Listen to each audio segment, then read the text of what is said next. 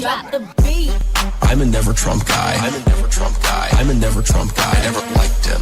I'm a never Trump guy. I'm a never Trump guy. I'm a never Trump guy. I'm a never Trump guy. I'm a never Trump guy. Oh, good morning, ladies and gentlemen. Justin Garcia says first. Gen X says yo. Christian Blair says good morning. AKA Badasui says hello, Void. I'm never this early. Well, I'm happy to see you, AKA Badasui. Justin Garcia says beat me to it, lol. Gen X says damn UK. Beef Supreme says good morning. K says good morning, Connor. Hope you got more sleep. I kind of did. I kind of didn't. Chris Smith says good morning, folks. Yeah, just to kind of share, I'm sure we're all in our feelings right now. It's been a stressful 48 to 72 hours. So I would say, I was hoping we cover Destiny with XQC. Yikes. We'll do that on Monday, probably. Truth be told, I have a Never Trump Republican named North at noon, we're going to discuss whether or not salvaging the Republican Party is even possible at this point. I, of course, my political project, I would say, if I was to snap my political project into reality, it would be to unify the bottom of horseshoe politics. So sensible progressives, sane liberals, sane conservatarians, libertarians, moderates, neoconservatives, Republicans. I would accept into a coalition to fight the fringes, and maybe even some sane MAGA. I guess if they exist and we found them, then I would accept them into a political coalition to try to stabilize the country. However, I'm becoming increasingly doubtful that the Republican Party will be a vehicle with which to achieve any of the policy aims that I wish to achieve in this life. I think that genuinely the Republican Party is unsalvageable, and the Democratic Party is pretty toxic and counterproductive and crabs in a bucket and fighting each other. But at least we can talk about, policies that stabilize our nation. So we'll cover the XQC Destiny falling out over Charlie Kirk specifically. That sounds like good content, but that sounds more like mean content related to a serious event than it does the Nick Fuentes speech. Allegedly, Nick Fuentes was live to 176,000 people on Rumble. Now, Rumble has been accused of botting / manipulating their statistics, but you have to understand that even if they had a 3x manipulation of their stats, that was 50,000 people watching Nick Fuentes last night. So that is impressive. That puts him in the running with Hassan Piker. That puts him in the running with Destiny, obviously. So that's huge. That's a huge amount of viewership. Even if half of that viewership was hate viewership, 25,000 people watched Nick Fuentes lovingly, which puts him in top 10, top 5 political streamers. So, yeah, he's relevant. So suck it up, Buttercup. If the stats were completely true, then he had almost 200,000 people watching him. If the stats are botted, he had around 50,000 people watching him. If you split the stats in half, still rough statistics that put him in top 5, top 10. So, AKA Badasui says, I was up until 2:30 a.m. running on 2 hours of sleep. Sorry, King. Gen X says, also we have killer arrested 22-year-old Tyler Robinson. Yeah, I want to see if he's an accelerationist or a leftist. That would be interesting to me. Now, that being said, not dollars to donuts, 9 out of 10, I'm going to say that he's probably like a leftist, pro-trans, anti-fascist, LARPing douchebag. But I will hold out the possibility that it's an accelerationist. Just like 99 to 1, it's a leftist. 1 out of 100, it's an accelerationist. Sen Patty says, good morning, guys. You ever feel like we're about to see some crazy shit pop off? Well, that's been the past 48 hours for sure. Kakode said it's not really falling out. Every now and then they want to say something R-slurred to Destiny. It's their relationship. Sure. I don't give XQC a credit with a whole lot of balls. AKA Badasui says, did Obama release a statement about Charlie Kirk event? No idea. AKA says, I think Obama said it was very bad, lol. True. Assassinations are bad. Jonathan Key says, you're an idiot. Why? You guys suck, dude. You guys suck so bad. All these little little right-wing dipshits. Send me your smart ones, okay? Do you have any smart ones? Do you have any smart, critical right-wingers who are capable of articulating arguments? Or do you have these, like, middle school dipshits who can't form full sentences? Can you, Jonathan Keith, can you go back to whatever political or drama community you are from, and can you tell them that you're not smart enough to engage with counterpoints, and as a result, you need to get somebody a little bit better? Can you go hold somebody's pocket or hold somebody's hand and come back? Gen X's bro is definitely not a leftist. It is obvious from the picture. No, he isn't, Connor. Just wait. All right, I'll Google Tyler Robinson in a minute. AK Batasui says, I was just worried dude would have made it to the airport, SLC being an international hub for Delta. Interesting. Cacode says, Connor has 3,000 IQ. Nice try. True. Randy says, good morning. Good morning to you. C-Dubs, good morning to you. B Supreme, we'll see. My assumptions are he is a lefty. And Sen Patty says, laugh my fucking ass off. All right, let's take a look. Let's see the alleged killer. Somebody saying his name is Tyler Robinson and that aesthetically he does not appear to be a leftist.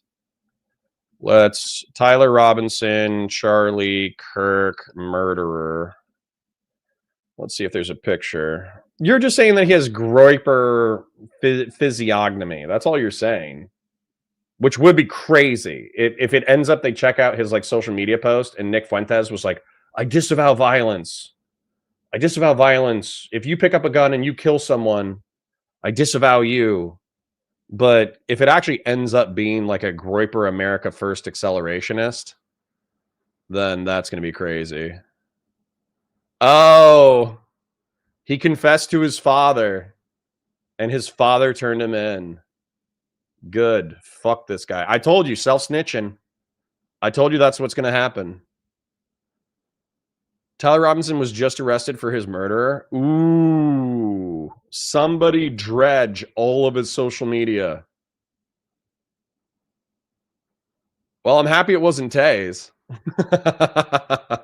There was a picture. So Taze is my editor for those of you who you don't know. And there are some pictures where Tyler Robinson looks very much different than Taze. And there are some pictures that genuinely look like my editor. To the point that I was like, hey, bro, what were you doing in the past 72 hours? All right, I shouldn't be laughing about somebody's murder, but I do think it's funny that my editor looks like the murderer. Tyler Robinson, 22, the suspected murderer of Charlie Kirk. Robinson was arrested after confessing to his father, who then contacted authorities. The FBI confirmed Robinson's in custody after a day-and-a-half manhunt. Not trans, not black, wealthy family, Christian, straight male. Somebody, we gotta find his social media. We got to see what his social media says, because if he's like a crazy MAGA guy, then he's an accelerationist who wanted to trigger a civil war. If he's like a crazy progressive, then I would say that he's like a lefty who thought that he was avenging Gaza and avenging trans people. So we will not know until somebody does a deep dive Wayback Machine on his social media to see who and what he was. Interesting. Very interesting. Very, very interesting. How has nobody dug through his social media yet? Or did he delete his social media in preparation for doing this? This is going to come out. This is going to come out in the next 24 to 48 hours. Again, dollars to donuts, 9-1. I get it's a white guy.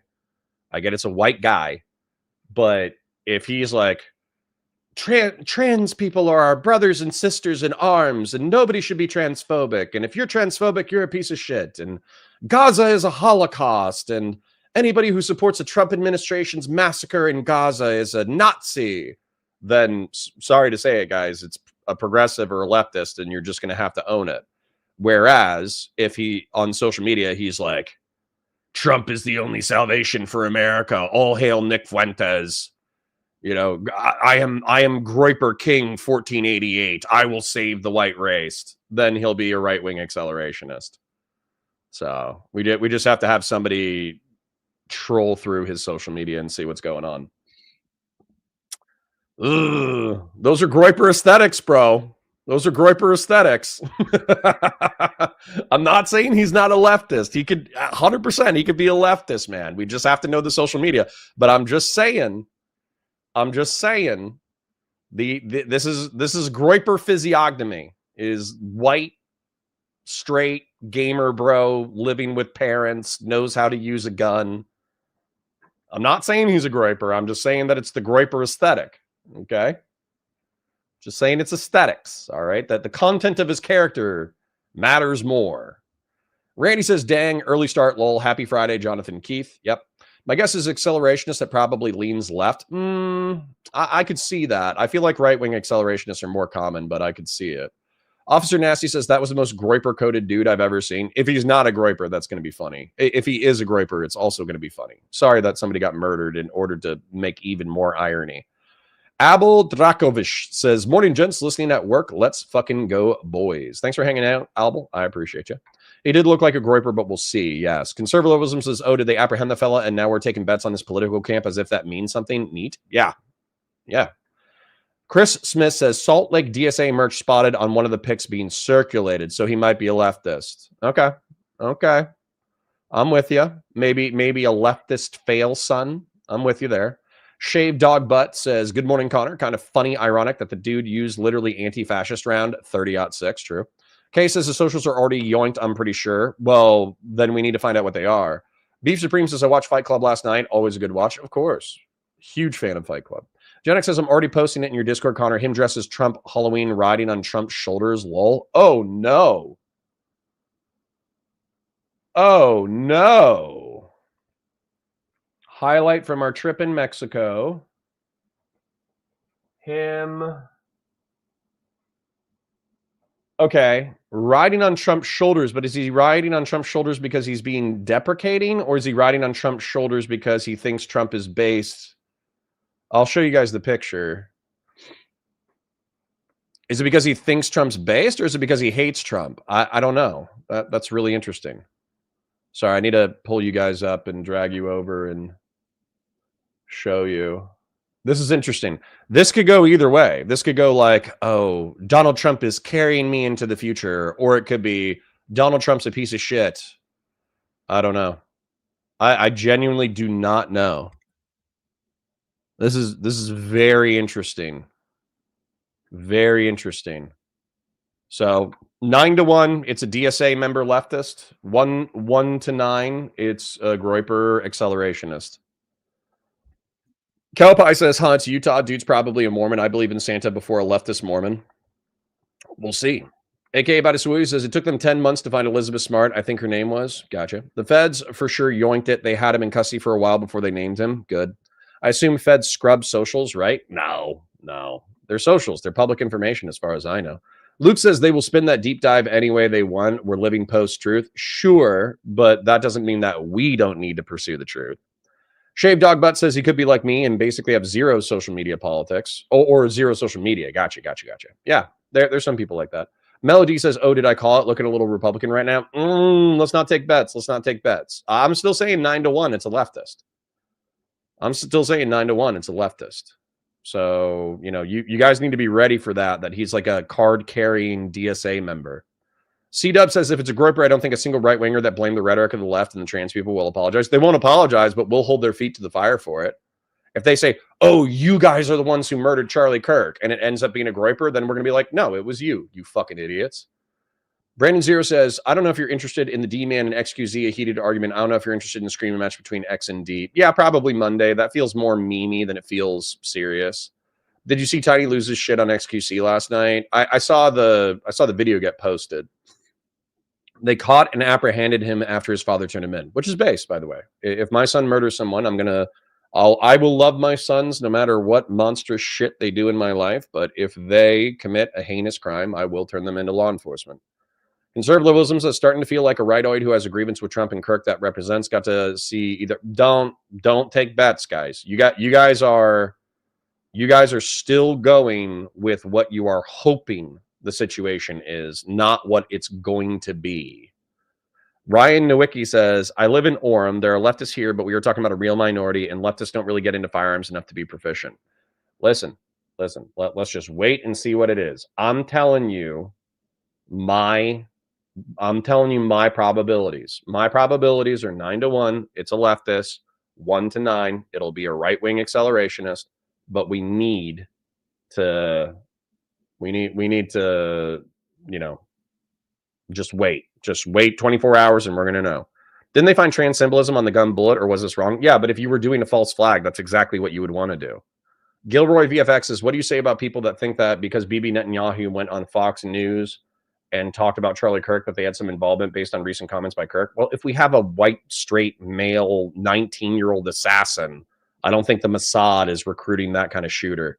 B Supreme says, why, if he's a lefty, he's not a part of my political machine? He's just a crazy guy. We don't need to act. The whole left is crazy because one crazy guy kills someone. That being said, stop killing, I guess. Christo Stefan says, Polymarket says 99.9% chance the Kirk killer was a Trump supporter. I would go bet like $100 right there. I don't have $100 and I don't know how Polymarket works, and I'm not a gambler. But if I was you and I had $100, matter of fact, when Grassroots Hegemon, if he gets here today, I'm going to tell him to go on to Polymarket and make like $100 bet. If it's 99.9 saying that it's a right winger on Polymarket, go make $100 bet that it's a left winger. And then if you lose $100. If you win, then you win, 10x in the opposite direction. Shaved Dog Butt says, I'm 1 for 1 on guessing that it was a large caliber bolt action. So my second clearly correct prediction is he's someone upset about the Epstein stuff. Sun Tzu says Israel did it. This guy's a fucking moron. Sun Tzu, you're a schizophrenic. Go play in traffic, you dumb piece of shit.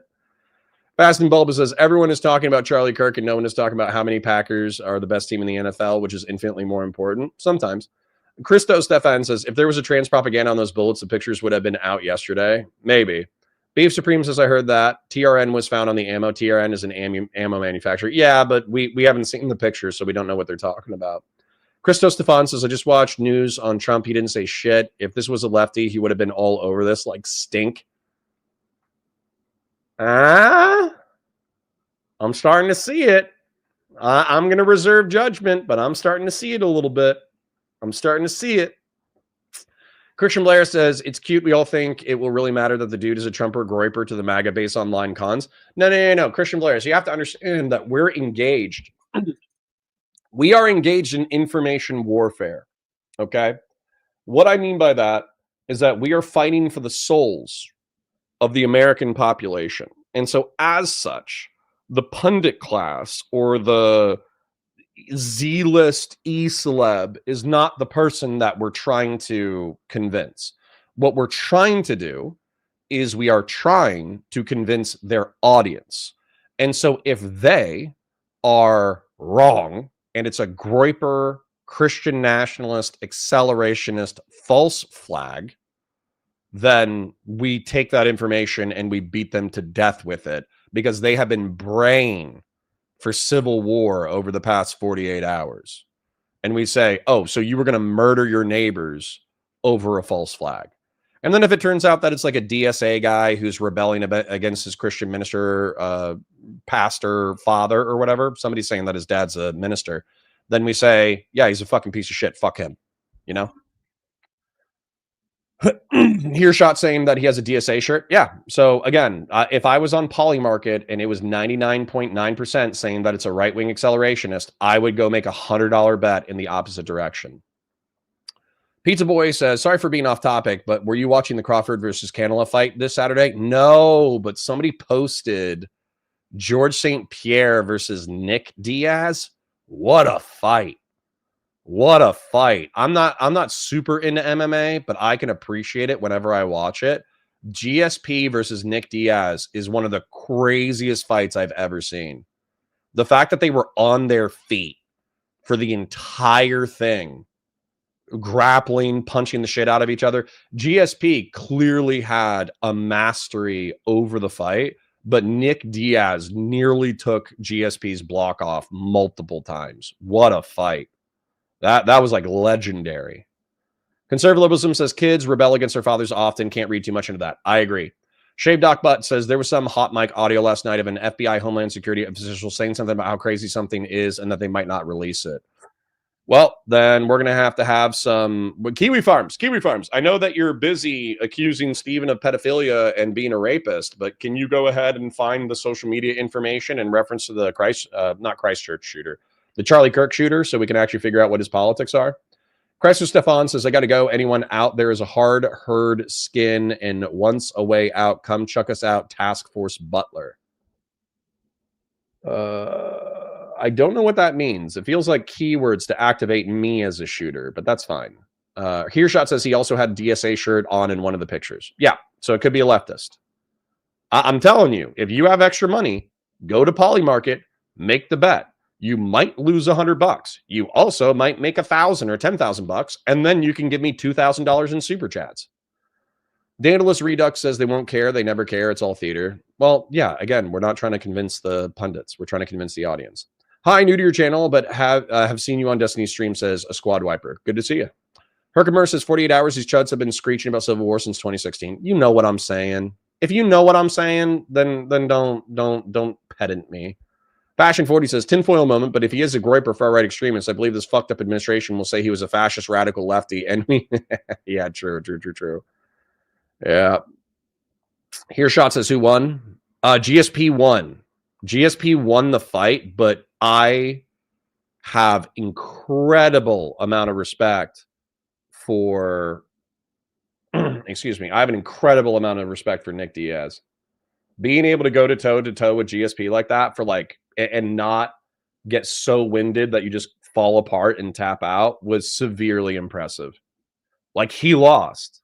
He's an absolute monster and a champion. Same thing with GSP, because the whole fight started because Nick Diaz called out, not Nate, Nick.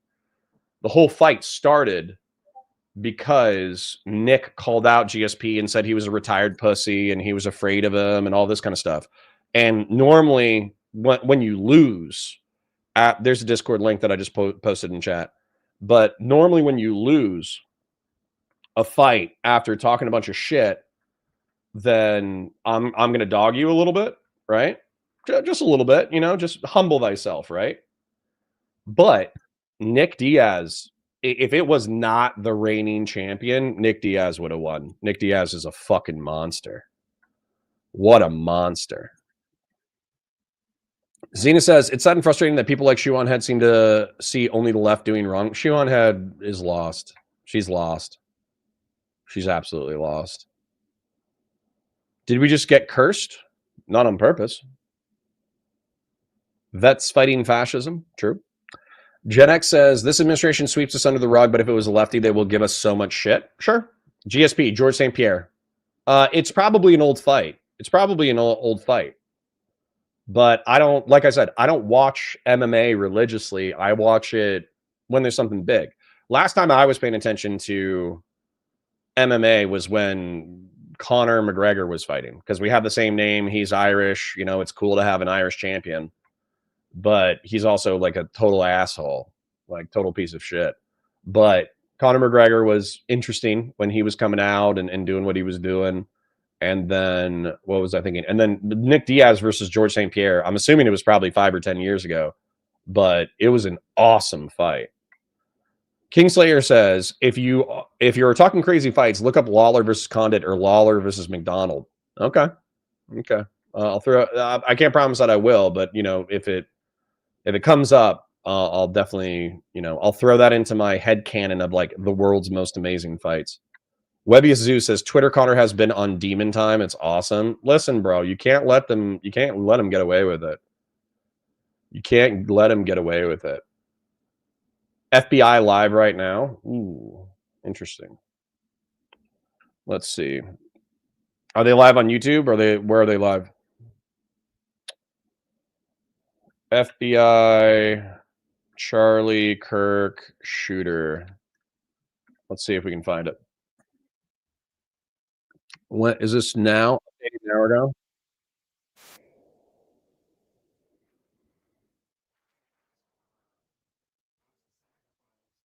It's quiet, but I'm going to bring it up for you. Country, the freedoms of this country. And instead, we find ourselves today hunting a murderer who chose to violate our rights, the rights of an individual within this country. Just to recap yesterday's events, at around 12:20 p.m., political influencer Charlie Kirk was at Utah Valley University participating in a student-sponsored event with Turning Point USA. Charlie was shot at that event. He was transported to a local hospital where he later passed. Last night, his body was moved to the state office of the medical examiner. We will continue to facilitate movements to get him home today and with his family. Yesterday, during the investigative process, we located a couple of persons of interest. We interviewed those individuals, and after releasing them and after clearing them of being suspects, they face scrutiny, they face threats. We asked the public to be patient with the investigative process. This is max volume. What are you, new? Individuals were not suspects, they were people of interest. We ask that you do not impose into those people and that investigative process. They don't deserve that harassment for being subject to that. I'd like to thank all the investigators that are involved in this. They have worked around the clock, all day yesterday, through the night last night. Investigators from the State Bureau of Investigations, from county, from city agencies, the university, our federal partners with the FBI, the ATF, and many others. Those are just a few of the people that we have involved in this. I'd like to thank all of them for their strong work. Through all that work last night, we were able to make a few breakthroughs. We were able to track the movements of the shooter. Starting at 11:52 a.m., the subject arrived on campus, shortly away from campus. We have tracked his movements onto the campus, through the stairwells, up to the roof, across the roof to a shooting location. After the shooting, we were able to track his movements as he moved to the other side of the building, jumped off of the building, and fled off of the campus and into a neighborhood. Our investigators have worked through those neighborhoods, contacting anybody they can with doorbell cameras, witnesses, and have thoroughly worked through those communities, trying to identify any leads. We do have good video footage of this individual. We are not going to release that at this time. We are working through some technologies and some ways to identify this individual. If we are unsuccessful, we will reach out to you as the media and we will push that publicly to help us identify them. But we are confident in our abilities right now, and we would like to move forward in a manner that keeps everyone safe and moves this process appropriately. Last night, I communicated with Erica. The family's devastated. As a commissioner of public safety, as a father, as a husband, I can only imagine what that family's going through. Sorry, I'm gonna let it play. I know he's doing boring things like thanking law enforcement and communicating grievance to the families and all that kind of stuff, but he's human. Okay, this is a human moment, so just be human. Let him make a speech. It's 10 minutes. We spend 7 hours talking about Destiny sex drama. Nobody gives a shit. We listen to an FBI guy talk for 5 minutes and we get bored. Okay, let's just try to actually just listen to what he's saying. The heinous event that happened yesterday is not Utah. This is not what we're known for. Over the past several weeks, we've seen the state come together to help families in mourning, come together as a community to show what Utah is known for a state of character, of service, of camaraderie, of a neighboring feel. We will not stand for what happened yesterday. We are exhausting every lead. We have every officer invested in this, every investigator, every local agency. The outpouring of support from the law enforcement community has been astounding. We are investing everything we have into this, and we will catch this individual. Having walked through the crime scene, through the hallways of this school, through the classrooms, I can't imagine what the people on scene felt. All right, let's go to conservative liberalism is saying that it's a ball guy. This was an update that was posted. I thought it said 1 hour ago, but I guess it says 1 day ago. Updated 1 hour ago. 11 hours ago, 21 hours ago. Live FBI update. Charlie Here we shot go. at 12:23 p.m. on Wednesday. The first FBI agents arrived on scene in 16 minutes with chiefs of police at 12:39 and secured the scene. The FBI immediately launched fixed-wing assets. We utilize these assets to transport personnel, specialty technicians, hostage rescue teams. We also utilize these assets to go back and forth from the East Coast and here in Utah to transport forensic evidence and other evidence that will be analyzed and is being analyzed at our FBI laboratories in Quantico and other laboratories, including the ATF. At my direction, the FBI released the first set of FBI photos of the suspect at 10 a.m. local time on 9/11. Then, shortly thereafter, the FBI reward of $100,000 was released at 10:45 a.m. local. Myself and Deputy Director Bongino arrived on the scene at approximately 5:30 p.m. on 9/11. The governor led a press conference last night at approximately 8 p.m., where at my direction, the FBI released a never-before-seen video of the suspect. We also released new images to the public of the suspect. And just last night, the released a never-before-seen video of the suspect. We also released new images to the public of the suspect. And just last night, the suspect was taken into custody at 10 p.m. local time. In less than 36 hours, 33 to be precise, thanks to the full weight of the federal government and leading out with the partners here in the state of Utah and Governor Cox, the suspect was apprehended in a historic time period. And I want to highlight what Governor Cox said. This would not have been possible without you, the media, and you, the public. That's why we went so public, so fast, and we're so transparent, and we're committed to that transparency. Epstein files. The crime scene, just a little bit there. It is a large crime scene. State and local authorities, along with federal authorities, processed that crime scene quickly. And I even had the ability to walk through that crime scene and walk through the steps the suspect took to learn more about what was needed and what resources we needed to bear to create a full picture for the FBI and leadership back in Washington. Furthermore, thankfully to state and local partners, forensic evidence has been seized and continues to be garnered. Forensic evidence has already been evaluated at FBI laboratories in Quantico and state and local authorities here. We will continue to process evidence as we see it, as we collect it, and we will continue to deliver to Governor Cox and his team. Last night, we had a total of approximately 7,000 7,000 leads. As of this morning, thanks to your great work, we have over 11,000 leads that were called in to the FBI. And we are running out every single lead that we can. Every one of those leads will be run out. The arrest is a testament to the dedication of good law enforcement being great and partnerships in law enforcement, which I've tried to highlight as my tenure as the director of the FBI. There is no better relationship for law enforcement than the FBI to partner with state and local authorities, and you've seen it here in these last few days. The FBI Salt Lake field office, along with our offices in LA, Phoenix, Denver, San Antonio, Las Vegas, Pittsburgh, Buffalo, our headquarters component in Quantico, all participate in the FBI. I want to express my deep gratitude to the employees of the FBI, the men and women, the evidence response team tacticians, the special operators, the agents, the support staff.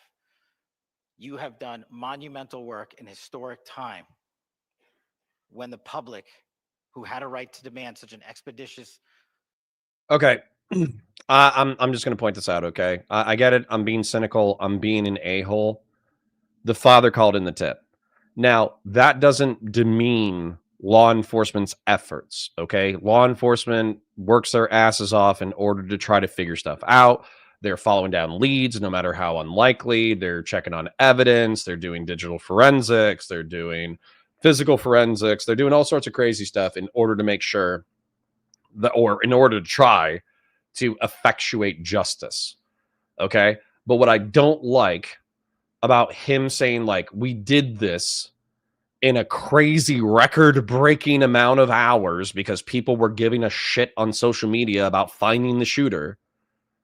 All of that effort is not what broke the case. What broke the case was the dad calling in his own son. Okay. So I love these guys. I love law enforcement. I love the people who actually work at the FBI who take their oaths seriously. I love these kinds of men. I view them as brothers.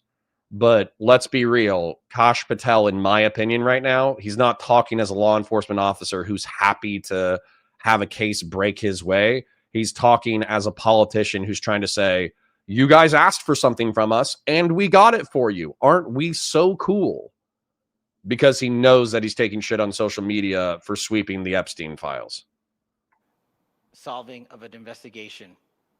The FBI answered that call diligently, critically important to our nation, and we delivered. And I'm proud to be their leader, and I'm proud to be the director of the FBI. This is a very much an ongoing investigation, as the governor said, and we will continue to work with state and local authorities to develop the investigation, to provide them the evidence they need for their ongoing prosecutions, and we will be here to answer every call they absolutely have, as long as it takes, for as long as we need to find and apprehend whatever suspects were involved in this crime. Wait, you have the suspect. Lastly, to my friend Charlie Kirk, rest now, brother. We have the watch, and I'll see you in Valhalla. Cringe. Thank you, and good morning. I would just like Valhalla's for warriors, not for political pundits. to take a few minutes as the sheriff to express my gratitude for everybody who has played a part in this investigation. Okay. I don't think we're getting ideology out of this one. If somebody says they do an ideology thing, let me know. But I don't think we're getting it. I don't think we're getting the info we need. All right. I'm going to engage with chat a little bit more. Excuse me. Then we'll get cracking with the content. Eli Gray says, do you think there's a way to pull Republicans and center-right Republican people away from the party line vote? I heard you talking about possibly switching parties, but we need two sensible sides. Well, I'll talk to North about that. We'll decide what's most efficacious. Everyone else is wrong again, and you are right, I see. Correct. That's how streaming works. The streamer is always right. How can you still hear? I heard they have the suspect in custody. I don't know what you're saying. Melody says raise the volume. It was at max volume the whole time. What do you think? I'm new? A squad wiper says, JW, what's the thoughts about a civilian being treated with the same honor from the government as civil servants? Casket being escorted and brought into the rotunda. Cringe, but I'm not losing sleep over it. The FBI says, whoops, sorry for doxing you. Is the craziest shit I've ever seen. Nah, that happens. He was a furry anti-fascist. Nice. You see, I've been anti-furry my entire career. Turns out Connor's correct again. Shaved Dog Butt says, my God, we're cooked. Maybe. Maybe. So it's either a DSA or a Groiper, and I'm putting 9-1. It's DSA.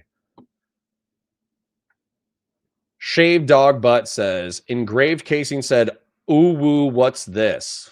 Jesus. Imagine that being part of, the way people are going to remember you. Democrats are effed if they don't shift full blame to the DSA. I agree. Dandelion's Redux says, how come I haven't seen one meme saying they have the identity of the shooter and it's Sam Hyde? I did see one. Random commenter says, this seems like the one they did yesterday. Yeah, we caught up on it. There was a newer one. But until they're talking about motivations or ideology, I don't think I care. Dandelion says, I'm here for the boring FBI guy. Destiny drama is fake and lame. True. Conservative Liberalism says, I don't know what this current one. Both dudes are talking on another live feed. He's talking. Yeah. We switched over. Random commenters is pretty sure this one's from yesterday. Yes, we figured that out. Squad Wiper says, you said you were a former law enforcement officer and that 50% of murders go unsolved. It's been longer than 48 hours. What are the odds that it gets solved, doesn't get solved? Well, if they have the person in custody and their father says that they did it, and he looks like the person on video walking around with a limp where he probably has a rifle in his leg, and if they track the rifle down to wherever he purchased it, then even if they don't have a confession, that's enough evidence to convict him, I think. Eli Gray says, I think the best Destiny content is with people like Connor talking about real topics, not drama. Also nice to see RGR back in the space. True. Was it a Groiper? No. So far, people are saying that he's a furry atheist. I don't know what information they're using to corroborate that. but I wouldn't be surprised if it was a leftist. Sorry for encouraging you to make a bet on it. You would have lost $100, but you also would have had the chance to make like $10,000. Fun Dark says, bro, it's called an effing plane. Oh, wait. Hold on. What did I say? I said that you should bet that it was a leftist. No, you should go bet that it's a leftist right now. If you're on Polymarket, if you're a betting man, you should go do that. Fung Dark says, bro, it's called a plane. This goober needs to call it a fixed wing asset to feel cool. Oh, yeah. Kash Patel is totally milking it. Totally milking it. Dad was a sheriff and a minister. Interesting. So it was like a rebellious. Hey, Dad, I like furries. I like furries, and I'm a communist. And in order to get your attention, I'm going to go shoot a conservative. Awesome. Dandelion says the plot against the king. F this highly arsled waste of air. I agree. Yabbit says I've attended DSA meetings in the past. Lots of group hugs. He's still looking for the suspect even when he's looking at them. You guys are mean. I disavow. Disavow.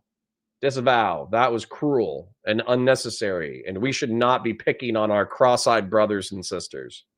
However, funny. My brother, I beg you, please give me an audio warning before yelling into the mic on these quiet clips. I have my volume peaked with headphones and got blasted. Oh, sorry. Luke says, Cash is such a shameless little man. I'd wager due to his presence alone, he will see a drop in recruiting for the FBI. Well, I don't know. People are stupid. People like shooting guns. People like fighting for people who like to fight. And Kash Patel can pretend that he likes to fight. Connor, how do you feel about Destiny refusing to condemn Charlie's assassination, DTW Duval? Well, I think his whole point is that the right wing has exacerbated our national discourse to this point, so he's not going to condemn until the right wing starts condemning shit. So it's not a question about whether or not the thing is bad. It's a question about whether or not the right wing is going to own some of its own bullshit. Melody says, I think they really didn't have anything after yesterday's press conference. They did. Right. What did Nick do? We'll find out momentarily. He did a legendary 176,000 person speech. Do you think the 100K reward will be given in historic time as well? No, not if it's the dad. Wait, there was a breakthrough on the case? Yeah, they have him in custody. The dad turned him in. Will his dad get the 100K reward for turning his son in? I don't know. He's going to have to negotiate that. Dude, if I was turning my son into prison, I'd feel pretty weird for taking a 100K reward for my son's incarceration. So, seriously, working out, laugh my ass off? Yeah, bro, you got to work out. All right. Seems like you guys are also laughing at what I'm talking about. Whatever says, can you shut up about the files for a day? At the end of the day, you're just another trader. Oh, whatever, 4690. You get one more of those, okay? You get one more of those in your band. At the end of the day, as a matter of fact, fuck you. Yeah, you're gone. Bye. Bye. I don't need you. I'm a trader. I'm a trader because the other side, what was my side, betrayed their oaths to the Constitution. They try to overthrow the government. They're covering up a pedophile ring, but I'm a traitor. Fuck you. Fuck you, whatever, 4690. I tolerated you for months, and you have been nothing but an annoying red pill, black pill, race realist piece of shit in my fucking chat. And I put up with your bullshit, hoping that eventually some of our sanity would rub off on you. But you call me a traitor for not wanting to sweep for pedophiles. You call me a traitor for not wanting to support the people who try to subvert the republic. I was raised as a Republican.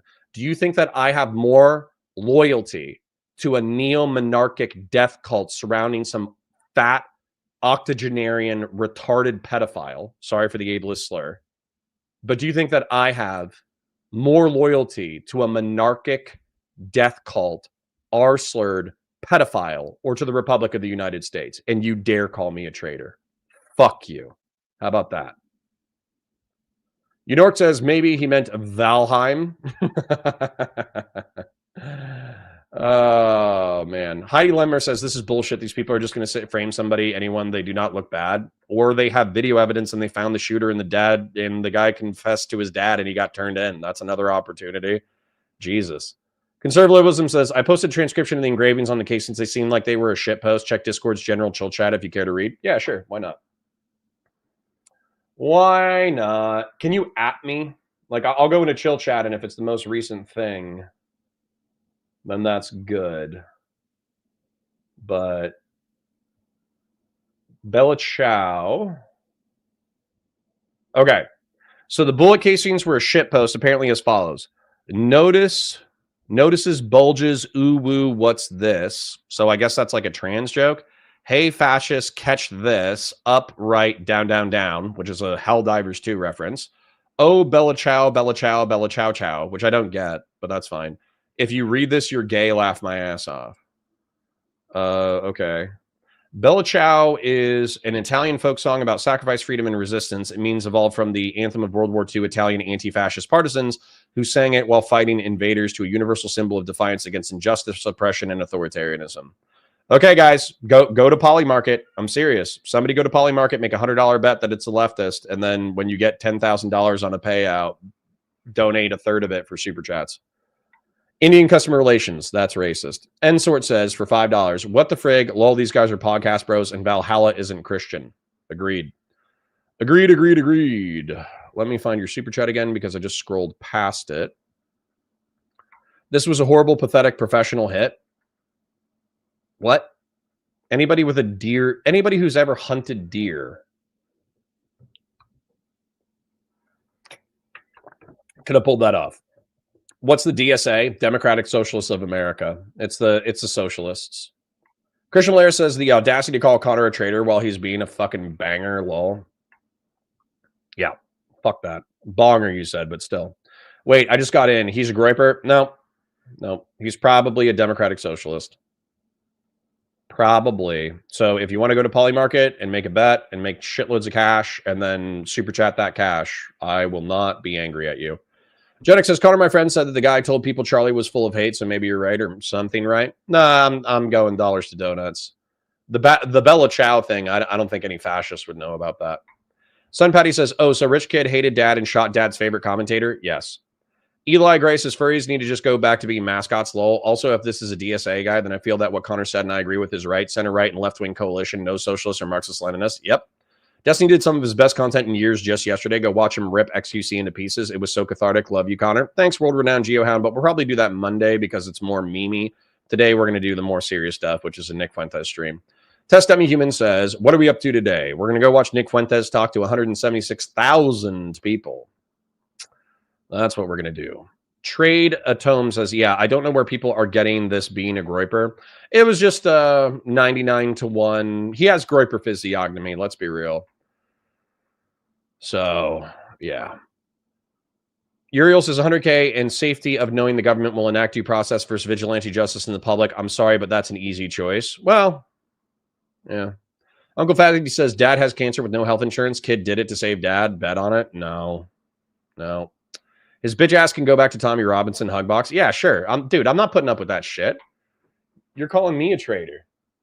You're calling me a traitor. Meanwhile, somebody tried to overthrow my government in order to install some cringe monarchy. And you're calling me a traitor? And then that cringe monarch engaged in a pedophilic sex trafficking ring? I'm not the traitor. Go fuck yourself.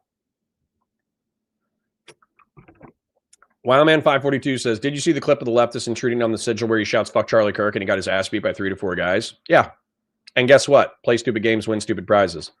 Eli Gray says, Connor is one of the last bastions of a noble party that doesn't reflect its own beliefs, so go fuck off that way, my guy. Connor is not a traitor loser. Yeah, fuck that guy. Fuck whatever. I put up with his ass for so long, and this is how he pays me back? Yeah, Israel is behind this? No,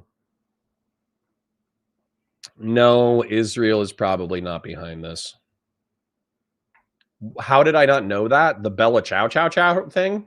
Because I sleep in a bed with my wife.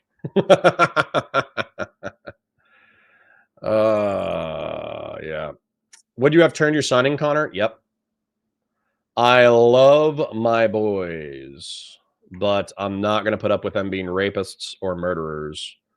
Self-improvement boss is liberal clown. You guys are going to lose and lose badly. Well, go fuck yourself. I'd rather side with liberal clowns than a pedophile monarch, you retard. Sorry, I'm letting the ableist slurs slip. My bad. Let's chill out a little bit. You're a dumbass, though. Connor on Wick tonight. Andrew Wilson pushed back a week. The U.S. isn't your communist little experiment. Why do I have a feeling that I'm going to ban you in the next 5 minutes because you're too dumb to have a conversation? A Squad Wiper says, how does one even find Nick Fuentes content? It's on Rumble. It's on Rumble, King. He's on Rumble. Destiny versus XQC, something is needed, but XQC and Asman as such sensitive losers, these talks can't happen. XQC almost quit the conversation twice because he got butthurt not having any retorts. That's funny. I am a trader. I am a merchant of science fiction firearms. That's true. That's true. Danny B says, I appreciate you, Connor. Always stay true to yourself. Ignore these MAGA losers. Thank you. I appreciate you. Guys, listen, I want to save the center right. I really do. If in my heart of hearts I could save the center right, I will. And I will talk to North about that today. If I can go to the center right and say, listen, do you want to be a part of a pedophile cult? Or do you want to vote for whoever is best for the Republic of the United States? And sometimes that's going to be a Republican and sometimes that's going to be a Democrat. I think that's an okay way to make political argumentation on the center right. However, the question is, labels matter. So if I become king of the militant liberals, because let's face it, Destiny's a fucking sex degenerate, so he's unpalatable in a lot of ways. He's toxic in a lot of ways. And then, no offense to the Live and Learn crew, but the Live and Learn crew probably doesn't want to slap on body armor and do public events because, no offense, guys, but you might be, you know, a little craven in that regard. I will slap on body armor and go do public events. So if that's what's needed, it's what's needed. So some kind of center-left, center-right coalition of people who are trying to stabilize the Republic of the United States. I would be happy to call myself a liberal Republican or a Republican liberal. You know, I believe in maximal human freedom, but we disagree on what maximal human freedom is. Star Kogi says, I can't believe XQC couldn't understand the hostage situation Destiny was trying to explain. It felt like he was purposely missing the point or being contrarian for an unknown reason. Cognitive dissonance is a bitch. Wowman542 says, what time do you plan to talk to North today? At noon. I'm looking forward to it as well. All right, let's get into the content. I don't want to use democratic because I feel like democratic invokes the democracy thing, and I'm not a direct democracy enjoyer. Like, I genuinely view as democracy as the worst form of governance, except for all the other ones, right? So I feel like democratic is kind of a lie. I'm a liberal, meaning that I believe that like maximal human freedom is good for humanity. That's what I mean. Tico Suave says, Connor, do you differentiate between slurs and pseudo slurs? Frack, for example, was the F word used in Battlestar Galactica, so you started using frack or R regards instead of R slurs. Doesn't matter. I think it's weak. Like, I use moral frog, but I would infinitely prefer to use the other one. Eli Gray says, it's also weird that they have completely suppressed the release of the last Republican movie about Adam Kissinger. You can't get in on streaming or anywhere. L&L is still too socialist friendly. I believe it. Chat, did something happen to Fuentes? Yeah, he did a stream with 176,000 live viewers. Silver says, who is North? He's a never Trump Republican. Rhapsody Draws says, I like Destiny, but his coomerism is his biggest flaw. Agreed. As a friend, I agree. There's nothing that says you can't be conservative and believe in social democracy. Social democracy might be too far. Bingo Bongo Sugar is the gas says, you are gay. No, you. No, you are a homosexual. I'm married. I have 2 children. They're both white and they have brown hair and blue eyes. I love my white nuclear family. You, sir, the incel in the basement who looks at trans cat girls or cat boys all day, you are homosexual. You like penis. Barry McCoe-Keener says, yeah, you're a freak. You guys don't even have anything good to say. Go get your older brother. Go get your older brother. The person who can form full sentences. Whoever you know, go get your caretaker. Go get your guardian. Like whoever cooks you, you know, waffles in the morning and chicken nuggets in the afternoon and chicken nuggets at night with a little bit of pasta. Whoever does that for you, get them and then bring them into my chat because you yourself are not capable of writing full sentences. Wow, man, 542 says, just call yourself a neocon and explain why the corpse of Reagan is more American than the last 9 years of Trump. I mean, I'm with you there. Squad Wiper says, I reached out to 12 creators to do a panel called to form a more perfect union, including Destiny, Charlie, Ben, and David Pacman. Don't worry, you're not the only one trying to save us. Good. You're just as problematic as the leftist freaks who celebrated his death. How? How? You're not going to be able to explain how. Tico Suave says, of course it's weak, but that's the point, isn't it? It gives you some of that hit using the slur without using the slurs. Yeah, but I want to use the slurs. No, Uncle Fatty. No, there are people who genuinely view Nick Fuentes as like the next iteration of right-wing conservatism.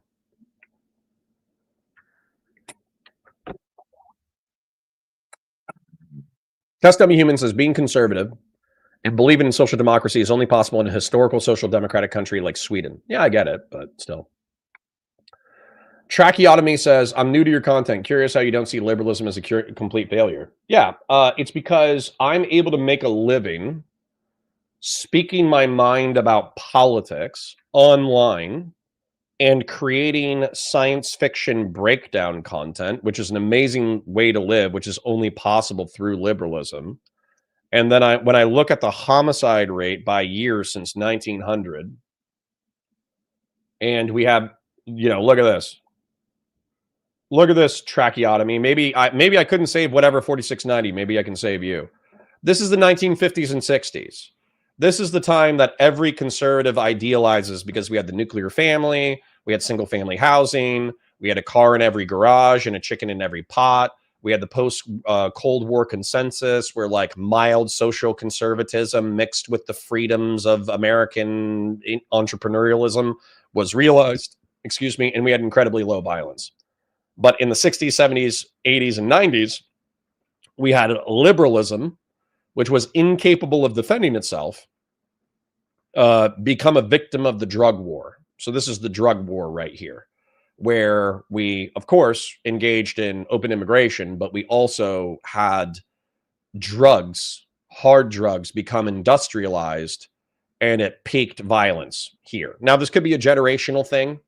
Like we could have a generational spike in violence in another 10 or 20 years, but I think that would correlate with generations, not necessarily social events. But what we did at the end of the war on drugs is we did mass incarceration. And so as a result of mass incarceration / cultural shifts / economic prosperity, we've cut violence in half in the past 20 or 30 years. So add on top of that incredible medical technology, add on top of that incredible entertainment technology, add on top of that incredible military technology, add on top of that economic worldwide dominance, add on top of that like I don't know, when you say liberalism is a failure, compared to what are you comparing it to? Every fascist country in the early 20th century has been stomped out and killed. Every communist country has adopted the free market, just not free societies.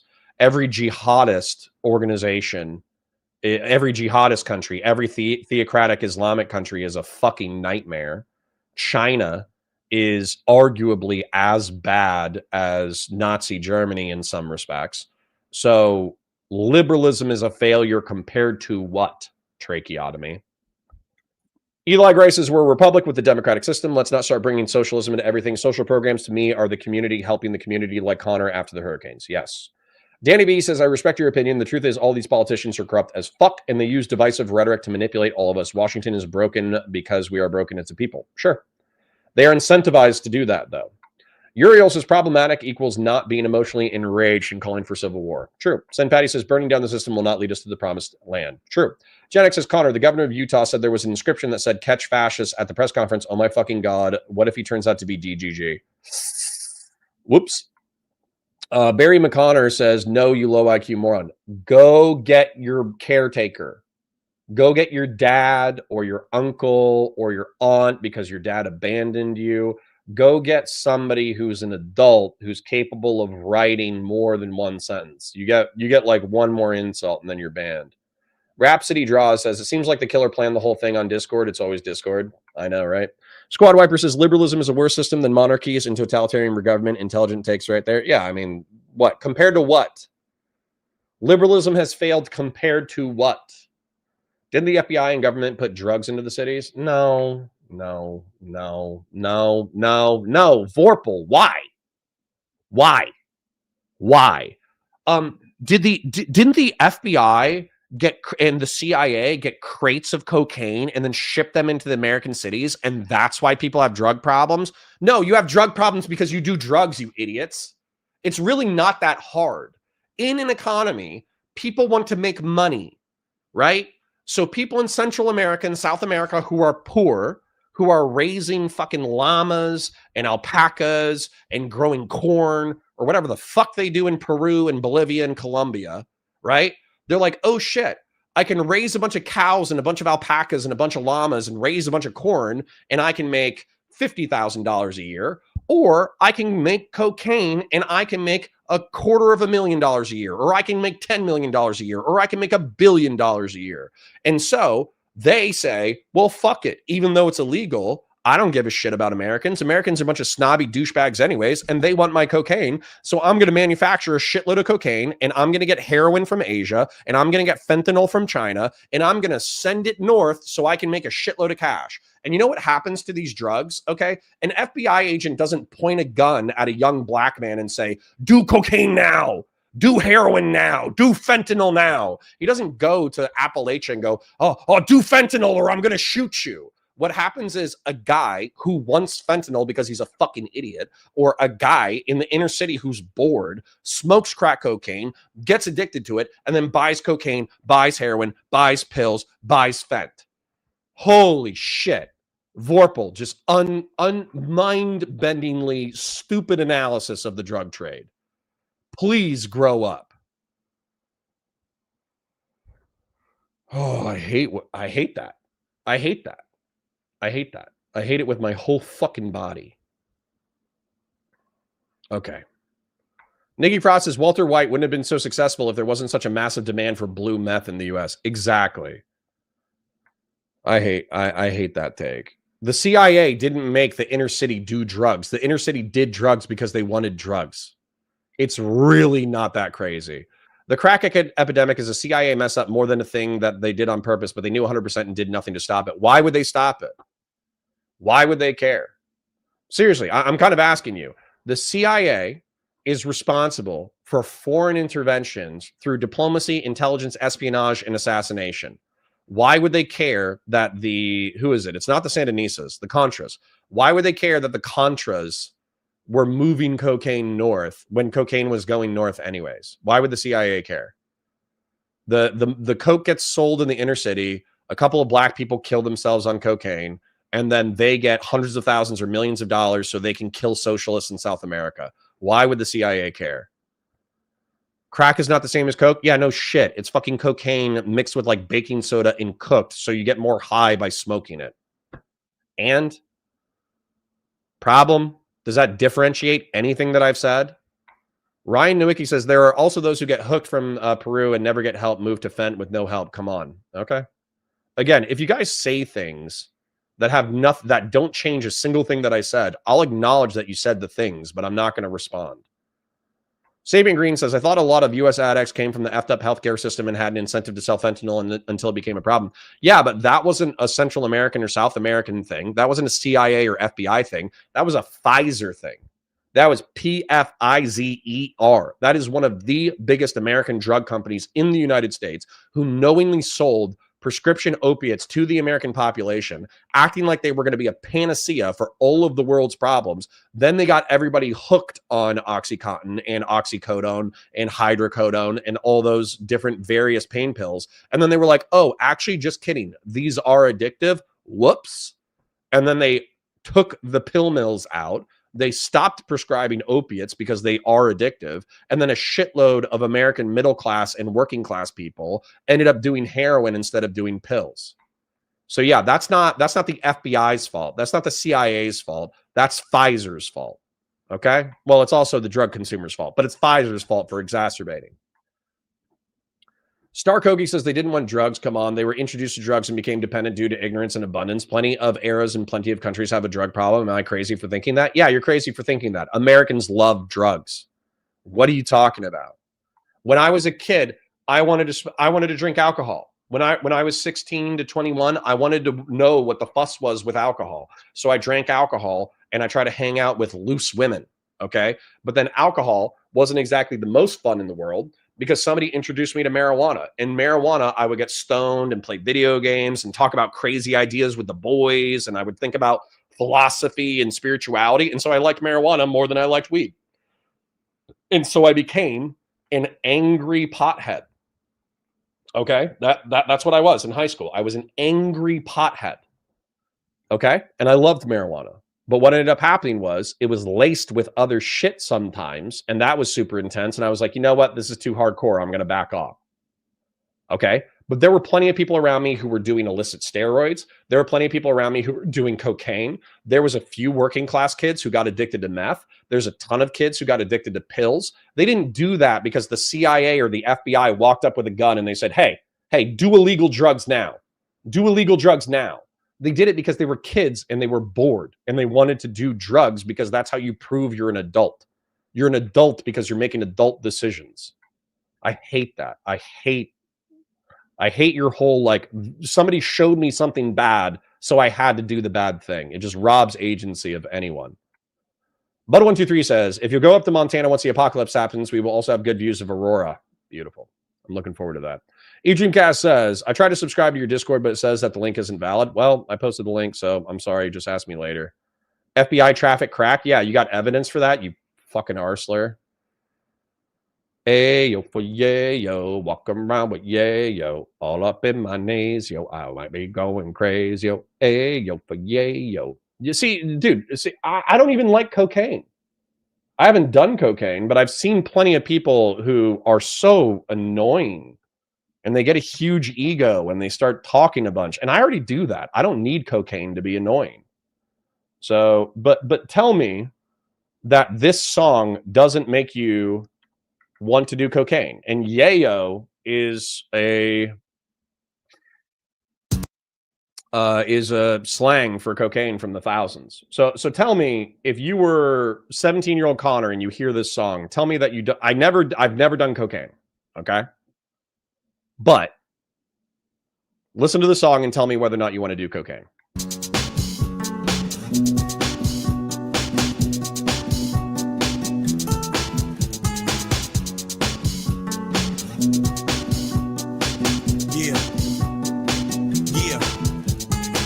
To the story I'm about to tell. Another tale about that Yale.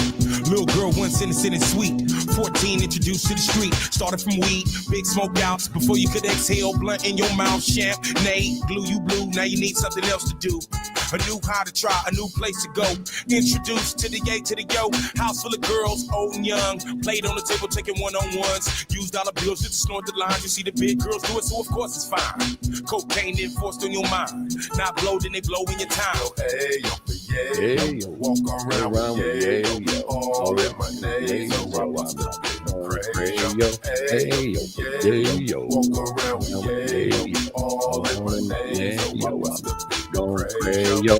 Anyways, what a fucking banger. I'm going to save that for later. Even if you don't like that, this song made me want to do cocaine. I never did cocaine, but I'm saying that's like an awesome song. Oh, so you guys are stupid. Do you know why people do drugs? Because drugs are awesome. That's why people do drugs. I hate you. I hate you guys. I hate you guys. Oh yeah, best song about cocaine is Cocaine by Eric Clapton. Cocaine by Eric Clapton makes me want to do cocaine. I don't even like cocaine. I think it's evil. I think it destroys people's lives, but sorry, I listened to the song Cocaine and I'm like, holy shit, I must be missing out on something. Far as you know, Connor, cocaine is still used in modern medicine. Sure. Coffee. Is the planet shaking or is it just me? Right? A Squad Wiper says, I love how the song is the one you chose when it's strictly about how coke culture is all consuming and almost unavoidable for certain demographics. Yeah. But guess what? Do you know why people do cocaine? Because it's probably awesome. That's why people do cocaine, is because it makes you feel good. Okay. Now you'll get addicted to it and you'll ruin your life, but it probably feels good. The grossest thing about the coke days were the long pinky fingernails. Disgusting. Sure. White Girl in My Nose, Interracial Date. Can't remember what song was from, but it was a banger. There you go. No, because I actually have thought process is not easily reconfigured just because of fun jingle. Maybe when I was a kid who worked, I'm a grown-ass adult. Sure. And that's why I didn't do it either, is because when I saw people do cocaine, I saw how quickly, dude, there was a chick who had an undiagnosed heart condition, and she did so much blow in her freshman year of college, she died. There were girls in when I was going to college, actually, when my friends were going to college and I was in the Marine Corps, and I still had friends who were going to college, there were girls who eroded their nasal passageways to the point that they had holes in their septum because of how much cocaine they were doing.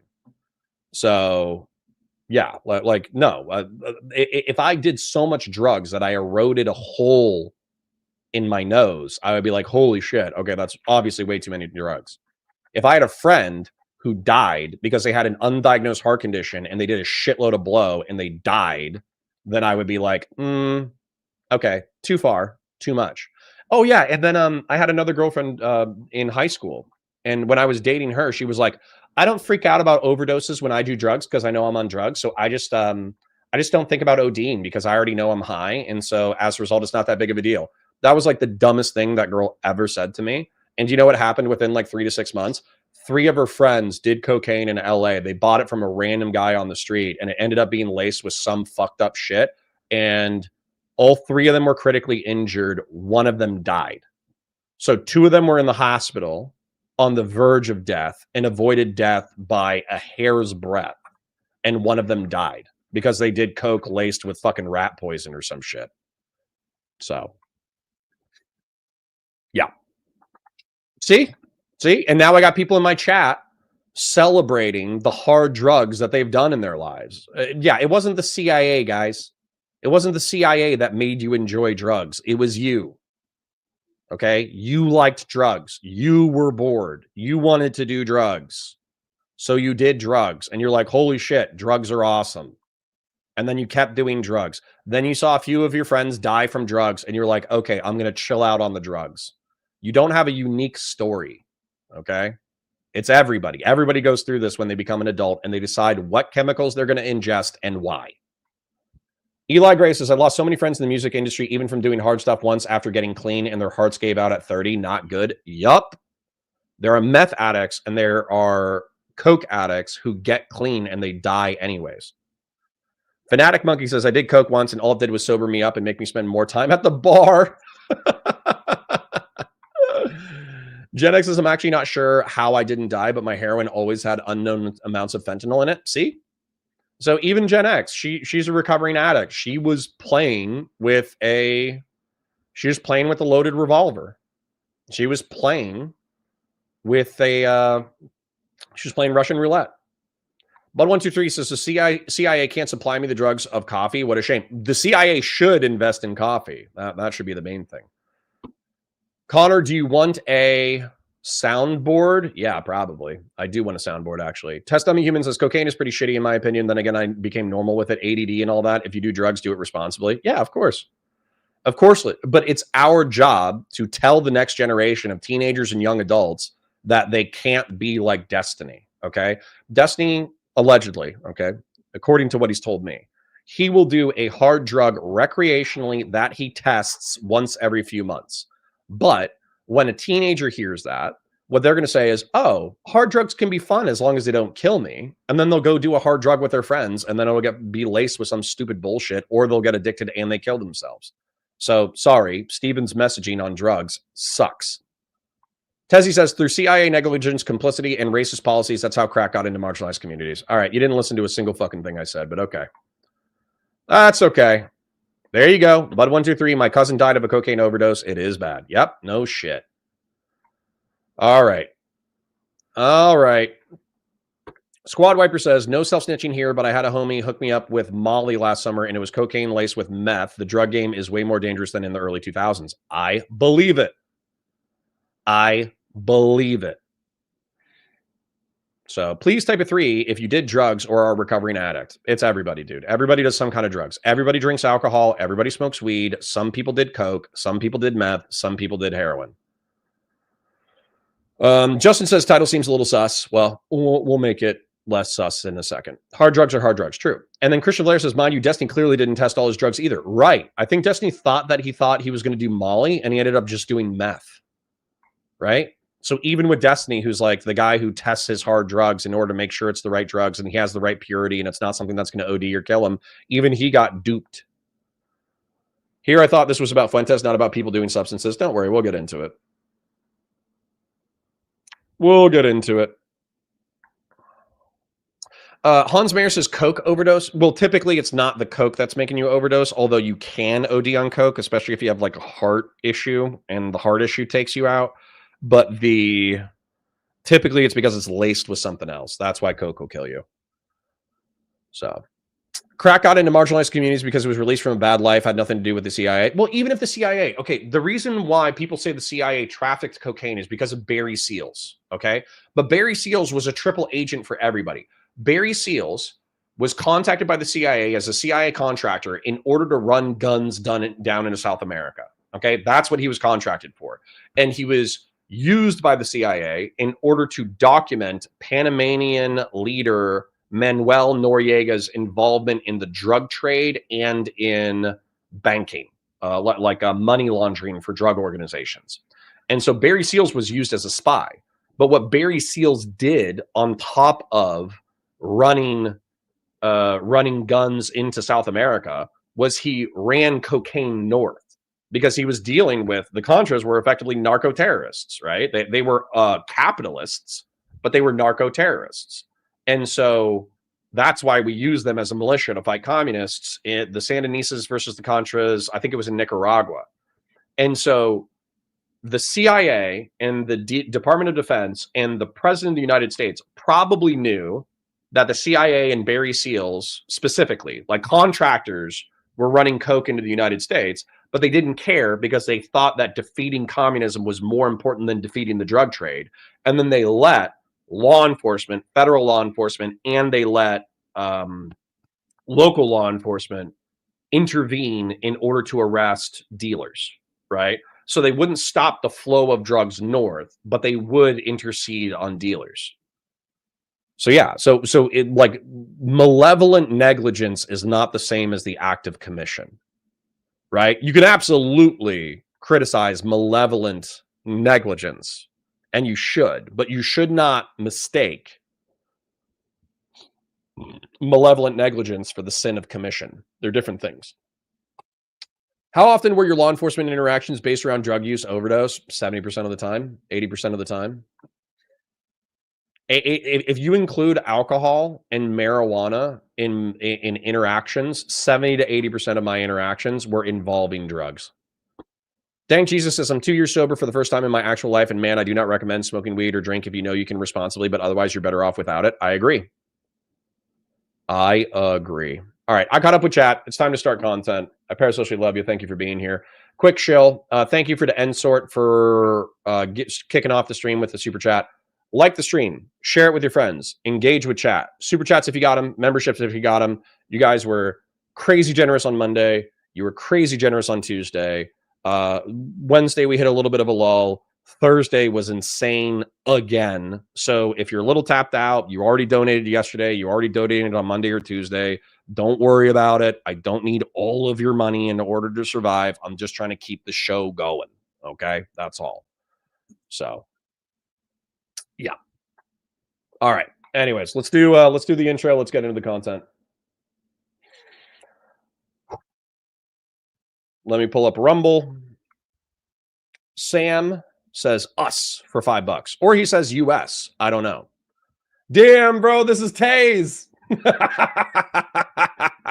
Okay, Taze does not look exactly like this, and I think he'll be insulted that I keep comparing him to the shooter, but he looks a little bit.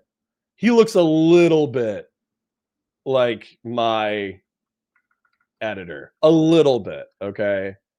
Taze Grove editor. I'm gonna see if I can find him. I'm gonna see if there's a picture of him. No.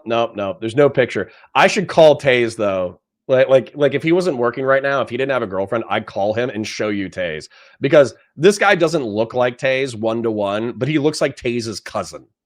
This could be Travis Taze's cousin. That's crazy. That's crazy.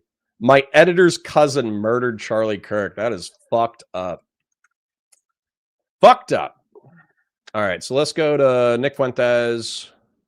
Charlie Kirk, the assassination of Charlie Kirk. 2 hours, or excuse me, 2 hours and 13 minutes. We're obviously not going to get through all of it, I don't think. It was posted 14 hours ago and has 1.5 million views. Now, here's the thing. I think that Rumble inflates stats. I'm just going to be real. I think they inflate stats. I think they probably double or triple their live viewership. I think they probably double or triple their post-recorded viewership in order to look bigger than they are. However, you have to understand that this is still a huge video. Let's say that they triple their stats. That means that with 176,000 live, there were 50,000 people watching Nick Fuentes live. Minimum, by the way. Okay. And then 1.5 million. That means that in 24 hours, he at minimum got 500,000 views. Minimum. This is a huge video. Nick Fuentes is a creator on your top 10 political commentators in the world. For live stream viewership, he is top 5, top 10. So ignore him if you want, but you ignore him at your own peril. Substantive amount of this just looks like the warm up. Dang, he must have been warming up for a minute. And what I mean by that is he must have known that it was going to be a huge show. He must have known. All right, let's get to the beginning. Let's maybe rewind a couple of seconds. There we go. Perfect.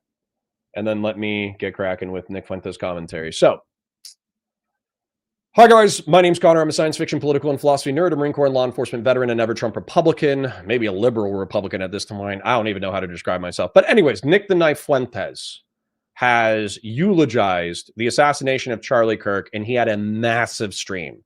According to Rumble statistics, which could be inflated, but according to Rumble statistics, he had 176,000 live viewers. This video posted yesterday, even if the stats are inflated, have 1.5 million views. Like it or not, Nick Fuentes is a conservative commentator who people will be paying attention to. As a result, we are going to take a look at what he said. We're going to pause it intermittently. I'm going to try to say what I'm going to try to criticize him in good faith, and we'll take it from there.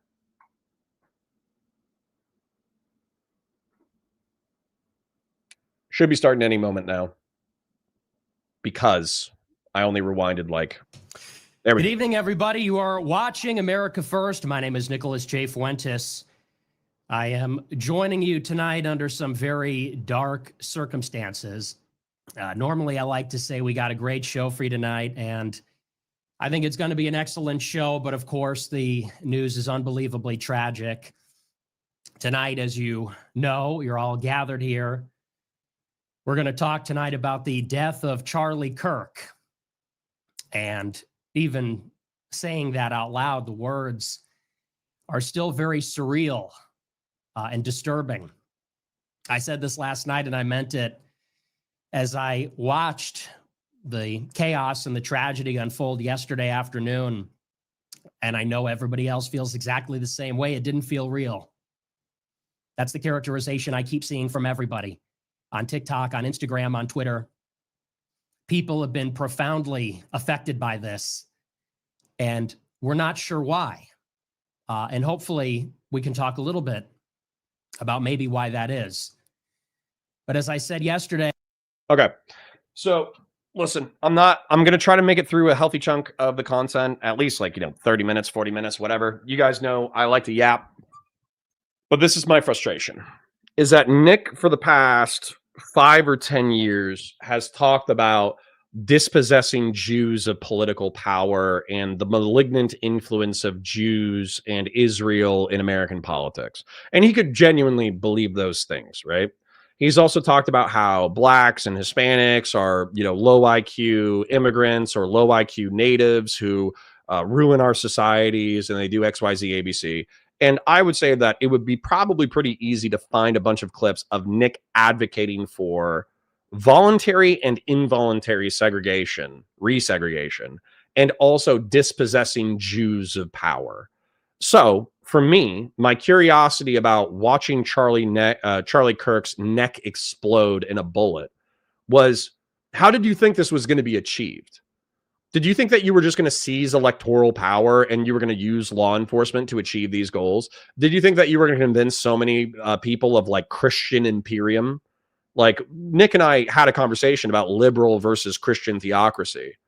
And he effectively said, like, yeah, I want Christian imperium. I want Christian theocracy. Ideally, if I could be the Christian monarch of America or the Americas, I would be. And so how did you think that was going to happen? Because I'm telling you, if you thought that was going to happen without violence, without murder, without death, you were deluding yourself, and you were effectively a child talking about things that you had no understanding of. This is why I've been cautioning against civil war. This is why I've been cautioning against extremism and violence for a decade now. You could check, not that I want you to find my Facebook, but you could find my Facebook in 2016. Antifa started beating the shit out of random dissident right-wing people at a protest, and somebody knocked out an anti-fascist kid, and he smacked his head into the pavement. This was one of the first deaths as a result of the culture war. And I said, if you guys engage in extra legal violence, this is going to get worse. And now here we are 10 years later, and it's substantively worse. But Nick Fuentes, in my opinion, has been cheering this on for a decade, and it's only after he watches a peer in his industry get his jugular shot out, that it has become real for him. I, like many of you, I got the alert from a friend of mine who I believe was either at the event or had friends at the event at UVU in Utah. A friend of mine texted me and said, Charlie has been shot. I said, Charlie Kirk? They said, yes. And we watched it unfold live. We're still getting updates. We don't know exactly what transpired. And again, we'll get into some of that as well. Some of the uncertainties and unanswered questions. But I am devastated and legitimately affected and struck viscerally. No, BizD says this is Light Yagami taking over L's mantle after killing him vibes. Yeah. Such a sensational video, images, such an unspeakable, horrible tragedy. And I literally had to take a day to collect myself. Normally, this is a current events show. I'm live every night and I discuss the news of the day. And I've been there through many of the big developments over the years. Same day, January 6th, Trump assassination attempt, the elections, the pandemic. But this one was different. And I think everybody feels that way about it. Because you didn't know what you were talking about. Okay. If I talk to Nick, or if I talk to Andrew Wilson, or if I talk to any Christian dissident Trump supporter, and bear in mind, I know that Nick has been a critic of Trump, but he's been a critic of Trump because Trump hasn't gone far enough. He's not a critic of Trump because he thinks that Trump is, going too far. The opposite. And so if you're cheering on the gutting of USAID, which was $10 billion, it was 0.16% of the budget, and then you cut taxes, which are more than $10 billion, so you're running a deficit, you're not a fiscal conservative, you're joking yourself. You are deluding yourself to thinking that's good policy. And as a result of that policy, 14 million people are projected to die over the next 5 years as a result of dengue, malaria, cholera, and other preventable disease. And 3 million of those deaths are a result of the cutting of PEPFAR, which is to prevent people from getting infected with HIV and AIDS in Africa, which is projected to have saved 25 million lives over the past 2 decades. You can have whatever, oh, well, we shouldn't be paying for it. Okay, well, off-ramp the programs to other partners who are willing to pick it up. Don't just shut off the spigot. And what conservatives have done is they've shut off the spigot, which is going to result in millions of dead. And whenever I bring this up, they're like, oh, well, it's not the same as us shooting them in the face. It's more like if I was giving money to a charity and then I stopped giving money to a charity, am I responsible for those deaths? No. But let's make it a little bit more specific. Let's say that you specifically are paying for a child's medical care, and then you pay for it for 20 years because you care about this child, you love this child, you want to take care of this child, right? And then one day you're like, you know what? I want to put a laser beam on a C-130 spooky gunship.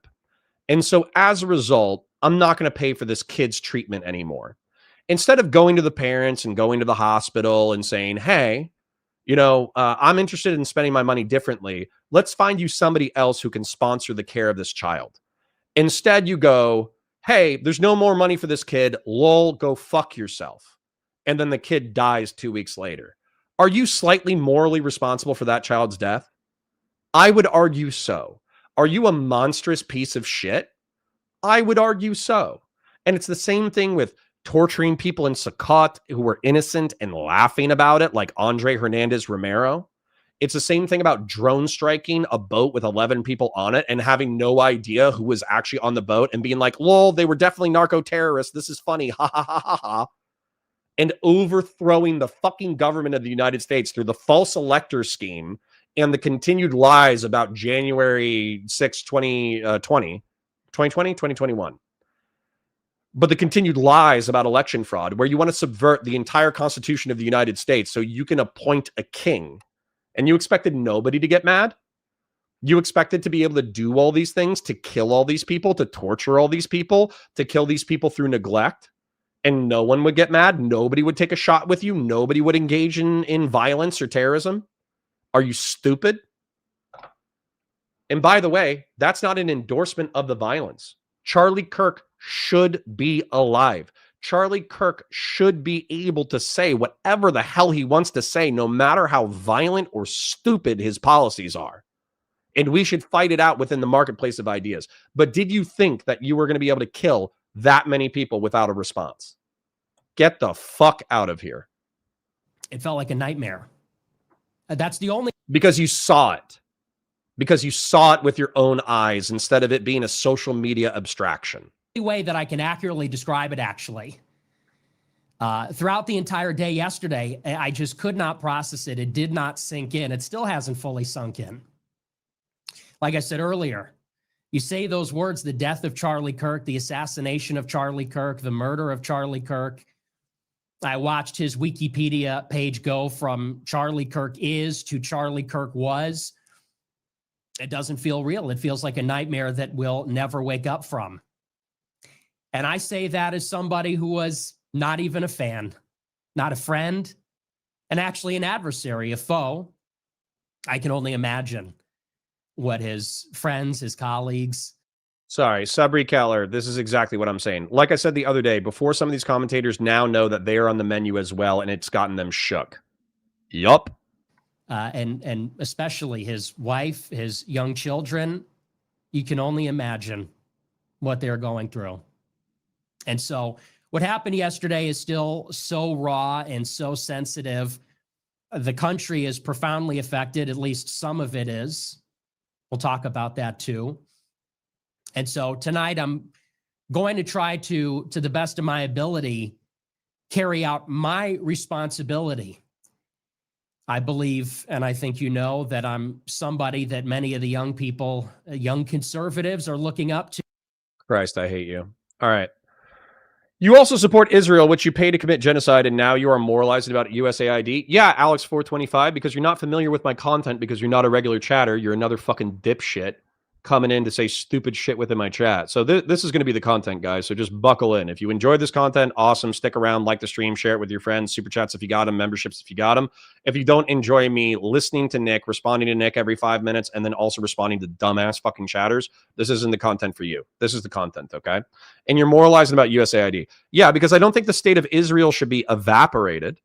But as I've articulated on my stream multiple times, Israel should take it upon itself to not ethnically cleanse Gaza.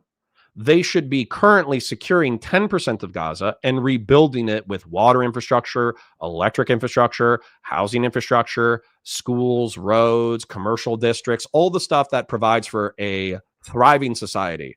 And then they should turn it back over to the Gazans. And then they should do another 10% and another 10% and another 10% until Gaza is rebuilt. And they should also allow humanitarian aid in. If you think that politics is a binary between evaporate the state of Israel or evaporate the state of Israel or Israel can do no wrong, you're a fucking idiot. You're a rube. You should not be engaged in politics. You should not be talking about policy or diplomacy or the military or how it's deployed. The world is infinitely more complex than that, and you are a rube. You are a lemming. You are AdSense. You are a super chat. You're not a critically thinking human being or a moral agent. You are a lemming. I have a lot of credibility with the far right, the radical right. And throughout his career, Charlie Kirk always characterized me as a troll. I don't say that with any malice at this point in time, but that's what he said. And many in Turning Point USA said that I and my followers are nihilistic. We only want destruction. And I think that I have an obligation to the country. I think I have an obligation to God. I think I have an obligation to all of you. Good. I think I have responsibility to prove that that is not true. That's not about me, but now that it is the morning after, the day has dawned where Charlie Kirk is now dead at the hands of some unknown attacker. Here, shot. You're on the chopping block already. I already cut off whatever 4690's head. You're on the chopping block too. Connor looks at the genocide in Gaza and says, problem, question mark? It's just politics, guys. Problem, question mark? Yeah, whenever I ever fucking said that. How did me just now articulating my position on Gaza should be rebuilt by the Israelis and Palestinians should be moved back in, civilian Palestinians who are not a part of Hamas should be moved back into there. That way they don't get accused or participate in ethnic cleansing. How is that problem, question mark? Tell me here, shot, because I swear to God, the next comment I get from you where you're like, Connor endorses genocide. Connor endorses Charlie Kirk getting shot in the neck. You're too stupid to be in my chat. It is our responsibility, mine and all of ours, to step up. Yeah. Alex425 says you're for cutting off aid for Israel following that logic, right? Because you have never advocated for that, to my knowledge. Yeah. So what I would say is that you can't cut off all aid to Israel because you don't want them to take their technology and take their commercial shit, take their microchips, take their high-tech industry, and just sell it to China without impunity because we fully cut off Israel. But I'm 100% for diplomatic leverage against Israel. I've said as much. You just don't watch my content. And to get serious, to the extent that politics was fun or we took it lightly, I think we now realize it just got very real. Patsimo says, did Connor just go on a diatribe about how violent right-wing policies killed millions of people? Yeah, you did. Yes, you are projected to kill 14 million people through stupid, inane, counterproductive, R-slurred policies over the next 5 years. You are projected to kill 14 million people. You have killed thousands or tens of thousands of people in Ukraine through incompetence already. Yeah, you've killed people. You're involved in politics. Politics is how, it's who and how people wield power. That is politics. If you are allergic to that, you should not be looking at politics. You should be looking at sports. You should be looking at wakeboarding magazines. You should be reading Maxim and staring at like celebrities' boobs. You should not be involved in politics if you do not understand that politics is who and how power is wielded, and these decisions kill people. It's been real. People talk about a civil war. They say a war is coming. Some say we're already in one. Okay, yeah, Alex425, you're gone. No one said evaporate Israel, idiot. False dichotomy, calling me a rube, fine God. Go fuck yourself. You are dumb. And yes, plenty of people had said that the end state of anti-Israeli protest is the destruction of the state of Israel. So go fuck yourself. You don't know what you're talking about. You're too dumb for politics. You're too dumb for my chat. Bye. Squad Wiper says, not to be a troll, but Gaza isn't a country. It's a if it is sovereign, then Israel shouldn't be allowed to control it at any part of their land. I don't know if the USA should support either. Okay, that's not a troll. That's your earnestly held belief. I don't ban people for expressing their earnestly held beliefs. We have an obligation now. The leaders, the spokesmen, the men, the young men, the elderly men, we have an obligation to lead. And True. I want to start, before we get into any of it, by saying this, just as a general note. I've been around now for 7 or 8 years. That's not a very long time, but it's long enough. I've lived through a lot of these events, Charlottesville, January 6th, the Groyper War, many things. And I know that in my career, I've made a lot of mistakes. I've done things I regret, said things I regret. I've made a lot of the same mistakes twice. And I've been lucky because Alex says, please just shut the fuck up and let Nick cook. You're not 1% the order Nick is. Okay, bye. Go watch the original, dumbass. I've lived and I have this platform and I'm able to speak to all of you in spite of that. And I think maybe one of the reasons why is because I have been afforded the opportunity to learn a lot. Having been in the center of dissident right-wing politics, far-right politics, in the center of this cultural moment, whatever you want to call that. As an archetypal, disaffected young white man, angry young... Fatsimo says, who's more violent, Kirk or his assassin? His assassin, obviously, because Charlie Kirk never put his hands on anybody and never killed anybody, to my knowledge. But Fatsimo, you're not going to like this analogy, but I'm going to go ahead and say it. Who is more violent, Hitler or Goebbels? Right? Hitler was the person who commanded the armed forces of Germany. Hitler was the person who instantiated the last solution as the necessary prerequisite in order to rid Europe of Jewry. Okay? Hitler is the person who killed hundreds of thousands, millions, maybe tens of millions of people. Okay? So Hitler is clearly more violent than Goebbels. But did Goebbels assist in his violence? Was he a propagandist for Hitler? Did he help create the culture that allowed Hitler to run Nazi Germany? And so when you say, in my opinion, stupidly, when you say who's more violent, the assassin or Charlie Kirk, what you're saying is, well, Charlie Kirk deserves no criticism because all he did was words. Well, Goebbels used words. So does Goebbels deserve no criticism? Obviously not the case. Words have power. Words have meaning.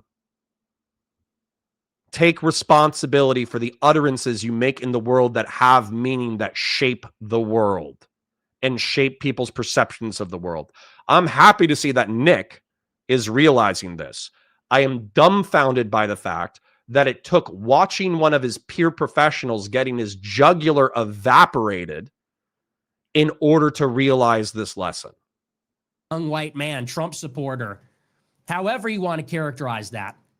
I have been in the thick of it for a very long time.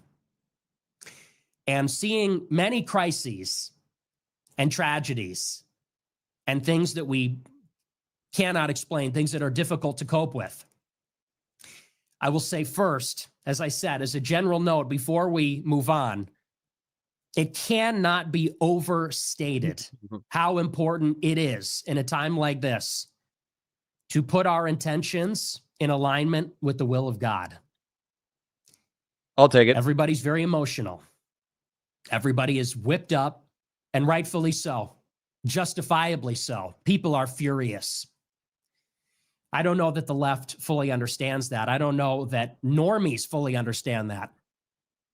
People are absolutely beside themselves. I've never seen the right wing more angry, more furious, and this has been building.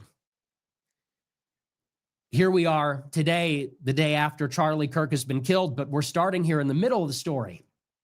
It's been going on for over a decade, and these things compound over time, and they accumulate. I agree. Painter points time. Painter points time. Let's compare our sins. Why not? We need to. Okay.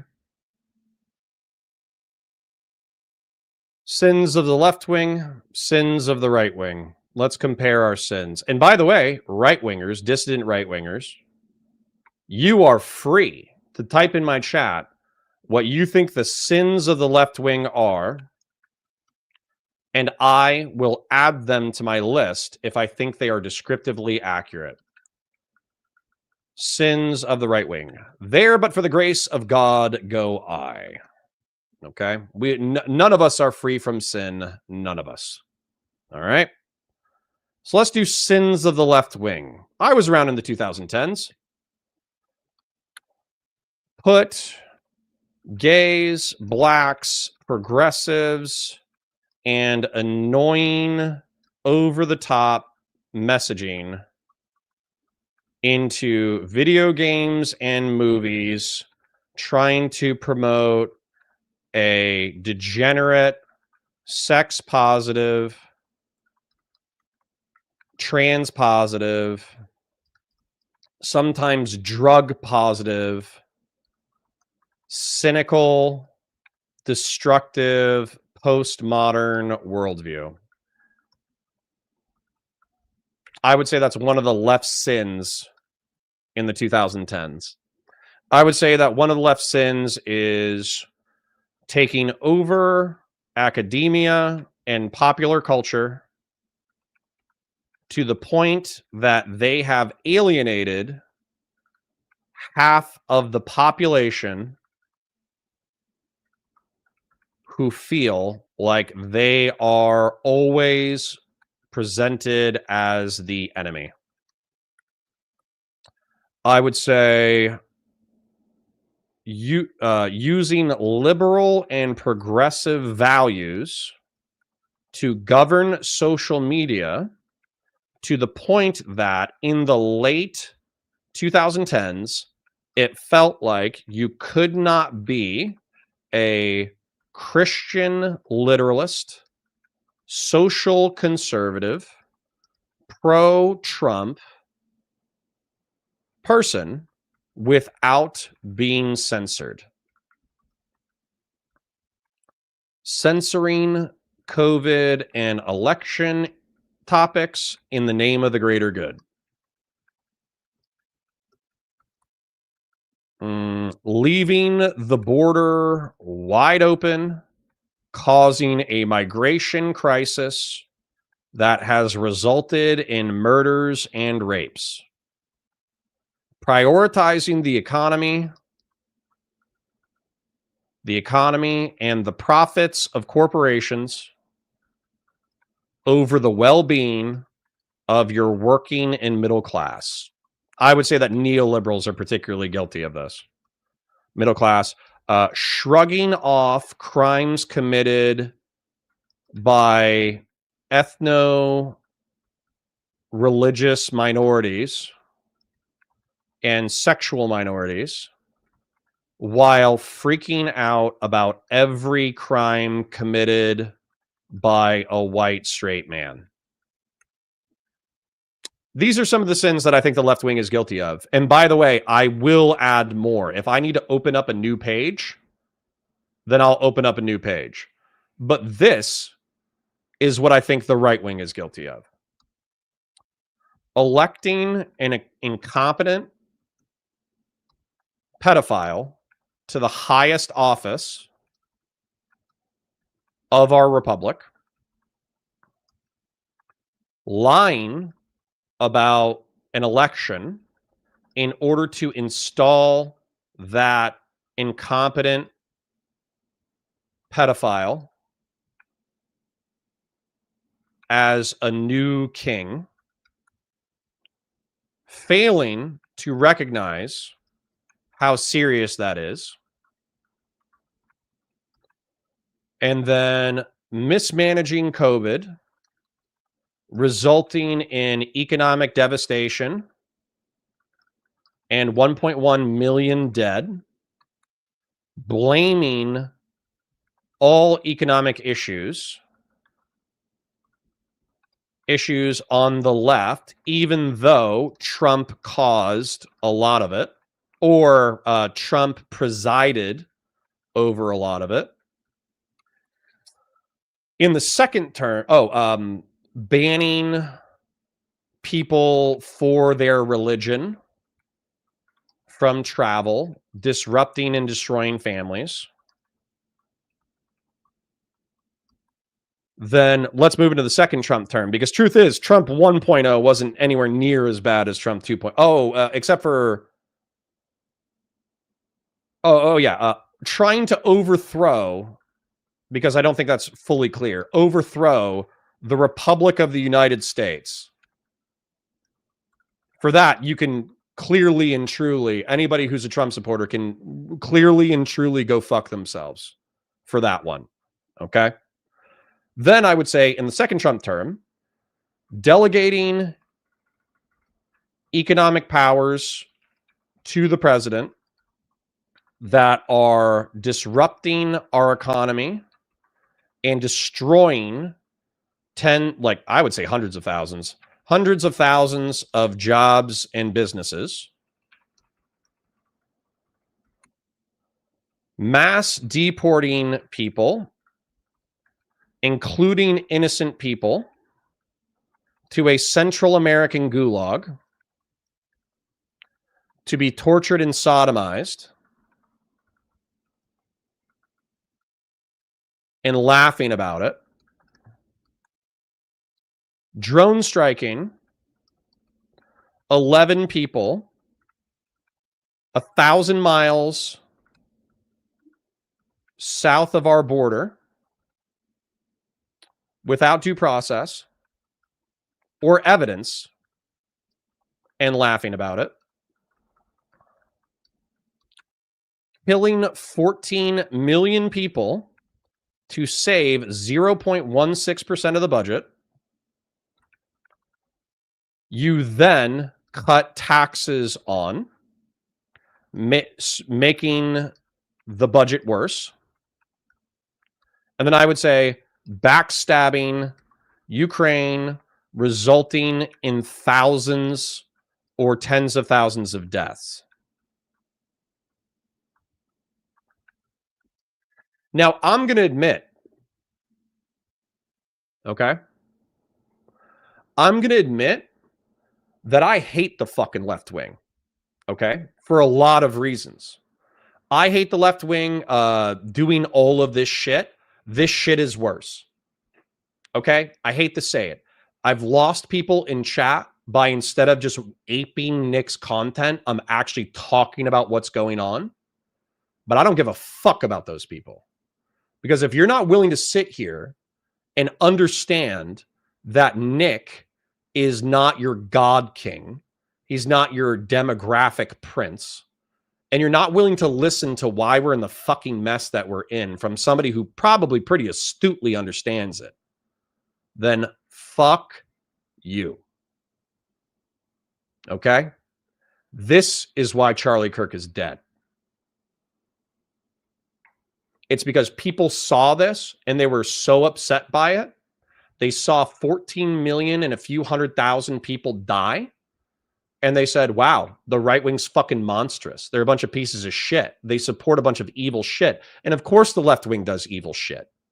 Of course they do. The assassination of Charlie Kirk is fucking evil.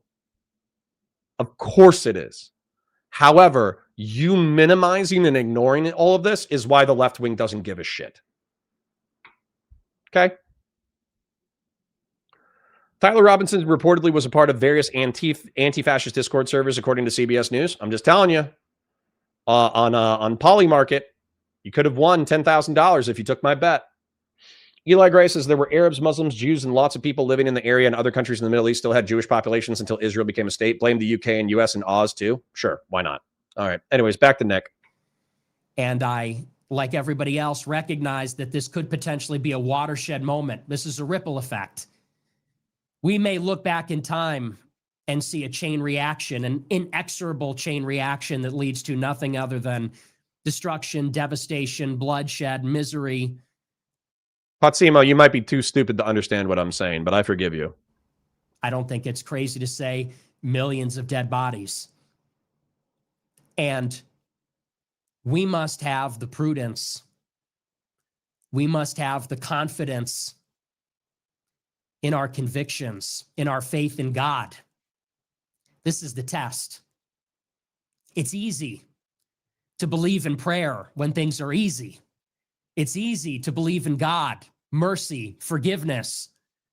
Sure, right there. There you go. BLM riots and Steve Scalise shooting. Absolutely. Let me add it. Temperance when things are easy.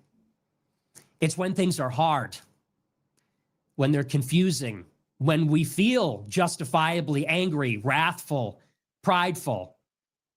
That's the test. That's when it counts. And that is when mature people, and I recognize the folly in me saying that. I don't consider myself an extremely mature person. I think I'm a frivolous person in many ways. But it's an obligation for all of us to grow up now and recognize the gravity of the situation we're in, the peril that we're all in. And we have to ask ourselves, what are our intentions? We have to set them intentionally. We have to set them in alignment with God, with the gospel. We have to think not just about the present moment and what we're feeling, but about the long term, the good of our country, the good of our fellow countrymen, both the people we agree with and disagree with, our children, our progeny. And we have to think about that moment before God. We have to think about our moment before God in judgment. And we're asked about that golden rule. We don't save ourselves. We approach God with humility. We approach the judgment as weak, as mortal, fallen. Before we take up arms, before we relish in our anger and sit with it, sit with our rage and resentment and fuel it and get into these loops, feedback loops, I think it is so important. And this is why I said last night I wasn't going to do a show, and I really meant it.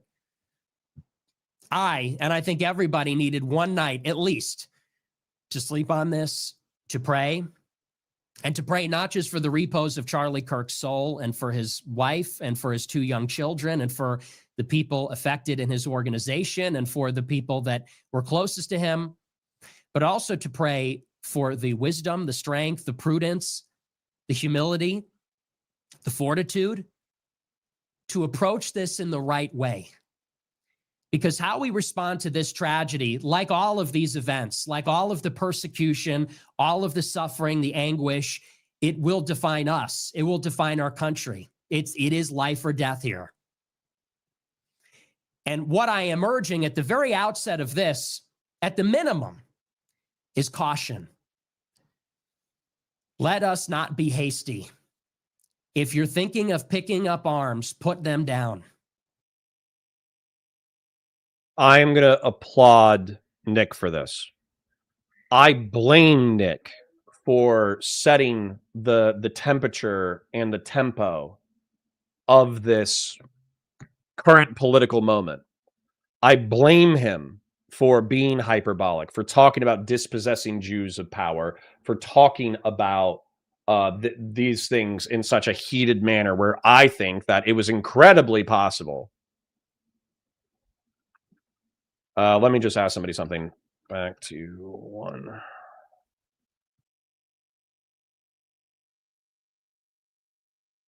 But while I think Nick is partially responsible for setting the temperature of our current political moment, I do applaud him instead of using this as a moment to further tensions, to ratchet up, to say, yep, now's the time to get guns. Now's the time to get ready for civil war. Now's the time for race war. Now's the time for religious war. Now's the time for this, that, the other. He could perfectly do that, and his audience is 100% primed for that action. The fact, now you can argue it's a sense of self-preservation because he knows he's on the chopping block. If somebody killed Charlie, they sure as hell want to kill Nick, right? So you can say that this is selfishly motivated. It's still the right thing to do. So I applaud Nick for doing the right thing. And if you can't be convinced altogether, put them down today. Put them down tomorrow. Let us be cautious. Let us be prudent. Let's think Let's get right. Let's get right with God before we act hastily. And the reason I say that I have come to this reaction over many years, seeing many crises, is because not only is there a spiritual dimension to all of this, and the devil uses our emotions against us, uses our best intentions, our best inclinations against us to doubt our faith in God, that God is both just and merciful, our faith in God, that he will deliver the vengeance that we are told is not in our hands, trust in his plan and not create our own. It's not just for the spiritual reasons, but also for the political reasons. Ask yourself, we all recognize this is a watershed moment. We're never going back from this. This is the shot heard around the world, literally. One shot, one kill, an international incident, and a outpouring of both love and affection in the vigils that you see for Charlie Kirk across the country, but also anger and resentment. That's funny. Sorry. Shot, one kill, an international incident. One shot, one kill, an international incident, the shot heard around the world. Now, I'm not saying that this is what Nick's saying. If Nick would respond to my DMs, we would just talk about it. But one shot, one kill is a military saying where marksmen, snipers, designated marksmen are encouraged to be so proficient with their weapons and their accuracy that they are capable of doing one shot, one kill. So I feel like that's an allusion to the competency of the shooter, implying military training. And then I feel like an international incident, if you wanted to say it's international because American politics affect international affairs, then sure. But for me, knowing Nick Fuentes, the implication is that this is intel. This is a Mossad operation. This is a Jewish operation. This is a false flag operation in order to further destroy the morality of the United States of America. That's what I would infer. I would be happy to talk to Nick at any time about his genuinely held beliefs. And a outpouring of both love and affection in the vigils that you see for Charlie Kirk across the country, but also in anger and resentment, hatred, people ridiculing his death, all of these different things. It's important also to understand that politically, it is in crises like these when we become instrumentalized by forces outside of our control. When we take our eye off the ball, and I don't want to be too explicit at this moment now, but when we take our eye off the ball because of something so sensational, because of something so emotionally charged, that's why they do these things. That's why supernatural as well as societal forces do these things or capitalize them and take advantage of them. And people, guided perhaps by good intentions or righteous indignation, become unwitting instruments of forces beyond their control, beyond their understanding. They become pawns in a larger game. And so, in order for us not to be agents of evil, a supernatural evil, a worldly evil, in order for us not to be instrumentalized by sophisticated and powerful forces that would use this tragedy to manipulate society for its own ends, in order to save our souls from the kind of wrath, anger, vengefulness that will surely land us a seat in hell, I would first say, before I say anything else, especially to the young people, the adolescents, that I understand how you feel. I think he's implying that this is an international Mossad-level Jewish intel operation. Maybe I'm brain broken by being on the internet for too long, but I feel like that's the implication. I'm not going to directly accuse him of it. It feels vague enough that I would want him to clarify. And I feel like the instinct, right?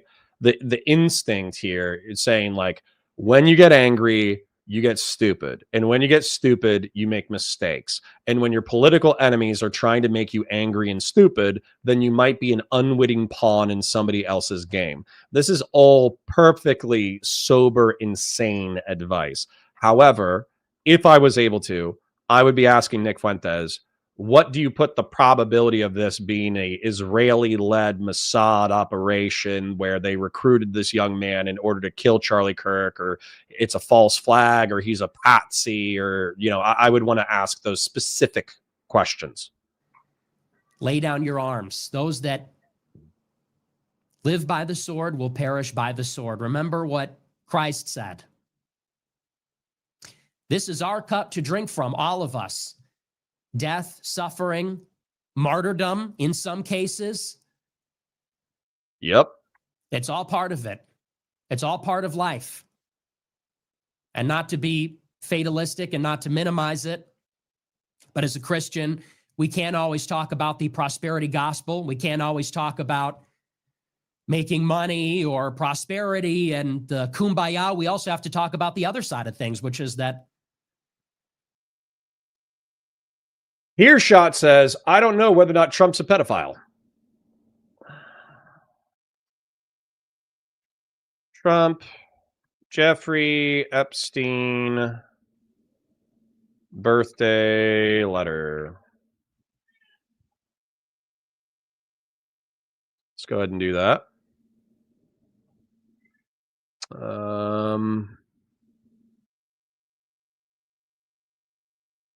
Let's go ahead and pull up the Jeffrey Epstein check.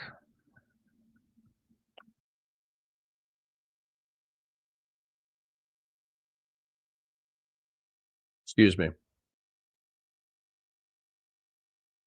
Okay, this check in the birthday book had a tag under it that from Jeffrey Epstein to Donald Trump for $22,500 that said, for a depreciated woman who knew how to service people or something. It might have been actually in reference to Virginia Giuffre. So the text says, Jeffrey Epstein's early talents with, God, why didn't they write that down? Or why didn't they zoom it in? Can I zoom this in? This is so annoying. Jeffrey something early talents, listen to a woman, sells fully depreciated woman to Donald Trump for $22,500, something. Anyways, the implication is that Jeffrey Epstein has purchased a woman from Donald Trump, and he was known to sexually recruit teenagers out of Mar-a-Lago. He recruited Virginia Giuffre out of Mar-a-Lago. So in my opinion, Jeffrey Epstein, as a joke, was at some charity event and paid Donald Trump $23,000 for a fully depreciated teenage girl that he had already ran through. Which is a disgusting way to describe it, but guess what? If it's disgusting and it's true, then it's true. What is it? Jeffrey Epstein drawing of girl's birthday book. This was his 2003 birthday book. Here is a picture. I don't know who drew this, but this is What a Great Country. Jeffrey Epstein with his Lolita Express and his private island giving balloons to young girls. I would say that they're between the age of 6 to 10. And then here's these girls as young women giving him massages in thongs where they can see, they have a tattoo on her ass and you can see her ass and buttocks. So Jeffrey Epstein grooming children to be his sex slaves was known in the 80s, 90s, and thousands. This is all evidence turned over from the Jeffrey Epstein estate. So you would have to tell me how and why Jeffrey Epstein faked his own evidence to fuck over Donald Trump. You're going to have to explain that to me, okay? And I don't think you're going to have a convincing explanation.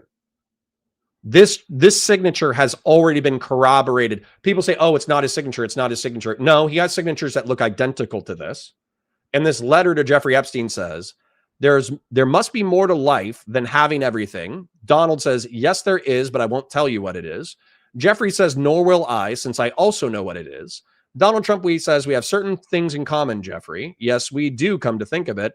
Donald Trump, enigmas never age. Have you noticed that? Jeffrey says, as a matter of fact, it was clear to me the last time I saw you. Donald Trump, a pal is a wonderful thing. Happy birthday, and may every day be another wonderful secret. And right here, we have the hourglass shape of a woman, which is good. You know, like I'm happy that it's a woman who actually has some hips. But look at these breasts. These are tiny breasts. Donald Trump knew that Jeffrey Epstein was an ephebophile who groomed teenage prostitutes aged 14 to 17 in order to participate in his modeling agency, in which he ran orgies at his New York penthouse. And it's been alleged by some of the underage prostitutes that Jeffrey Epstein groomed into sex trafficking that they had sex with Donald Trump, that they gave handjobs to Donald Trump, that they gave blowjobs to Donald Trump. So please tell me here, Shot, why the fuck should I not think the sitting president of the United States in the 80s, 90s, and thousands had sex with sex trafficked teenagers recruited by his good friend and known ephebophile and pedophile Jeffrey Epstein? Please tell me that I should ignore the evidence in front of my eyes. Why should I ignore the evidence in front of my eyes? I do not think you will not have a good answer. We have a Lord and Savior that was crucified on the cross by our sins, by our own iniquities, all of us. And not just the killers and the scoundrels, and not just the obviously evil people, but also sometimes ourselves. Assuredly, everybody, you and I, everybody. So we have to take those things into consideration. We have to be humble about these things. And so that's just a word of caution. That's me trying to do my best to be responsible here before we get into the larger subject. So we'll talk about it now. As you know, Charlie Kirk was assassinated yesterday afternoon doing one of his Change My Mind events, his college tour. It was one of the first stops on his new college tour in Utah. Started out like any other day. And I'm sure for him, it was just another day. He's done this hundreds of times. He got dressed. He went to the event, talked it up with politicians and friends of his, said this is going to be a great event, filmed TikToks. And all of a sudden, a shot rang out. He died, I assume, instantly, although some of the details are uncertain. People fled. He's now gone. And the first thing I want to say about it after the word of caution is this. Of course, as I said, I was not a friend of Charlie Kirk's at all. I didn't like him. He didn't like me. We had a lot of differences, ideologically, politically, and we fought viciously. He did a lot to stifle my career and suppressed me in many ways. And I antagonized him a lot and mocked him and ridiculed him and attacked his credibility. He was my opponent. But I would never wish death upon him or anything like that. And Charlie Kirk never had a kind word to say about me in his life. Now that he has died, I'll say some kind words about him. Although I didn't agree with him, I considered him a part of the political establishment. In many ways, I considered him part of the problem.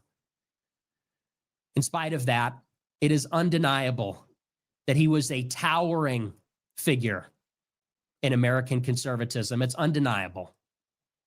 He was ambitious. He was a hard worker. He did things I cannot do. A lot of people said after his passing, I saw some people make oblique references to it. They said, well, if Charlie Kirk was assassinated, now the far right will step up. I don't know that there's anyone that could fill his shoes. I don't know that there's anyone that can do what he did. He died at 31 years old. And if I'm being a cynical asshole, he's basically signaling that he doesn't want to step into the gap.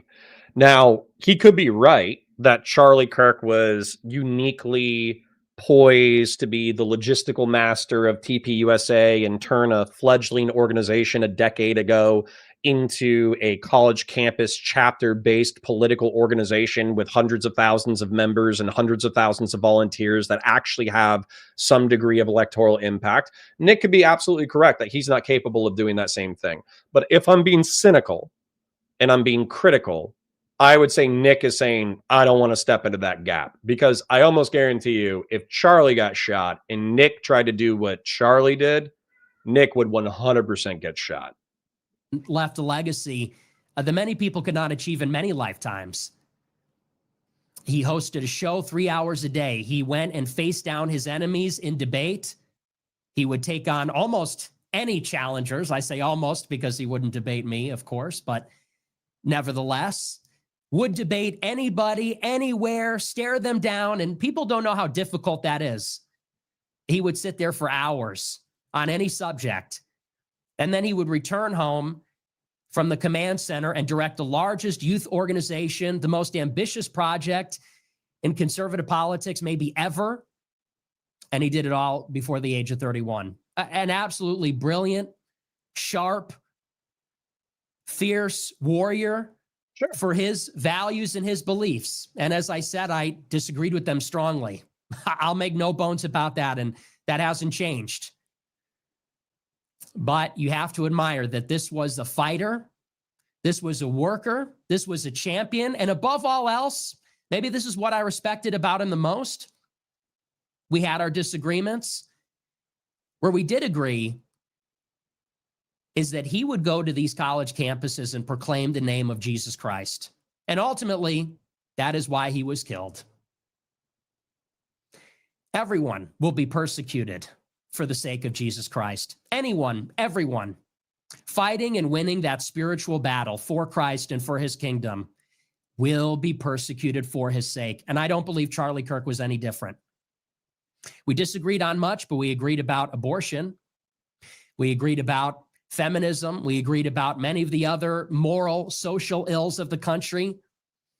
And when you look at his most vicious detractors, the people celebrating his death now, possibly, probably, the gunmen that killed him, they hated him because of his defense of Christian morality. He wasn't killed necessarily, perhaps, by a socialist. Although I think at this point we think he was. Or by someone who disagreed about his position on fiscal policy.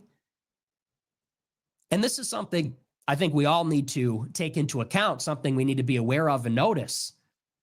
The most vicious, hateful opponents of the conservative movement of all stripes, they are the ones championing transgenderism. All right, real quick, shill time. Like the stream, share it with your friends, engage with chat, super chats if you got them, memberships if you got them. Like I said, you guys have been incredibly generous so far this week. So if you already gave a super chat and you don't have anything else to give, don't worry about it. I'm just trying to milk my lurkers, my lurkers who haven't donated on Monday, Tuesday, or Wednesday, and they have the capacity to do so. You guys were incredibly generous this week. So if you've already given money, you're already tapped out. Do not worry about it, okay? But I do want to thank Justin, Sam, and Ensort for super chatting so far this stream. Thank you for your donations. Which goes by another name, mutilation of the body, a disordering of the soul. It's the proponents of abortion, which is some form of child sacrifice, at the minimum, infanticide. These are the most vicious, violent, hateful detractors of even a moderate conservative like Charlie Kirk, because he stood up for those biblical values. I'll say it better, Christian values, Christian morality for Christ. Beef Supreme says transgenocide is a complete and total lie. Yeah, that's why I put it in sins of the left. Jonah Zilla was bringing up the transgenocide as an example of the left wing being fucking crazy. But immediately after, I don't know if you saw it, I don't know if I mentioned it, I put trans people being, disbarred from society through legislation. We can argue about the efficacy of some of the legislation. We can talk about bathrooms. We can talk about sports. We can talk about combat sports. We can talk about all that kind of shit. But I'm not really here for that. I'm here to listen to Nick's points and also write down the sins of the left and right as we perceive them. Himself for the truth incarnate. And for that, I consider him a true martyr. And I hope his reward is in heaven. I'll also say he was clearly a loving father, a loving husband. He was beloved by millions of people. That is obvious. And although I do not count myself among his fans, it was clear that millions upon millions of decent, earnest, good people, Christians, patriots, they did love him. And he belongs to them. And out of respect for them, I say that Charlie Kirk was a good man. God bless him. And despite our differences, our past debates, I consider that over. And I pray for the repose of his soul, for his family, for him. That's Charlie Kirk. Now, aside from that, it's important to say that it's obviously a horrific thing. And I think that what is so striking about it is because it became so real in that moment. It was such a graphic video. This is somebody that we felt like we all knew. I never met him. I never shook his hand. I never spoke with him. I saw him and I've been at arm's length with him before, but I never knew him. This pisses me off unironically. And Justin, I understand you're a Nick Fuentes fan. If Nick Fuentes for the past decade has talked about dispossessing Jews from power in American society, and if he's talked about resegregating blacks and Hispanics away from white enclaves, that's not going to be achieved through peaceful means. There will be people who are beaten, shot, killed, stabbed, murdered in either the political struggle in order to achieve those ends or as a result of these policies. So him not realizing that what he was talking about was deadly serious until he saw Charlie Kirk's jugular get fucking evaporated by a hunting cartridge, to me, that's like complete and total immaturity. Just absolute immaturity. But to us, he was imminent. He was ubiquitous. He was all over TikTok making content. He was synonymous with campus conservatism. And like many personalities, politicians, the kind of medium that he used, social media, live streaming, we all developed a parasocial relationship with him. And whether we loved him or we hated him, he was known to us. And other people that we know die, but they die in hospitals or they die when we're not looking. He was publicly executed, suddenly, unexpectedly. So hold on. You guys are missing the point, okay? I don't think that it was an Israeli op, okay? I don't think that it was an Israeli op. But Cosner Chase says, Charlie was a fan of the so-called genocide. I don't know why Israel would kill Charlie when he's a few people who supports Israel now. Justin says it doesn't make sense to believe that Connor Charlie supported Israel. What is happening to Charlie Kirk right now? I'm serious. I want you to think about this real quick. You guys have a phenomenal taste in content because you are Counterpoints viewers, okay? Like the stream, share it with your friends, engage in chats, super chats, memberships if you got them, okay? You guys are already above average intelligence because you're consuming this content. What has happened to Charlie Kirk since he's been murdered, okay? I don't believe that he was killed by Mossad, but Charlie Kirk has been turned into a martyr. He is a warrior of free speech. All of his hyperbolic rhetoric has been minimized and sanitized so as not to defame his rhetoric.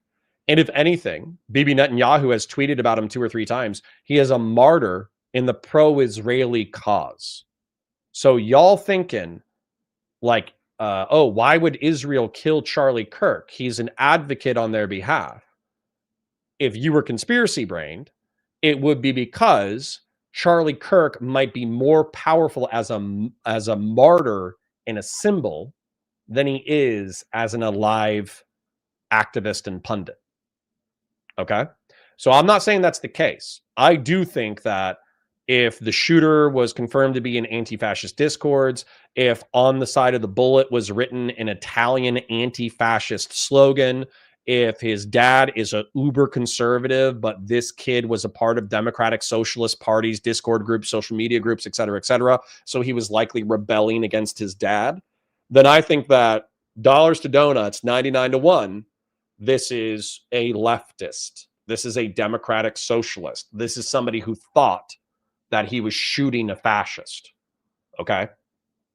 So I think that's what happened, is a lone socialist shot Charlie Kirk in the neck. Okay? However, I'm just saying, don't lose your minds. Think more complexly, please. Expectedly in front of millions of people on camera. And we saw in graphic detail his life end that way. I think that's why this is having such a profound effect on people. And the reason that it has shaken everybody to their core, and in some ways, unconscionably has become divisive. Lethal Lance says, you plan on reacting to the clip of Destiny explaining game theory and prisoner's dilemma in regards to left-right politics? If it's in the XQC debate, I'll react to it on Monday. If it's not in the XQC debate, then send me the clip. Somehow is because there are a lot of decent people still left in this country. And maybe they're right-wing and maybe they're left-wing and maybe they voted for Trump and maybe they didn't.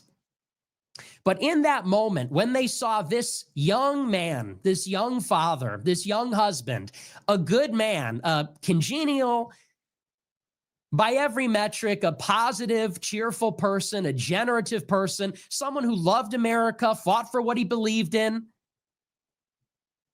a disciplined person, did not indulge in vices, a family man, to see someone like this gunned down in cold blood in such a cowardly act from such a distance like that.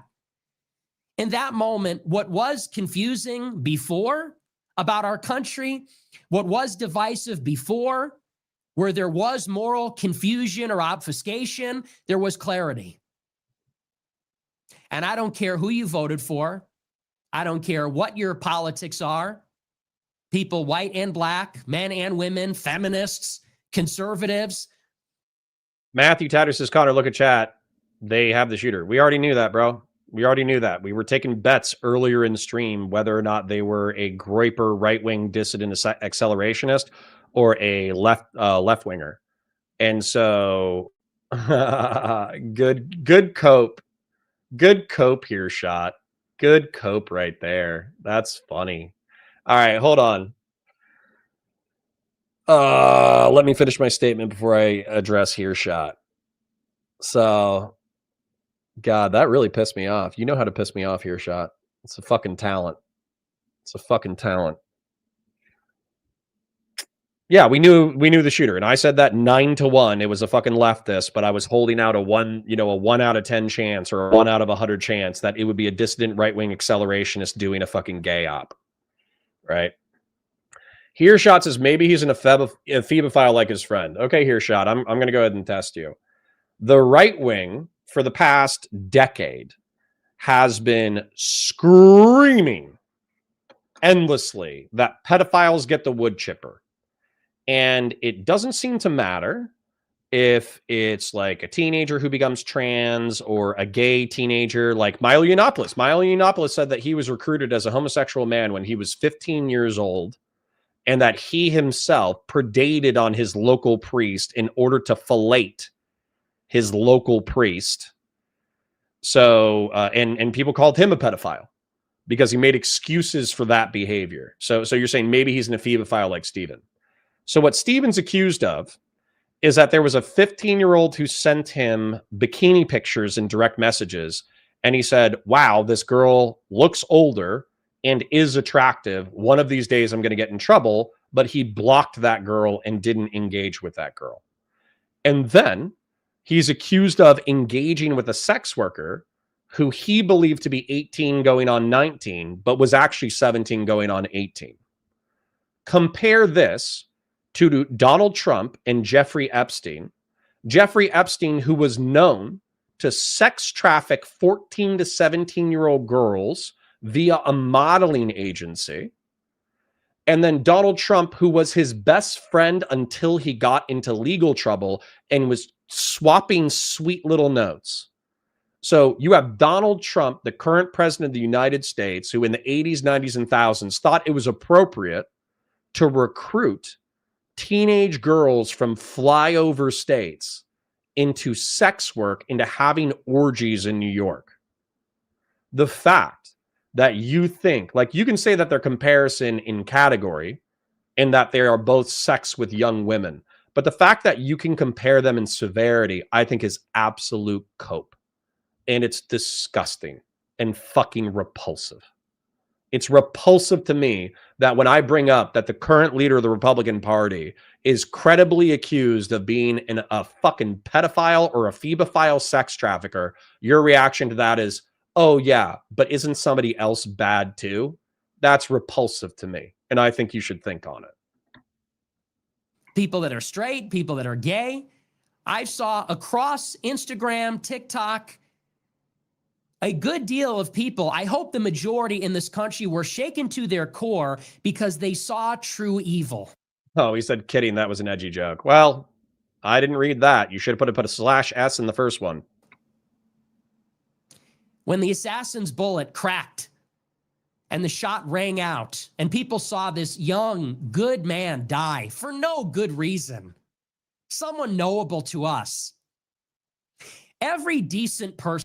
Sapien Green says, Bill Clinton must be pissed, but no one seems that he was lynched for his sexual misdeeds, but nobody's mad at Trump for his overflowing number of sexual misdeeds. You understand, fucking Bill Clinton's been to Lolita Island like a dozen times, right?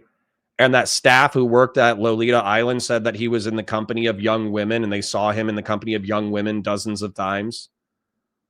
You understand that, right? You understand Bill Clinton is an ephebophile who engaged with like teenage sex workers as much, if not the same, as Donald Trump, which is probably why the Democrats have not released the fucking Epstein files when they had the power to do so. Sorry, but like, I don't fall for the Bill Clinton lionization either. That still has a conscience, and I choose to use that word. Everyone with a conscience was able to say clearly, that is evil. That is wrong. It is wrong to violate the sanctity of life in that way.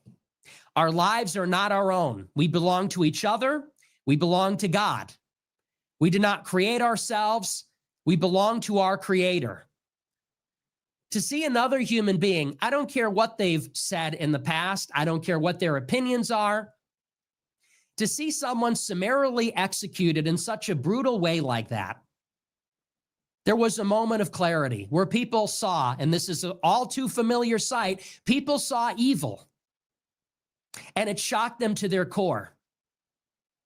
People saw true evil, weakness, cowardice, violence, hatred, taking away someone who loved and was loved for no reason, unjustly. And people reacted with sorrow, outrage, anger, made people sick. It shook people up because we were born with a moral law written on our hearts. It's not just written in the Gospels. It's not just written in the lives of the saints. It's also written on our hearts. We know right from wrong. We know it when we see it.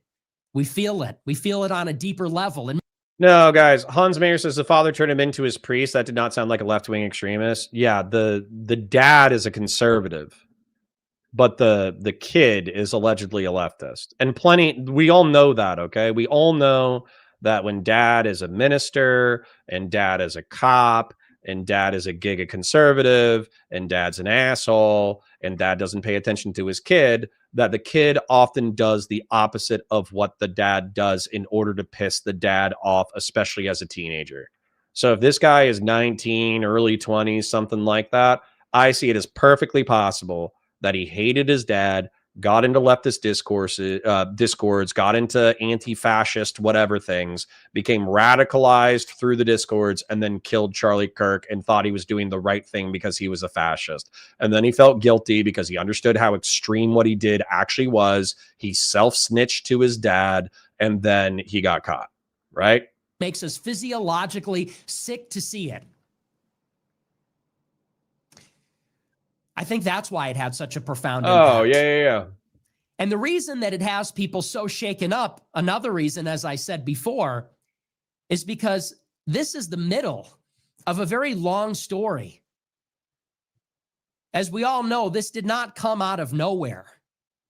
There were many events that precipitated this. We can talk about the attempted assassination of Donald Trump last year when he was shot in the ear, and his display of strength, of courage in the face of a cowardly attack inspired millions of people, billions of people around the world.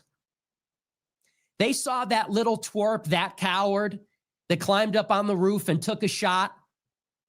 And they saw Trump in that moment who had nothing on his mind other than that he needed to reassure his people, show them he was not defeated or deterred. He rose up and raised his fist, rallied the people to the side of strength, of goodness, of righteousness. The pedophile, right? The pedophile who's currently killing tens of millions of people through incompetence. Yep. Yeah, he did that. Melody for $5 says, what's your take on the tit for tat forgiveness Dems should adopt it as Republicans having no real pushback has caused them to turn into this? I have no idea, bro. I can only control me. I know what's right for me. If I was engaged in tit for tat and Charlie Kirk had just been assassinated, then the next logical step is a left-wing alt media figure gets assassinated. That's the tit for tat, because you've boiled down politics into a binary, and any sin committed by any actor on the opposite side justifies equal and opposite response until the other side learns its lessons. That's exactly how civil wars are fomented.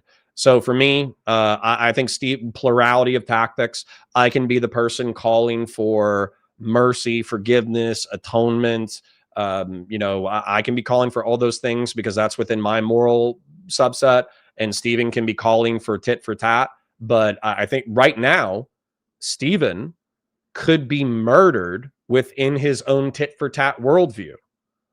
If we are in binary politics and an alternative media creator with some clout and influence was just assassinated, according to Stephen's worldview, it is maybe not justified or moral or legal, but it's understandable if Stephen gets shot right now. And I don't think Stephen wants to get shot. So, and Stephen being murdered in order to make up for Charlie Kirk getting murdered doesn't make the situation better in any way, shape, or form. It would make the situation substantively worse. So, yeah, I don't like that tit for tat shit. You decided on your own. It's not for me. I'll tell you that. He survived by the grace of God. We saw it when Luigi Mangione gunned down the healthcare CEO months later. And like the attack on Charlie Kirk yesterday, the attack by Luigi Mangione was another chain reaction. In that moment, we saw a young man kill a father, a husband, another innocent. Once again, people say he worked for some company, he worked for an evil industry. Shot in cold blood, no trial, no charge. His life was not Luigi Mangione's to take. And for some reason, this divided the country. There were millions of people that said he was a hero, treated him like a sex icon, a champion. They made T-shirts. They celebrated. Is anybody surprised now that you have incidents like this? Okay. I agree with Nick that lauding Luigi Mangione as a hero and a sex icon is evil and stupid. However, I think that if men, assassins, politicians, alt media figures, they are not just them. You know, we are moral agents to a degree, but we are also products of moments in history.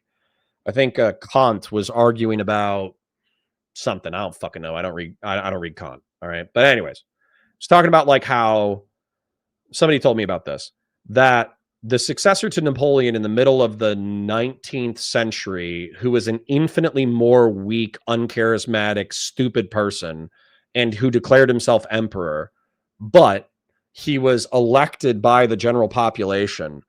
They pointed out how stupid and shitty and inefficacious and dumb this politician was. But they said, while everybody's complaining about this politician, this like grandson or grandnephew of Napoleon, you have to understand that people craved the strength and certainty and courage of Napoleon in dark times. And so that man, while stupid and inefficacious and a sign of society falling apart, he was a product of his environment, right? And so that's where I would say, if you're going to look at Luigi Mangione and say it's repulsive that people are applauding him, well, the reason why people are applauding him is because they know or believe that the current American medical establishment is parasitic. They believe that the government has prohibited a public option in such a way that private corporations profit from the death and misery and sickness of Americans. That's the way that it's set up. And people view that system as deeply immoral. And so when you have a private healthcare insurance CEO, and by the way, I haven't even verified this story. I don't care enough to verify it because I condemn Luigi Mangione. But the narrative is that the CEO knowingly instituted an automatic AI assessment process that was going to give out denials that he knew statistically were going to be valid claims, and that as a result of using this new AI system, people were going to have their care pushed out, and as a result of that change in the system, people were going to get injured or they were going to die. And the CEO, because it's illegal to be incompetent, was going to bed at night every single day, making millions of dollars a year, in the full knowledge that he had injured or killed hundreds, if not thousands, of his fellow Americans, but because it was legal, it wasn't that big of a deal. And Luigi Mangione took that narrative personally, and he found that CEO and he gunned them down in the street. I don't think Luigi Mangione is justified. I think he should be incarcerated for the rest of his life.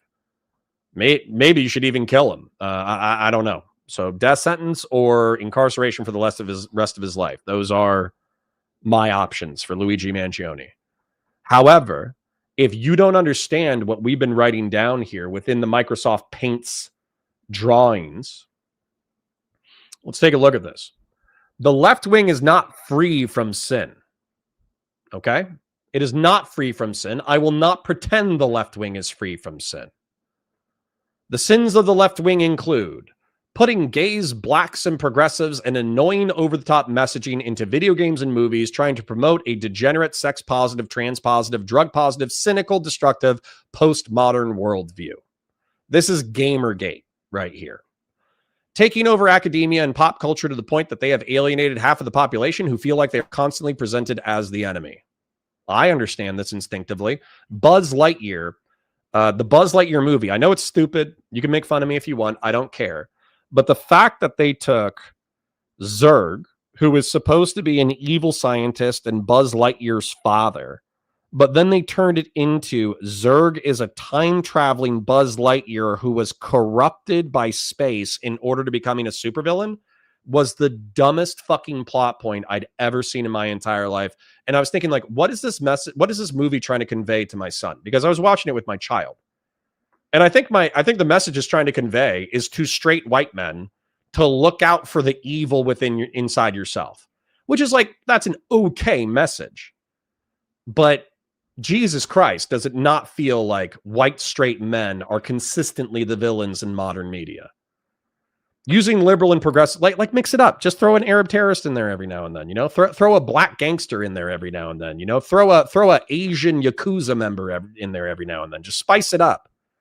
Anyways, using liberal and progressive values to govern social media to the point that in the late 10s, it felt like you could not be a Christian, literalist, social conservative, pro-Trump person without being censored. Censoring COVID and election topics in the name of the greater good. Leaving the border wide open, causing a migration crisis that has resulted in murders and rapes. Prioritizing the economy and the profits of corporations over the well-being of your working and middle class. The Silver didn't like that I put this as a left-wing sin, but I would argue that this is Bill Clinton with NAFTA. And that this is the... Stop getting on my mouse, dog. My dog is walking on my mouse rope. Anyways, I would argue that this is neoliberals. Shrugging off crimes committed by ethno-religious minorities and sexual minorities while freaking about every crime committed by a white straight man. This is 100% true. BLM riots and deaths supported by the left. The Steve Scalise shooting. Okay? But then look at this. Okay? I'm not going to read it because it's going to take me a long time, but I've had the screen up for a while. There are projected 14,200,000 people who will die in the next 5 years as a result of right-wing policies. The the right wing laughs about it. They're totally callous about it. They don't give a shit about it. And you're wondering why people think you're fascist. You're wondering why people think you're authoritarians. You're wondering why is everybody treating us so poorly? All we wanted to do was overthrow the government and the constitutional order of the United States. All we wanted to do was dispossess trans people through legislation. All we wanted to do was ban abortion, which while I think that elective abortion is immoral, there are plenty of women who have been injured and or killed as a result of the new legislation. It could be dozens, it could be hundreds, but you have to understand that that's a moral horror for the left wing. Propagandizing the public into distrusting and hating every facet of government. Alienating and attacking our allies through trade wars and stupid geopolitical grievances. This has destroyed tens of thousands of businesses. Tens of thousands of small businesses have been destroyed by Trump's tariffs. We are looking at substantive increases we are looking at farmers being bankrupt right now. And it's directly Trump's fault. You think that people aren't going to be angry? You think that if you bankrupt them, if you kill one of their family members, overseas, if you gleefully laugh at the deaths of people who look like them, that they're not going to get angry and they're not going to lash out? Complete and utter childish, stupid, myopic, middle school thinking. If you did not think that you could do all of these things without suffering consequences. So yeah, Charlie Kirk should be alive. Charlie Kirk should be alive, but you should also understand why he's dead. Is anybody the least bit surprised? No, but it's not just our rhetoric. Nick, it's you supporting a guy who tried to overthrow the Republic of the United States. In a culture where mass murder and murder is celebrated, people cheer it on, they lionize cowardly assassins and killers. Is anybody the least bit surprised that it inspired a copycat? It inspired another? It shouldn't come as a surprise. But there's other echoes of the violence that we saw yesterday. We saw it imminently just the other week when that young girl, the Ukrainian refugee, was stabbed to death on the train. We saw it when Austin Metcalf was stabbed in the throat at a football practice. I'm sorry, what did we see? I mean, I saw white people get murdered unjustly, and I saw their attackers being incarcerated. What did we see? Luke for $5 says, my wife is from Brazil, where trans people are regularly butchered for being trans by Christian morons. Preventing that from coming to the U.S. is a good thing. See what I'm saying? We see it in Gaza for years, when innocent people are shot in the back of the head getting food for their children because they're starving. Wait, that's a reason why Charlie Kirk would get shot. What? The weight of the suffering, the cruelty, the malice, the hatred, it's becoming too much to bear. I think that's the real reason. Because we've seen violence before. We've seen horrible atrocities before. We've seen school shootings, terrorist attacks. But we all recognize we live in a time of nihilistic violence. And it's coming from all sides. Nihilistic violence perpetrated by barbarians, like these opportunists and predators, these young, mostly adolescent black men that are preying upon the innocent. And how do we fix that, Nick? Because what I would say is we get them early childhood education, like black young kids who are born. We get them early childhood education and access to high quality food. We make sure that they don't live in food deserts. We get them grocery stores in their neighborhoods that allow them to actually have a decent diet instead of eating fast food and dog shit from the quick stop. Then I would say that we give them good, decent schools to go to, and we socialize young black men and young black women into being upstanding members of society. And then I would say that we emphasize academic and economic achievement as a way in order to break cycles of intergenerational criminality and poverty. That's my solution. So what's your solution? Because is it segregation? Because last I checked, 6 months ago to a year ago, your solution was segregation. So, in my opinion, you're part of the problem, Nick. The vulnerable on city subways, city streets. We see it in the barbarism, the predatory Homicides have been cut in half in the past 2 or 3 decades. opportunistic attacks, executions, random, cruel acts of violence. We see it in Zionism. Dare I say, in a certain strain of the Jewish religion, which says that the people of Palestine are collectively responsible for the actions of Hamas. None of them are innocent. They all must die. And sitting members of Congress like Randy Fine celebrates famine, starving women and children. 1 million people under the age of 18 being blown to smithereens, being starved forcibly. We see it in Here, shot. So Bill is an ephebophile, but Trump is a pedo. No, whatever Trump's guilty of, Bill Clinton is guilty of as well. Here, shot. Stop being fucking annoying. another form, which is leftism. Communists, anarchists. There is a certain strain of radical transsexuals. For them, everything is political. Everything is ideological. All this propaganda that's got them whipped up about fascism. Oh, yeah. Sorry. Somebody said this and it sparked. Oh, Gavin 00 says this fucking clown had only dealt with cooking Jews in the abstract. This is too real for him. Yeah. Unironically. So when Nick goes on a live stream, and bear in mind this was a few years ago, but we should hold him to account for his words, okay? When Nick goes onto a live stream and he says, "Oh, I don't think it was 6 million," 5 ovens operating at X amount of hours, 12 batches of cookies per oven, 5 ovens running for 4 years. I don't think it adds up to 6 million. It might add up to a few 100,000, but it doesn't add up to 6 million.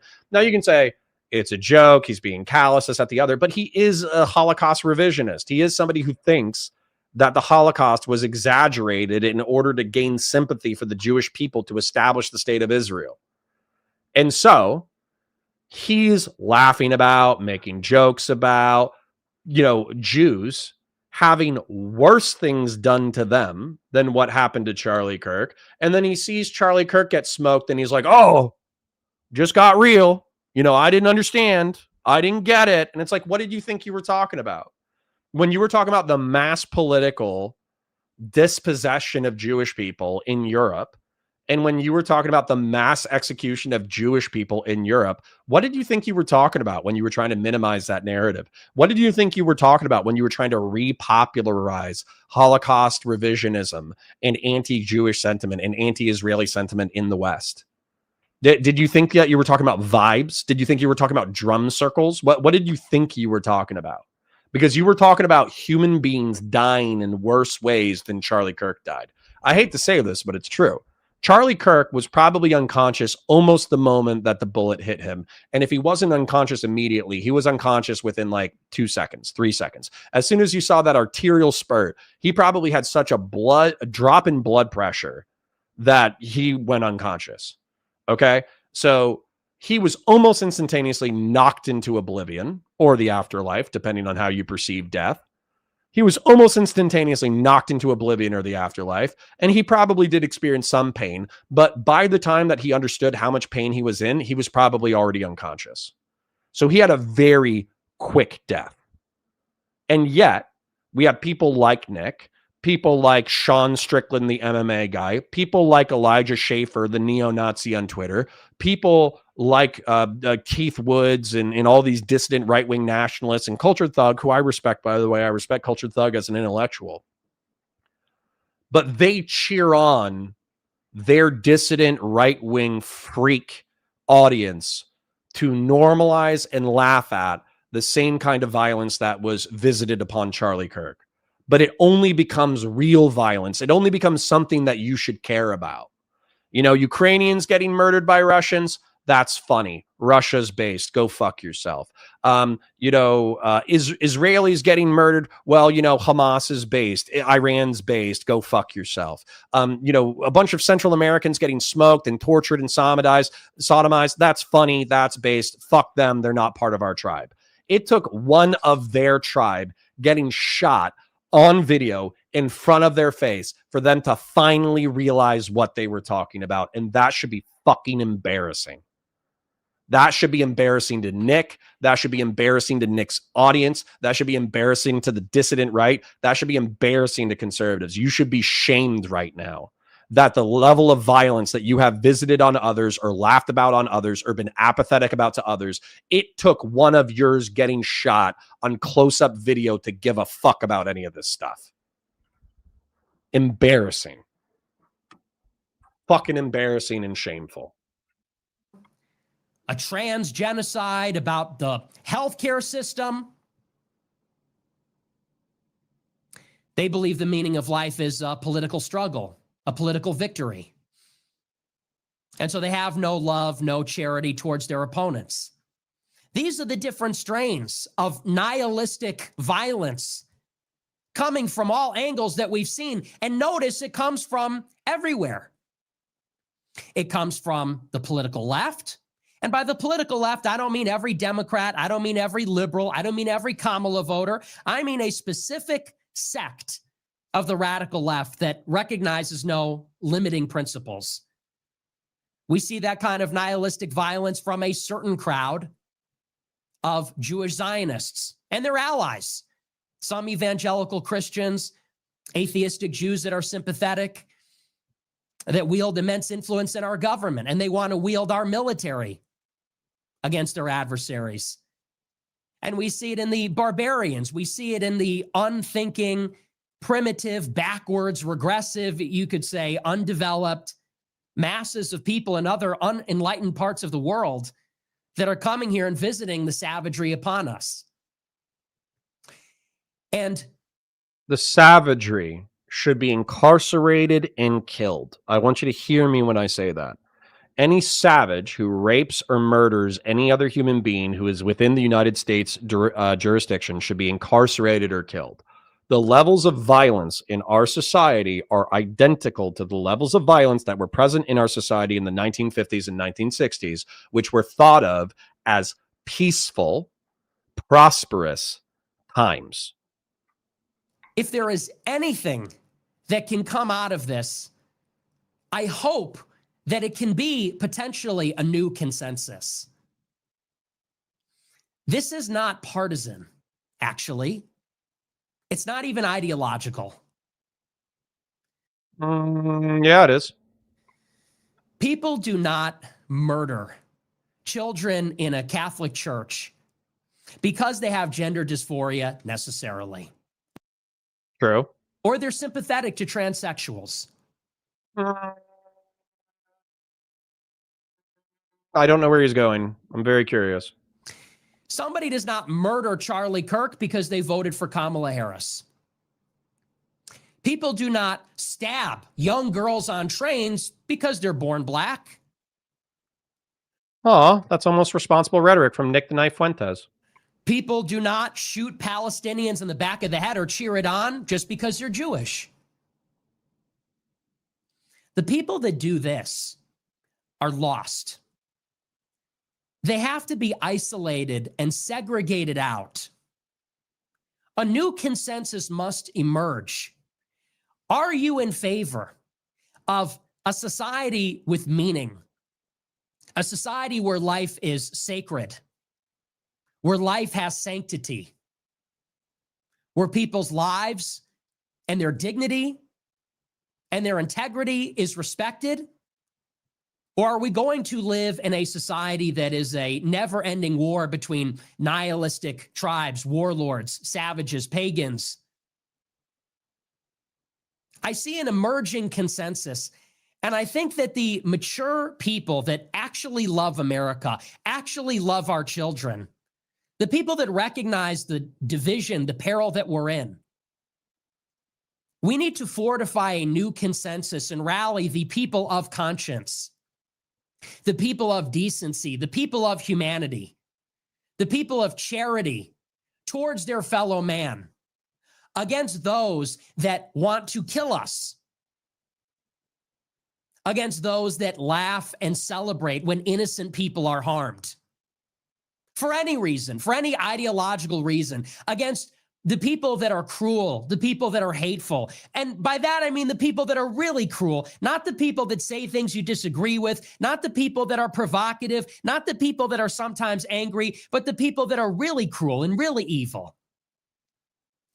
And let me be clear about this, because I understand not a lot of people are loving this message right now. This is not the message that a lot of people want to hear right now. Here's another message you can try on for size. Okay. I'm going to put this on Sins of the Right.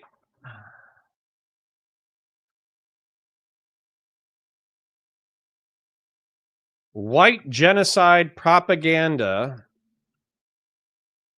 making an entire generation of young white men dumb as fuck. Okay? The reason why I'm writing that, this might be mean, be alive, but genocide, when people think of the word genocide, they think of the Holocaust or they think of the Armenian genocide. So let me go ahead and put this on here, okay? Armenian genocide pictures. Okay. I'll go without the Holocaust since you probably don't give a shit about Jews. You think Jews are doing it. Here's probably a woman who's been shot.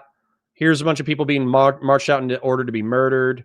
Here's a bunch of people in camps waiting to die from death and disease. Here's 100 or 1,000 skulls. Here's a couple of children starving to death in the street. Here's the corpse of a child. Here's 2 children. Here's a child that's on the verge of death. Here's another child that's about to die.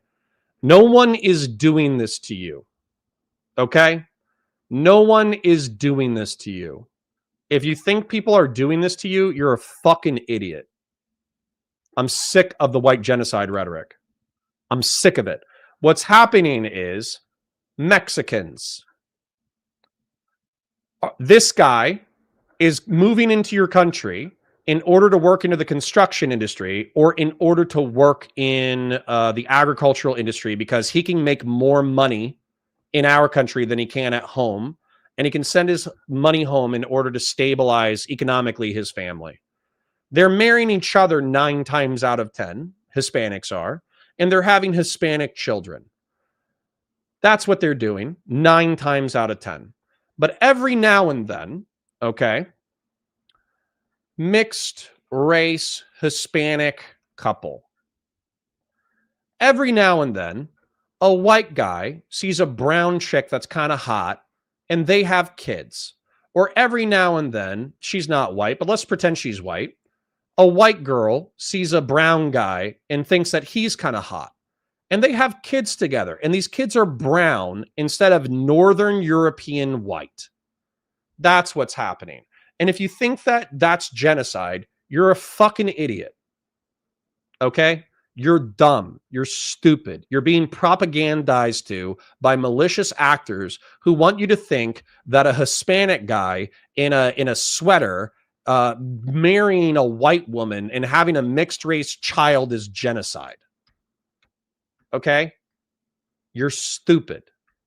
You're either stupid or you're ignorant or you have reasons to be racist that happened in your life. Maybe a Mexican cut you off in traffic. Maybe a Puerto Rican guy threw out some fast food litter on the ground. Maybe a black guy beat you up for lunch money in middle school.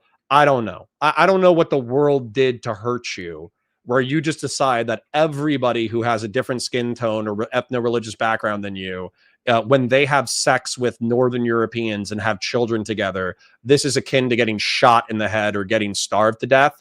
I don't know what is broken in your brain that makes you think that, but you need to stop it immediately.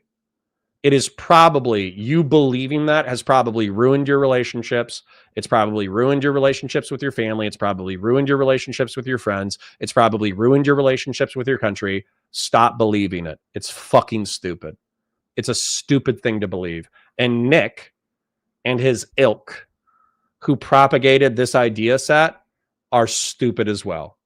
I'm not saying Nick is unintelligent. Nick's a brilliant man. But the fact that he believed getting shot in the head because of your ethno-religious or racial background is akin to having sex with a Latina woman and having mixed race children together makes him a prophet of a stupid ideology. These people that are now selling t-shirts with Charlie Kirk and a bullet wound in his neck, they cannot be negotiated with. You cannot debate with them. You cannot persuade them to vote Republican. You cannot appeal to them. You will never convince them that you're a good person, that you just want the best for everybody. You will never. I'm not adding the Bundy standoff to sins of the right because the Bundy ranchers were acquitted in federal court. It was a dispute over agricultural grazing in federal lands that got out of hand. And I actually think that using your First Amendment and Second Amendment rights, obviously you should try to win in court, but I don't have a problem with using your First Amendment and Second Amendment rights to standing up against legal but unjust action. And if you get incarcerated as a result, I don't really care either because you should fight it out in court, but I don't think that's immoral. And I don't want to beat that out of society. So I'm not going to add Bundy to the side. Like that guy, Lavoy Finicum, who blew past a sheriff's office and then tried to pull a pistol on 2 federal agents and got smoked. I think Lavoy Finicum was a fucking idiot. But I don't think that is, I think is the information Lavoy Finicum was operating off of was incorrect. But I don't think that he had unrighteous intent in his heart. I just think he was a stupid person. Get them to stop hating you. People like to say, well, can the left finally admit that they have their own problem? They'll never admit that. They'll never. 90% of liberals have already disavowed this incident. And even people in the center who are like me, I disavow the murder of Charlie Kirk. I think you should absolutely. It's the easiest thing in the world to say. Don't kill your political opponents unless absolutely necessary. I will, if necessary, kill jihadists. I will, if necessary, kill communists. I will, if necessary, kill fascists. But that will be an issue of absolute last resort. And until that day, I will have conversations with people who are sympathetic to jihadism. I will have conversations with people who are sympathetic to communism and fascism. It will only be when they are trying to overthrow the government of the United States that I think they should be killed. Never admit that. These craven losers, that person that when Charlie Kirk got shot in the neck, instinctually got up and turned and celebrated, they have to be defeated. How, Nick? Please share how. We can't change their minds.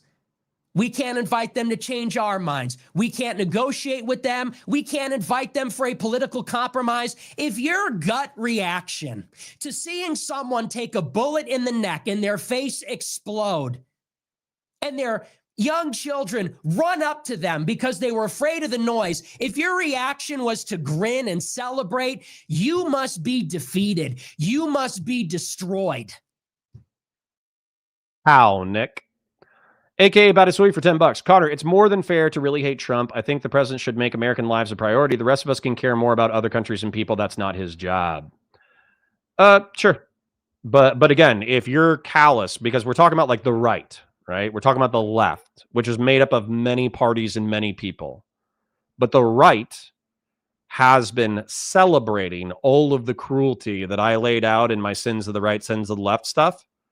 And so if they're willing to celebrate mass death, starvation, deaths by preventable disease, war, genocide, murder, all that kind of shit, as long as it's happening to the right people, right? As long as Andre Hernandez Romero, a gay man from Venezuela who was seeking refuge in the United States, well, he wasn't really a citizen and he's not technically entitled to asylum status in the United States. So since he's Hispanic and he got deported to Saqqat where he was tortured and sodomized, No big deal, because he's the wrong skin color. He's a part of the wrong ethno-religious background, and we don't give a fuck what happens to him. If you're going to be that callous about Andre Hernandez Romero, I'm not going to cry when you get shot. I'm not. I'll say it's bad. I'm saying it's making the country a worse place. I'll say that it's making the world a more dangerous place. I'll say that more people are going to die as a result of the actions of this shooter. 100%. I will condemn with every fiber of my being bad people getting shot for expressing their bad ideas in public. But I'm not going to cry. I'm not going to cry for Charlie Kirk, and I'm not going to act like this is a unique thing that happened in American history. Conservatives have been laughing about everyone else dying except for them, and when one of them finally gets shot in a public way, they go, oh, it's on now. And it's like, bitch, was it ever off? When you were laughing about 14 million preventable deaths over the next 5 years, was it off? When you were drone striking a boat in the Caribbean and 11 people died and we don't know who they are or what they're about, we just have to take your word that they're all narco terrorists, and you laughed about it. It was off. That was you being normal. When you try to overthrow the government of the United States, when you try to lie about the election in order to institute a new monarch, that's when you were playing softly. Fuck you. How about that? You must be identified, you must be isolated, and you must be eradicated from our society. How? Do you want to ban them from social media, or do you want to kill them, Nick? Not Democrats, not leftists, not liberals, those people that would... There's plenty of those cruel people on your side, Nick. As a matter of fact, they come into my chat all the time. So if you're identifying sociopathic lack of sympathy for the dead as an issue, your side has just as many unsympathetic sociopaths. Absolutely. Celebrate. In that moment, that is pure evil, pure malice. There is no charity in a person's heart. I don't care who it is, who sees anybody get their neck exploded and celebrate like that. That's the kind of evil we're dealing with. I celebrate when jihadists get shot. When jihadists get shot or drone striked, I go, nice. Based. Awesome. Same thing with fascists and communists. If an unironic fascist neo-Nazi murderous piece of shit gets murdered, I watched Fury and Saving Private Ryan and name a World War II movie, and I watched Nazis get smoked, and I'm like, yeah, you know, they might be normal soldiers, but they're fighting for Nazi Germany, so fuck them. That's my reaction to watching Nazis get shot in films. My reactions to jihadists getting killed in combat footage is, yeah, fuck them. That's my reaction to it. I've seen plenty of jihadist necks get exploded. Okay? So I think this is a fundamental misdiagnosis of the problem, Nick. That's the kind of evil that has taken over our society. Which, by the way, how did you plan on dispossessing? Like, I haven't heard an answer to this yet. Nick, how did you plan on dispossessing Jews of power in the United States and resegregating blacks and Hispanics from white Americans in the United States? How did you plan on doing that? Was it going to be vibes? Was it going to be drum circles? Are you a hippie? Are you a pacifist? Is that how you were going to dispossess Jews from power? Or is it now that you see what violence is, you're actually repulsed by it? Was it an abstraction until this speech? I'm happy. I'm happy that you're realizing that there's sociopaths in the world. I'm happy you're realizing that there's killers in the world. I'm happy that you're seeing that when somebody's jugular gets exploded by a deer rifle, that's bad. But you've been cheering this on for a decade, and it just got real when somebody in your industry got smoked. Sorry, not sorry. Sorry, Nick. You just learned what the world was. You just found out what violence was 48 hours ago. Kind of fucking amazing considering your rhetoric for the past decade. It has become too common. We've let it fester. Like with Luigi Mangione, they thought it was cute. They thought it was glib. And look at what we have now. We are on the verge of full-on political violence and civil war. I don't think people realize what that looks like. There's going to be a lot of children without mothers and fathers, a lot of mothers and fathers grieving their dead children. I don't want that. Good. Based. Nobody should want that. Good based. But when it comes to evil people, cowardly, weak, evil people that snipe at Trump, at Charlie Kirk, like the gunman that came to my house last year,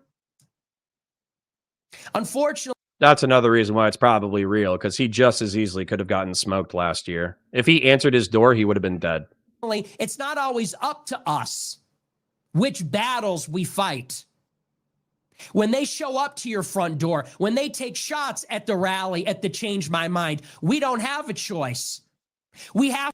Sorry, be alive. The message stays the same. So he still wants to dispossess Jews from power? He still wants to segregate Black Americans and Hispanic Americans away from Northern European whites? Okay, how is he going to achieve that without violence, be alive? I asked him, but he's not here to answer my question. So maybe you can answer it for me. How do you plan on dispossessing Jews of social and political power in the United States without force? How do you plan on dispossessing and segregating Black and Hispanic Americans out of white neighborhoods without force? Feel free to answer that fucking question. I would love it if you answered that question. To confront evil. We have to fight evil. We can never give in to evil, and we have to win. Recognize this. If these people ever get power over us. Oh, you got alts, bro? You got alts? Bro, you forgot to change the structure of your alt. That's so sad. Why are you trying to make it seem like Nick is changing his message just because Charlie got killed? This is the first response to Charlie's death, so he's being more graceful. Message stays the same. Why are you trying to make it seem like Nick is changing his message just because Charlie got killed? This is his first response to Charlie's death, so he's more graceful. Message stays the same. Wanted middle and be alive. That is pathetic. You wrote a message, and I read my chat. You wrote a message, and because you're a gay op for Nick Fuentes, which is sad, you went to an alt, presuming that you would be banned, and copied and pasted it onto another alt. Dude, you're sad. Go get a fucking life, man. Seriously. Close the computer. Turn off the computer. Stop listening to Nick Fuentes. Go outside. Make some friends. Talk to normal people. Find a girlfriend. Get married. Being the cock sleeve for a dissident right-wing propagandist with multiple YouTube profiles so you can spread Christian nationalist propaganda is a waste of your God-given life. It's a waste of your vital spark. It's a waste of your mortality. Why are you being the propagandistic cock sleeve of a dissident right-wing creator? God gave you a life for more than this. Shut off. Feel free to join our community. Fuck. I'll post North is calling me. Hey, give me a second, bud. I'm just gonna wrap up, all right? Alrighty. But we'll chat. Our chat is pertinent. So give me a second. I gotta invite a groiper who has alts in my chat. What the fuck? In order to come to a better community where he won't be a fucking tool. Here's an invite. Okay. Here's an invite. I'm posting it in chat. Okay. Wanted middle / be alive. You can direct message me. As a matter of fact, you probably won't do well in the Discord. So you can join the Discord, but you're probably not going to do well. But go ahead and direct message me. But you, being dumb enough to have 2 alts in my chat, posting the same message within 30 seconds, and being the propagandistic cocksleeve of a dissident right-wing creator, you need a better life, bro. I don't care how ugly you are. I don't care what race you are. I don't care what religion you are. You need a better life. You will be my personal project. So DM me if you feel like it. Otherwise, fuck off. So anyways, sorry, North, let me just wrap up the segment real quick, kind of with an outro and a shill, and then we'll get cracking. So yeah, guys, so I'm going to wrap up the segment real quick. I'm going to bring on a friend. We're going to talk, and let me find my StreamYard real quick so I can go full screen. In summary, I'm happy that Nick Fuentes is willing to condemn violence. I'm happy he's willing to acknowledge where we are. I did a couple of drawings of the sins of the right wing, sins of the left wing. Please remind me by the end of stream to go over them again. That way we can kind of have like a miniature segment describing why we're doing what we're doing when we're doing it. However, I also think Nick is still incredibly lost. I think he has fostered the toxic and violent political environment in which we are currently surrounded. I think him realizing that he was on the chopping block is what has woken him up in order to turn the temperature down. While I applaud him for trying to turn the temperature down, I think he needs to recognize that he was a part of the problem of what turned our temperature up in the first place. So if he wants to acknowledge that, awesome. If he doesn't want to acknowledge that, I think sins of the sides too. I'll save that drawing for another segment. If he doesn't want to acknowledge that, then I think he's just kidding himself. So I'm going to bring on my friend North. Let me go ahead and exit Nick Fuentes. And let me bring on another Never Trump Republican who we're going to talk about what the fuck can we do at this political moment. So I'm going to go on screen. North, I would appreciate it if you went on screen if you have the capacity. Hold on, wait. Fuck. Everything's fucked on my end. Okay, well, at least I can hear you. And then quick shill. So we've had several super chats come through. I'm going to read them real quick. Ensort, Sam, and Justin, I already read your super chats. Thank you for your donations. Melody says, this was an earlier one, but it says, what's your take on the tit for tat forgiveness thing? I'm not going to do that. I don't think you should do that. Luke for $5 says, my wife is in Brazil where trans people are regularly butchered for being trans by Christian morons. Preventing that from coming to the United States is a good thing. True. AK about a Sui for 10. Thank you kindly for the generous donation. Connor, it's time more than fair to really hate Trump. I still think the president should make America lives the priority. The rest of us can care more about other countries and people. That's not his job. Sure. If you want to prioritize the United States, that's fine. But if you cause 14,200,000 deaths and you're gleeful about it, then you can go fuck yourself. All right. Here we are. All right. And we got North on the screen. So North, correct me if I'm wrong. You are also, I'm still going to read chat while we're talking, but I'll only bring up relative things. And if I get distracted, just call me out. But if you could introduce yourself to, based Valkyrie in the background, by the way. Yes, XB-70 Valkyrie, best aircraft ever built. It turns me on, kind of, just a little bit. Yeah, so, okay, for those of you who don't know who are watching this, so we got an American flag and we got in Valkyrie, the X-70B, I think it was what it was called. It was an experimental aircraft, and these canards or these wings or whatever, they like went down in a certain way to force air in a certain way. So it was it wasn't hypersonic, but it was like a supersonic jet. And it was similar to the SR-71, cruising around Mach 3. Right. Good.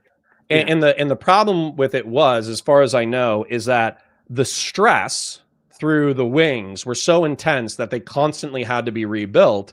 And then also they created vortices.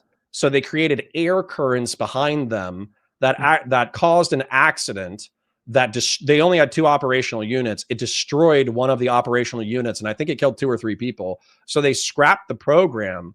But overall, it's one of the most beautiful planes the United States has ever built. Have you ever seen it in real life, the one that survived? No. I think it's in the Dayton, Ohio Air Museum, if you ever go down there. It's pretty good. Nice. But can you introduce yourself to my chat, because this is their first time meeting you? Okay, yeah. Hi, I'm North. I'm a Never Trump Republican, probably one of the last few of us out here. But, it's you and me, brother. Yeah, it's an uphill battle. We'll say that. I don't know, a little bit. I'm a Republican that maintains the values of like the pre-2016 GOP. Have you seen my drawings? Have I seen? No, I have not. I've seen you attempt to draw. I wouldn't call it drawings. So I'm gonna have to. Yeah. Okay. There we go. One of my drawings is why I still believe I'm a Republican, even though 95% of the Republican Party is backstabbing everything I believe in. It's because you have the fiscal conservative values of not capsizing the United States through excessive debt. You have the social conservative values of family being a good thing and academic achievements and entrepreneurial achievements being a good thing. You have the neoconservative bubble, which is effectively like pro-Republican, pro-democratic militarism, where you're willing to export, democracy and republicanism and American military technology in order to stabilize the world. And then Burkean conservatism, which I identify with for a long time, which is you default with the current existing status quo. You'll listen to progressives and liberals to see if they have any good ideas, but your default is to not jump onto every progressive idea that pops up. And so those four conservative philosophies I still hold, and those are the values that I was raised with as a kid, but the Republican Party has abandoned all of them, and I don't know what to do about that. Well, you're right. The Republican Party has abandoned us as old school Republicans, Burkean Republicans, whatever you want to. I like that. I like old but... school Republican. I was thinking like, you know how they had the classical liberal, like Sargon of Akkad, like I'm a classical liberal. I was like, maybe classical Republican. I don't know if they actually believe in liberalism. I mean, right, not anymore. They claim that they do, but yeah. Yeah, no. Like, Sargon of Akkad has gone like neo-monarchist, nationalist, whatever. But the but I was thinking maybe stealing, classical liberal was a meme for like 5 years. Maybe stealing classical Republican and being like, oh, you're voting for a Democrat. And it's like, yeah, it's because the Republicans have gone too crazy. Why I left the right, like that kind of thing. We need a better label than Never Trump Republican, because it's too much of a mouthful. Like, Never Trump Republican. Like, I don't want to introduce myself as Never Trump Republican every single time that I'm like, trying to explain. Well, I was thinking of, and this is another thing. So we're talking about labels because, and sorry if this is like an esoteric chat, because North and I are the only two Never Trump Republicans left, and so we're trying to figure out how to survive. I was thinking, my wife hated this idea, but I thought it was great. Rhino Republican, so RHINO, so it would be an acronym. Republican who hates isolationism, ethno-nationalism, and then you would capitalize it appropriately. And then like identity obsession, it'd be an acronym. But and then have the rhinoceros be the symbol, because it would be funny, number one, because you get called a rhino for not being a Republican. Number two, it's an endangered species. So I actually thought that was like brilliant. Yeah, that's actually pretty good. Yeah, I thought that was brilliant marketing. But she was like, "Oh, that's too much of a mouthful. Nobody understands." Blah blah blah blah blah. And then the other one that I was kind of coming up with recently was either liberal Republican or Republican liberal, right? Because I still believe in maximal human freedom, but we disagree on what maximal human freedom means. And so that's where the fight is. In the U.S., ultimately, I think, like, okay, if you look at the U.S. political scape, ultimately, we all are liberals in a sense, like, as in we believe in liberalism. I don't think, even among like the MAGA today, you'll see people still fighting for like democracy and our Constitution and all that, as much as they're willing to ignore it when Trump is actively violating it. But I don't know if liberal Republican really is a good term. I've been thinking of like reform Republican, because it's like about 2 R's, I don't know. Reform Republican, real Republican, Republican, yeah. Like any of that kind of stuff, I would be with 100%. But the problem is there's two of us, and our patron saint is Bill Kristol, whether we like it or not. He was like the Never Trump Republican king. And I went up to DC in order to go to, it's like Conserving Liberalism in the 21st Century or something. It was this meeting in order to try to like figure out what the anti-MAGA coalition should do next. And I met Bill Kristol, and I walked up and I was like, I want to be the next Never Trump Republican pundit. I want to be the Charlie Kirk or Candace Owens of Never Trump Republicanism. And he looks at me with just like depression in his eyes. And he's like, the Republican Party is dead. Just be a Democrat. I was like, fuck.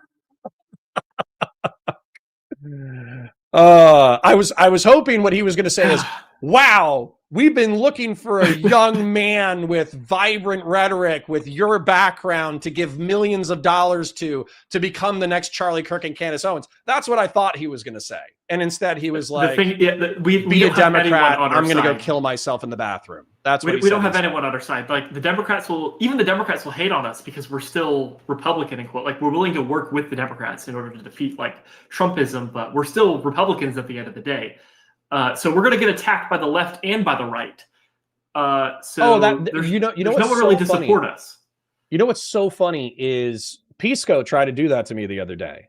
Oh, I saw that Pisco- stream. Yeah, I watched that Yeah. stream between you and Pisco. Yeah, Pisco was like, "Aren't you really just a liberal? You know, aren't you Yeah. really just like me? Aren't we identical?" And I'm like, no, like we've been like, and if you know my relationship with Pisco, it's even funnier because we've been fighting like cats and dogs for probably 4 or 5 years now. Mhm. So we have been like oil and water when it comes to some topics, and we fight viciously. And then like for him, like 3 or 4 years later, because he sees it's politically opportune to kick me when I'm down, he's like, "We're same, right?" And it's like, no, fuck you. Yeah. Oh, Pisco, I've had a couple calls with Pisco, calling in on a stream, and every single time he's trying to convince me to abandon being a Republican. And oh become a yeah, and he full-time does Democrat. his It's like his whole shtick. he does his linearized arguments where he's like, Mhm. "You believe this, right?" And you're like, "Yeah." Yeah. And he's like, "You believe this, right?" And you're like, "Yeah." And you're like, "You believe this, right?" And he's like, "Yeah." And then he's like, "Well, then you should believe this based off of inference." And the thing that he jumps to is so far away Yeah. from like the 3 descriptive claims that you basically have to jump back like all the way and be like, "No, here's a thesis paper on why your inference is dog shit." Yeah, Pisco does that. Yeah, Pisco, it's I feel like it'll be a really good video to upload online to analyze Pisco's like argumentation, and He does. He does have. he has like a very specific tactics that you can like repeat over and over again. He does. So he calls it like linearization or whatever. But at the same time, I don't think that it's okay. When I say good faith, I'm not trying to accuse him of bad faith. Okay, Mhm. but what I am saying is that he will use rhetoric to move his opponents where he wants them to be rather than just having like a straightforward conversation, particularly in debates. Like if you're having a conversation, that's one thing, but if you're in a debate, he's going to try to move you someplace rhetorically so he can beat the fuck out of you. Yeah. He has his own little like sweet spot. He'll do whatever it can to be in that sweet spot no matter what. Yeah, it's kind of like an MMA fighter who like does jabs in order to like gauge distance for like an uppercut punch. Mhm. And so he does like 2 or 3 jabs and then he tries to throw an uppercut, but he does that rhetorically. Oh, yeah.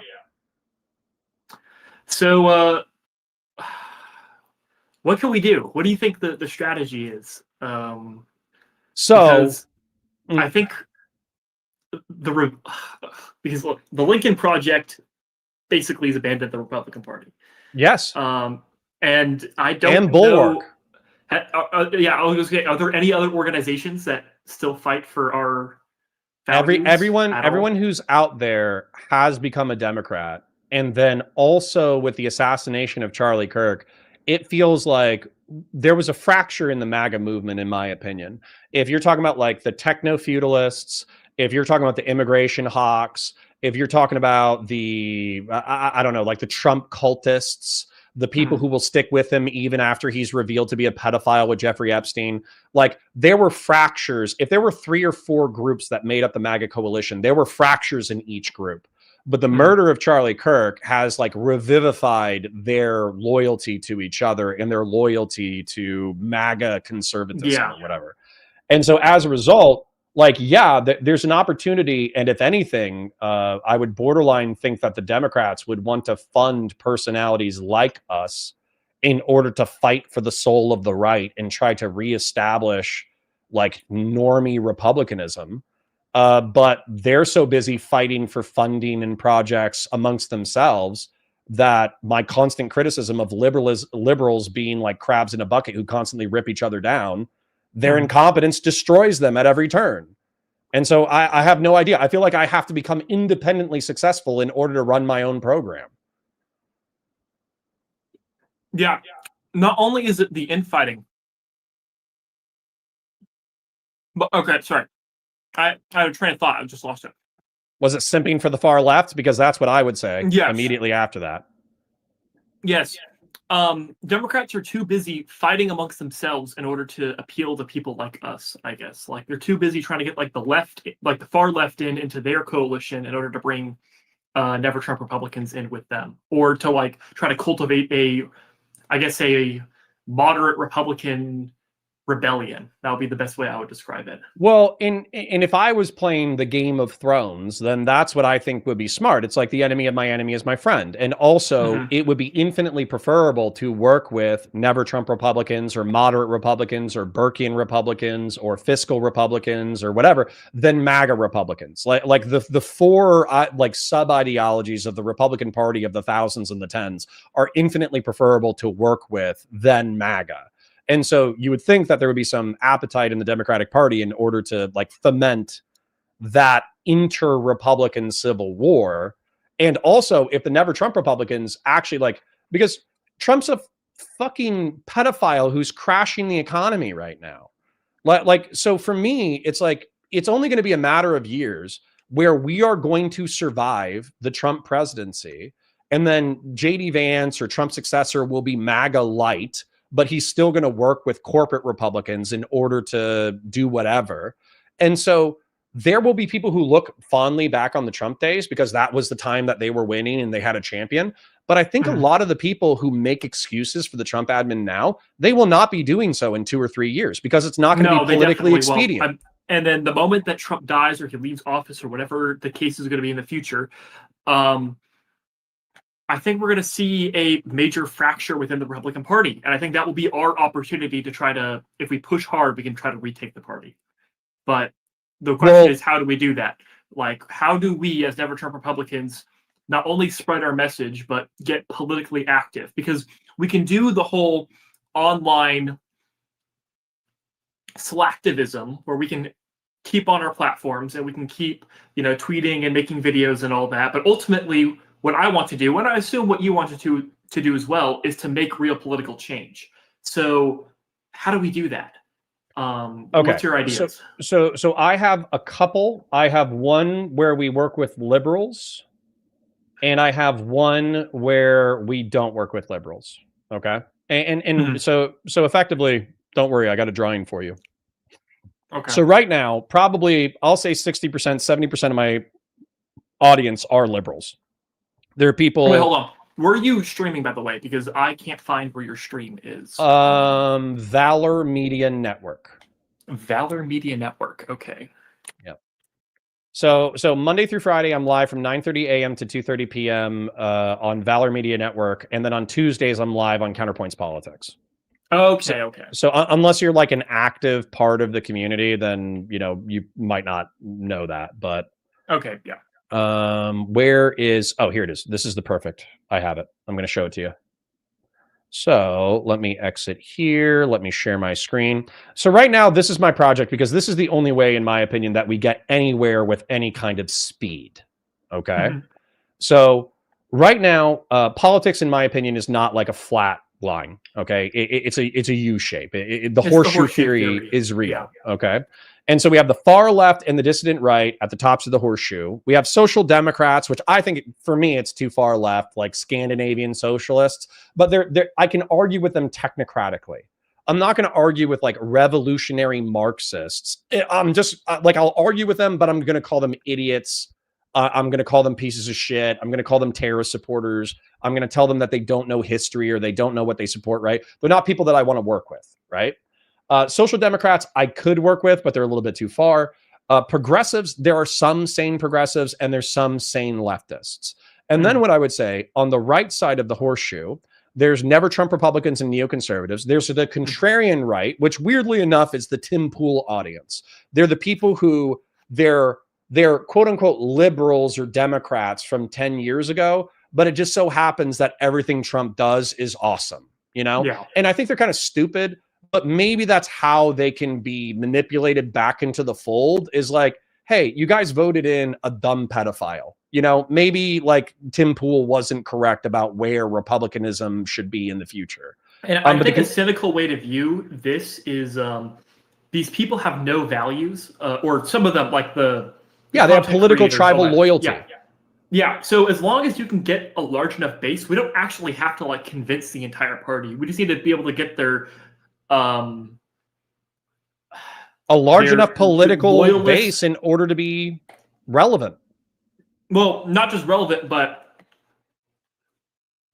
these people who have no values, who are willing to cover and to cover up whatever Trump does, if we can get a large enough base back into the Republican Party, then they might switch to us cynically, if that makes any sense. Like, just because Sure. they'll be winning. Yeah. Oh, I think Ben Shapiro, weirdly enough, Ben Shapiro has been doing MAGA apologia because I think that's where like the money in the party is right now. Oh, yeah, 100%. And so he's doing like he's not grifting, but he's doing a cynical political calculus where he has to do apologia for the MAGA movement because it's such a broad swath of the population that if he alienates them, then he alienates his base that he wants to appeal to and influence, which is politically intelligent, but principally vile. It's horrible.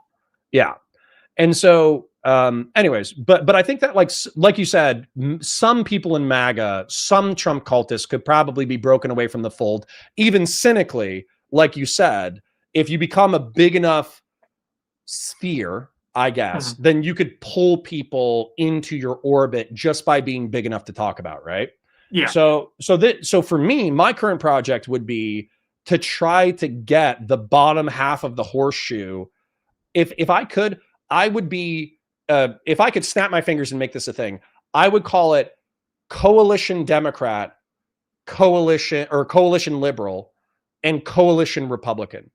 And what I mean by that is the bottom half of the U shape have so much more in common with each other than the top half of the U shape that the bottom left of the U shape, they shouldn't be working with Hassan Piker. They shouldn't be working with assassins who shoot, Charlie Kirk. They shouldn't be working with the Democratic Socialists of America. They should be working with moderate Republicans. And same thing with moderate Republicans. They shouldn't be trying to work with Nick Fuentes and Milo Yiannopoulos and dissident right-wing philosophers and Curtis Yarvin in order to make sure the Republicans win. They should be working with liberals in order to make sure that we don't capsize the country.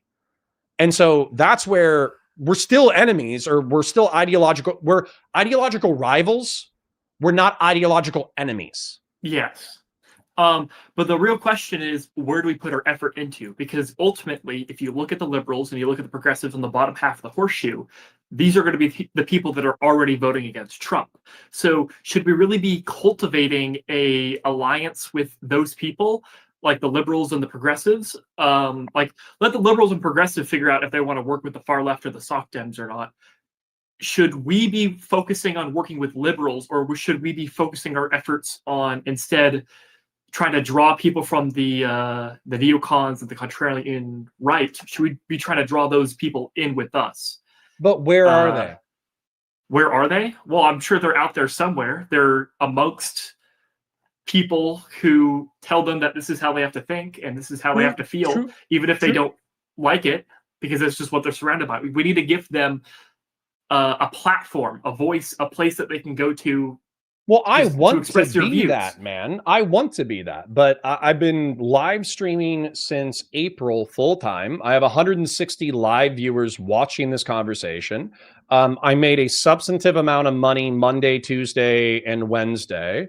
Actually, Thursday as well. I made a healthy chunk of cash, but it's enough to just pay my bills right now. So if I have another year of runway, then maybe I can get up to 500 viewers or 1,000 viewers or whatever. And then at that point, once you're at 1,000 viewers, you're kind of like, not only do you have a decent income, you're also kind of like a respectable enough commentator that larger people will engage with you because you're large enough to take seriously.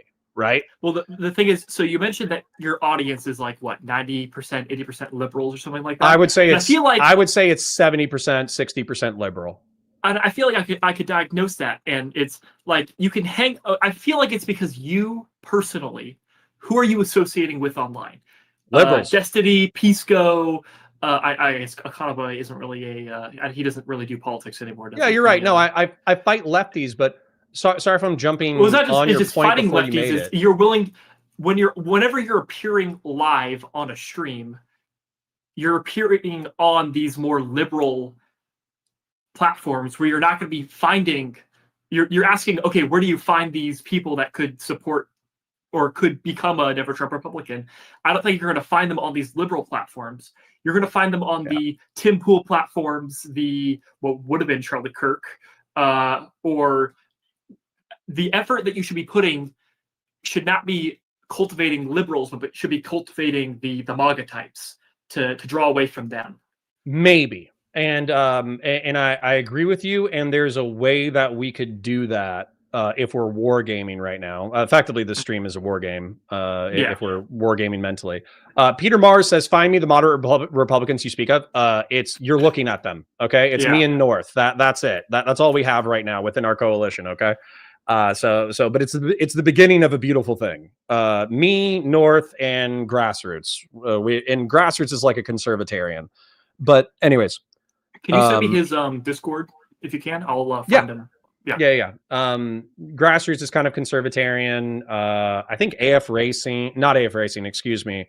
There's another few conservatarians in my Discord, but they're aka Batasoy. They're basically Such an Adam viewers. They're Such an Adam viewers. That's who they are. I don't know how I feel about that, but I'm with you there. But anyways, so you're saying, why aren't we engaging with more right-wing platforms? And I think it's because we get kicked out of them, or I get kicked out of them. And just as an example, within the general election framework, I was willing to work with Progressive Victory. It's a Democratic PAC. They were working in the general, at least, in order to support Kamala Harris and Biden over Trump. And because of that, that was viewed as being a traitor to the right wing. But when I went on to Such an Adam, because Adam Friended, in my opinion, is a Trump apologist, whether he likes it or not. And I brought up all of the reasons why I was choosing Kamala as a lesser of two evils. They're like, well, you're just doing it for money. You're a traitor. You're just doing it for money. You're a traitor. You're just doing it for money. You're a traitor. And that was their line of argumentation. Now, Sitch didn't do that, but Adam Friended 100% did that. And so I eventually... It's funny because there's more money in the promoting MAGA than there is fighting against it. Like, you're literally in the worst position imaginable because you're a liberal, so you're not getting the Democrat support, but you're not like a full Republican, so you're not, or you're not MAGA, so you're not getting that MAGA base, so you're literally in like the worst position imaginable. Yeah, if I was smart, cultivate growth. Yeah. If I was smart, I would be grifting in either direction harder, right? Yeah. And so I feel like some progressives and liberals, they support me as a oddity because they view me as somebody who has more conservative values than them, but I'm not a total dick about it. Like, I'm not talking about like black skull size or rapist Hispanics or, you know, trans people being a bunch of pedophile grooming rapists or whatever. So since I'm actually nice to trans people, since I'm actually nice to black people and Hispanics, they're like, oh shit, you're going to argue from like a perspective of good faith and that we all have humanity and we all have some level of dignity and that dignity should be respected within our constitutional framework. Here's a $5 or $10 super chat. You know, that happens.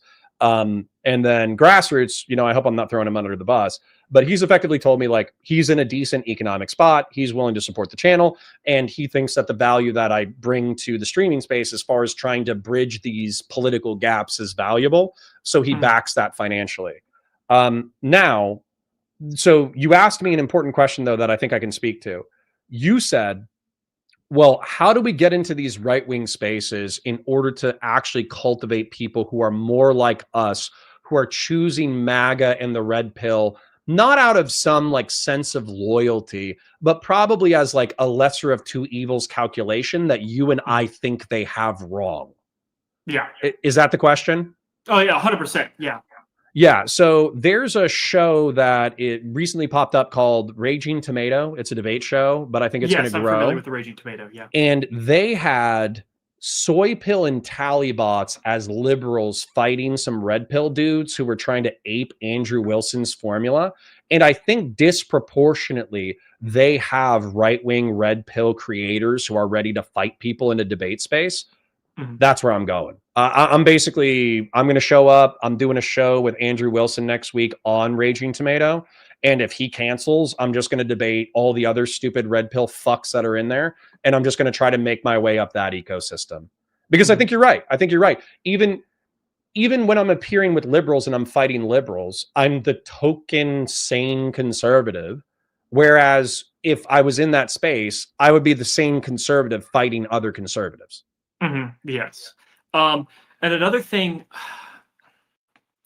how is it that Pisco? Okay, so you mentioned that you betrayed the right, you know, by going on like Progressive Victory and all that. how is it that someone like Pisco can get on the Tim Pool podcast or show or whatever you want to call it, but someone like you are unable? Like, what's do you know, like, the difference I've been on twice, and truth be told, I've been on Tim Pool twice for the same thing that Pisco's doing. But I think that I was effectively like a right-wing heel because they couldn't really find somebody who was a shitter, let's be real, a shitter streamer, right-wing streamer who was willing to fly out in order to debate Econo Boy and Fabian Liberty. And so I was basically like a backup heel. And those performances, those debate performances, they weren't bad, but they weren't my best show. And also, I was to the left of the people. I was to the right of Sock Done Left, but I was to the left of Tim Pool's audience, you know, if we're accepting that dynamic.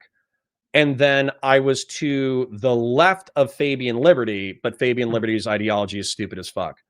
So their audience were more primed to side with Fabian Liberty.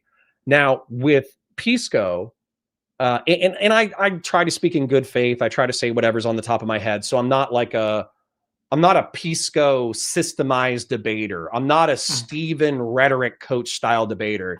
Just people say shit at me and then I say shit at them. And then sometimes it explodes and sometimes it doesn't. You know, that's the way that I debate.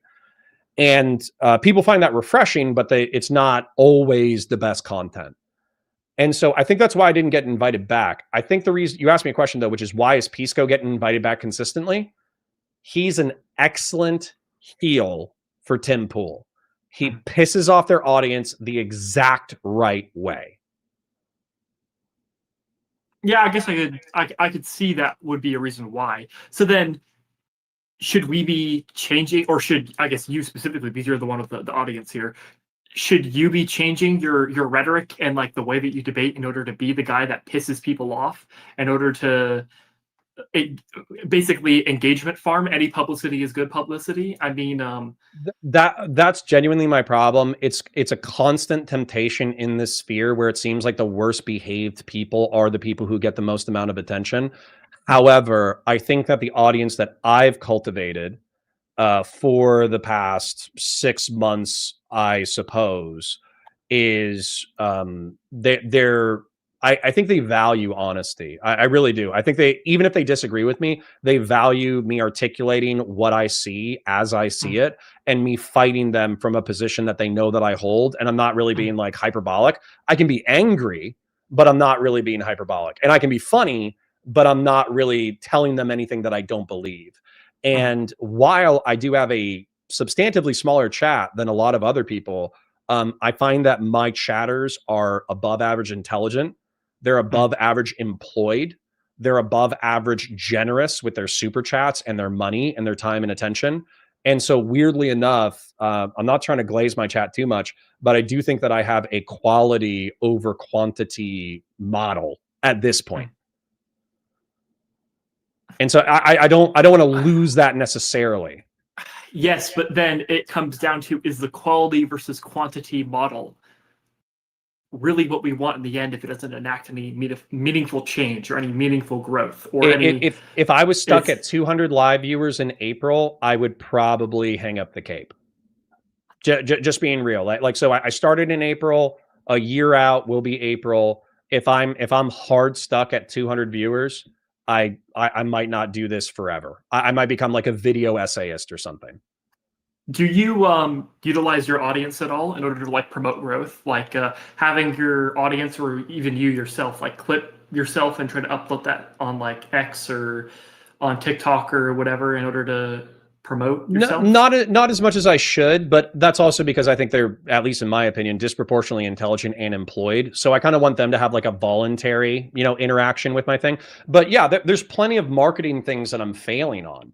I'm failing on being in TikTok and being in the TikTok debate space. I'm failing on creating short form content and putting it on TikTok. I'm failing on marketing my own content within Twitter. I'm failing on, promoting large debates before they happen. Normally I just show up and I do them. So yeah, there's the creation of the content, which I feel like I do okay with. And there's the having good relationships with lots of creators, which I think I do well at. But the whole marketing gamesmanship side of it, I don't think I do well at all. Is there like, I feel like we have to sell our soul a little bit if we want to make any meaningful change. Well, and real quick, speaking of selling my soul, McDevin for $2. I value your dedication to the Constitution. Thank you. I appreciate you, King. And speaking of which, Shill, like the stream, share it with your friends, engage in chat, super chats if you got them, memberships if you got them, parasocially love you, et cetera, et cetera. But, bear in mind, North and I, if we're like 90% aligned, 95% aligned on politics, then, that's, it's refreshing to have this conversation, I suppose. Yeah, it's refreshing to have people that believe in conservative values, but can recognize that Trump is not. There's two other people. There's two other people that I know that I love who we disagree on things, but we're still aligned. Jeb Tan and Ryan Mullally. Ryan Mullally cares about natural rights in the Constitution of the United States, and he effectively wants to create like a new party because he feels like the Trump MAGA has abandoned it. And third partyism never works in America. If we have to enact any meaningful change, it has to be from within the party. Well, and that's why I was thinking it was like a coalition thing would work better. But then what is it? Oh, and then Jeb Tan. Jeb Tan's a honest to God conservative who's more conservative than me. However, he was not able to vote for Trump because he saw Trump was such a piece of shit. So he didn't vote for Kamala. He didn't vote for Biden as a lesser of two evils calculation, but he did not vote for Trump as like a principled, like you try to overthrow the United States, go fuck yourself, right? Mm-hmm. Squad Wiper says, can I join the Discord? Of course, just let us get through the combo. So, dude, I would be down to Raging Tomato is a start, in my opinion. Fighting Andrew Wilson is a start. Making myself available to the Raging Tomato audience where she can use me as a center-right guy to fight all the far-right guys, I think that's a start. If it's Andrew Wilson and Andrew Wilson's cronies who are regulars in the Raging Tomato space, then I think that's a perfectly good way to continue to beat up on the right wing, the far right wing. And then what I would say, too, is the other thing that we're lacking, but it's for a lack of time and money, is going to Republican spaces. So going to RNC events, going to TPUSA events, going to whatever, and then just talking to people at those events and trying to network within the Republican establishment. Because I'm fairly well networked within the Democratic establishment. I know all the right people, but I don't know that in reference to the Republican establishment. And I think that's one of the main issues that I was talking about before. It's with you're very integrated into the whole, but they're all MAGA though. Politics. Yeah, well, yeah, they're all. But you still need to talk to them. And I'm not saying we shouldn't try. Yeah. I'm not saying we shouldn't try. I'm not even saying that it wouldn't be productive to try. It would probably be productive because maybe there's a bunch of like MAGA Republicans who are gritting their teeth through the MAGA movement because they know that they can't do anything else. Do you remember? But they're waiting for someone like us. Do you remember Kyle Rittenhouse? Of course. Yeah. I'm pretty sure he, on like his Instagram or something like that, sent out a post saying, I don't know if I'll be voting for Trump in the 2024 And then he election. got cannibalized and bullied. Yeah, completely ate up online. And I think that's one of the few things that gives me a little bit of hope that there's probably people out there that there's people out there who can recognize what's happening, but they just have no way of platforming themselves. Is there like a network we could create, you think? Yeah. Like a Never Trump Republican. Yeah, but you're going to have to bear in mind though that this is so this is the thing, and people were criticizing me for being so obvious. Okay. Because I'm very truthful. If anything, besides anything else that I am, I say the world as I perceive it out loud. That's one of my many great sins. So when people were like, why are you associating with Steven? He's such a piece of shit. He's such an asshole, whatever. And it's like, I'm encouraging him to be less of an asshole over time. And I do consider him a friend at this point. But if we're talking about pragmatic political shit, if I go on to something else, which is a show that we have not created yet, but we've done it 2 or 3 times as friendly professional associates. Mm-hmm. What happens is I get a dozen or 2 dozen DGGers who are like, you know what?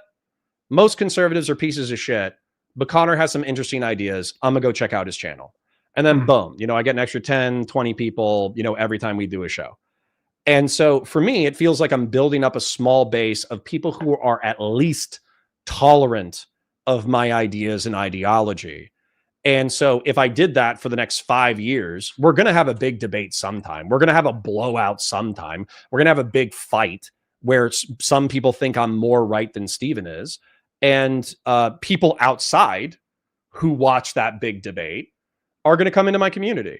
And so for me, like, I'm not going to burn that bridge because Steven, I consider a friend, but I'm also not going to burn that bridge for a professional reason as well, which is liberals keep giving me opportunities because they hate MAGA so much that they'll give me opportunities. And so that's my thing, is like, I would have liked to have gotten to Bill Kristol and the Bulwark before they became Democrats, but I didn't. I wasn't able to. I didn't have enough clout. Well, with the this might sound a little fucked up for me to say, but I'll go say for it it anyway. I love fucked up with shit. With the death of Charlie Kirk, I think this is an opportunity. Because I agree. We're going to see it's Turning Point USA is not going to survive Charlie Kirk. At least I don't think so. I think it will. I think Ben USA Shapiro's picking up the mantle. Is he associated with TP USA? If I check Twitter correctly, there are half a dozen conservative creators who are saying that they will be going to the next Turning Points USA event. And I think that I saw a tweet. I'm not saying it's true, but I saw a tweet of Ben Shapiro basically saying, like, I will guide the institution until it is out of choppy waters. So, okay, the problem is that TP USA, the reason why it was so successful is because Charlie Kirk was willing to do the work. And I don't think many of these conservative grifters who, well, they claim to they won't. They can claim that they're going to go to the next event, and they might actually go to the next event, but they're not going to be like Charlie Kirk, where he was going out every single week, different university campus, talking to like literally as many people as he can. Like, love him or hate him, he put in the work, and I don't think these conservative creators, I don't think they're willing to put in the work like Charlie Kirk was willing to do. I am. Unfortunately, so working for Valor Media Network, I stream 25 hours a week. Okay. And the network itself has a very limited budget. If though, let's say that I talk to the Midas boys, because the Midas are half running, they own Valor Media Network, I suppose. So let's say that I got into a meeting with the Valor boys or the Midas boys, and I said, hey, we have an opportunity. I'm a never Trump Republican. I know this crazy kid named North, and he's a never Trump Republican.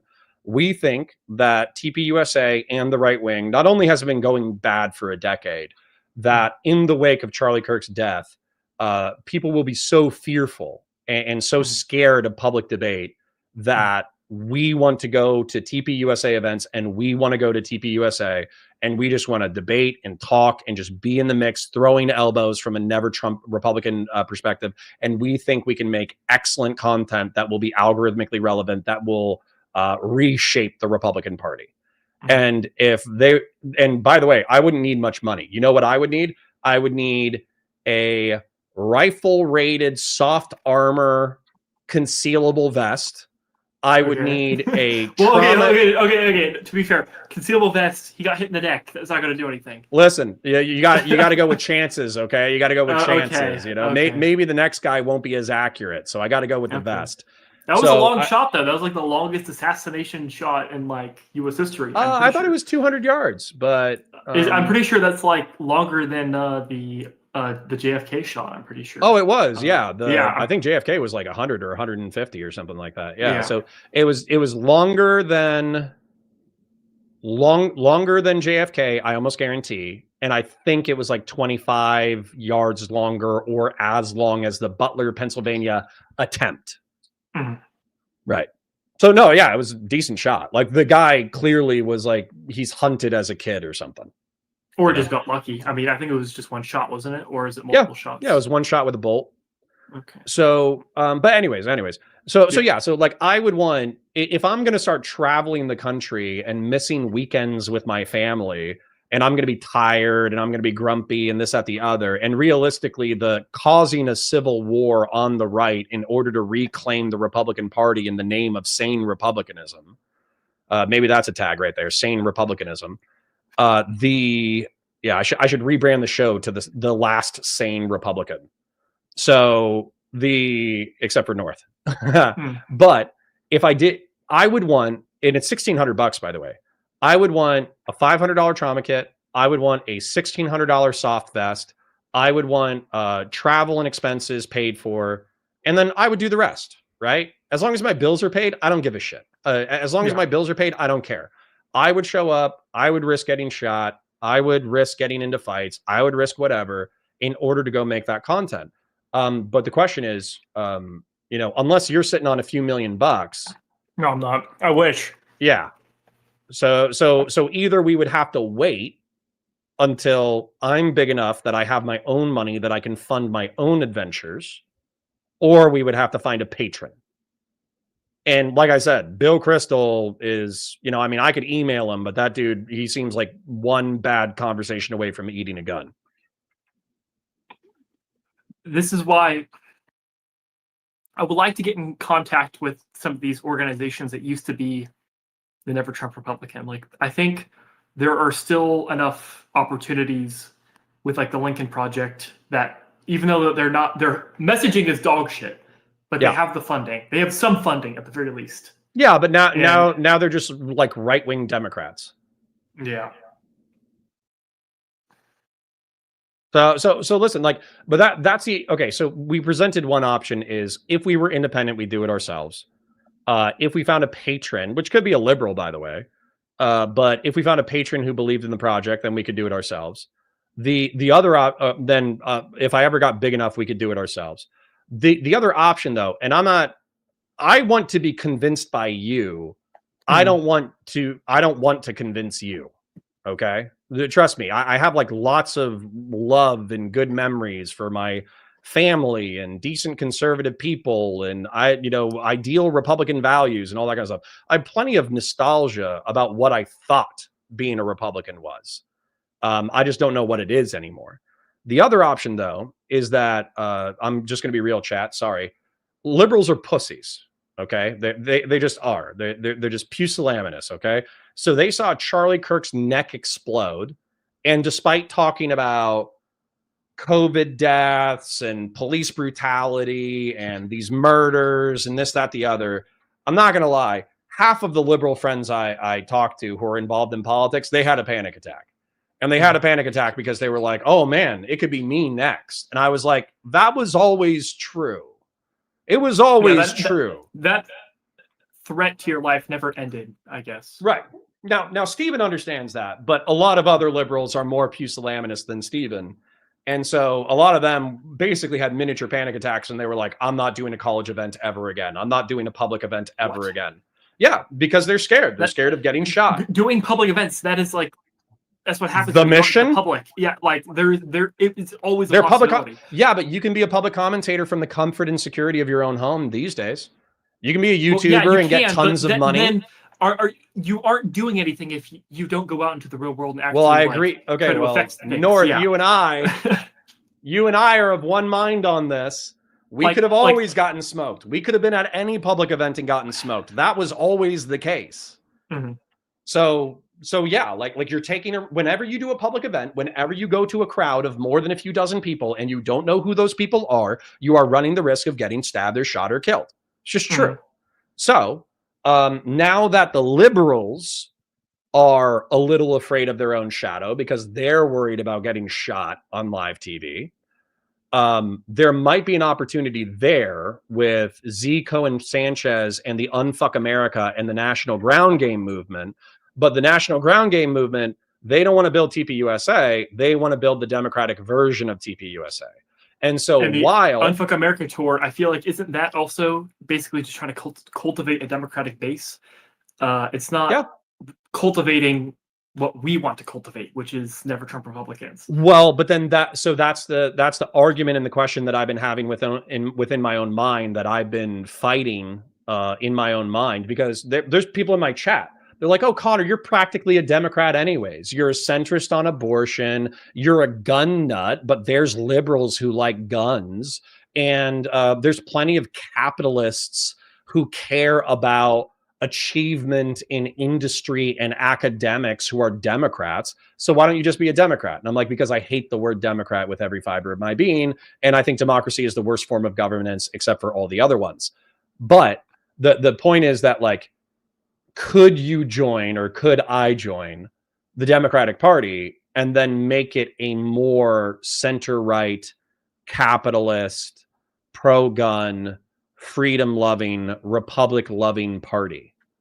Okay, so then I'll pose this question to you, and depending on your answer will depend on, I guess, what you're willing to do. I already know what I'm willing to do, but I'm willing to do either.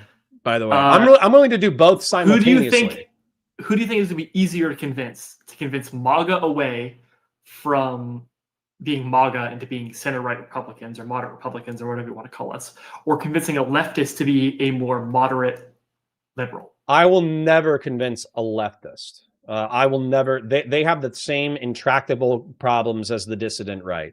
If you're talking about socialists and communists, it's going to be the same ratio of success.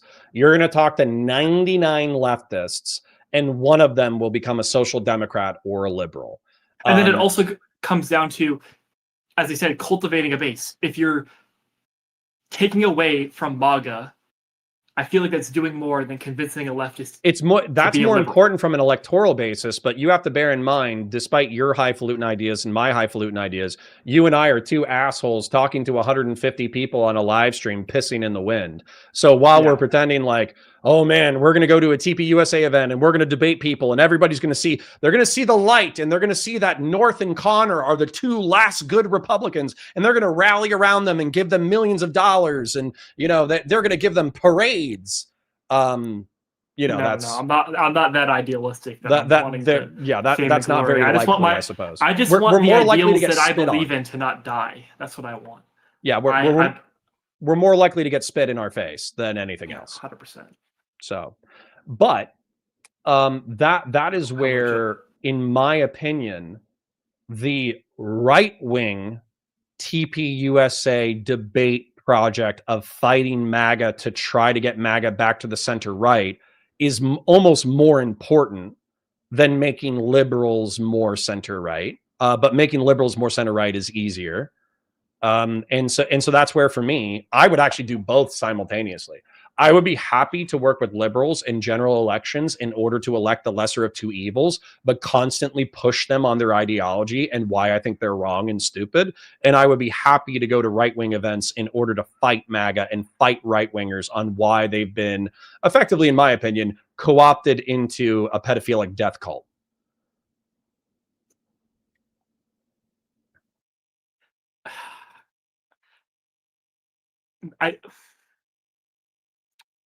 Yes, you can do both, but there's another issue that we have is that we're just two people.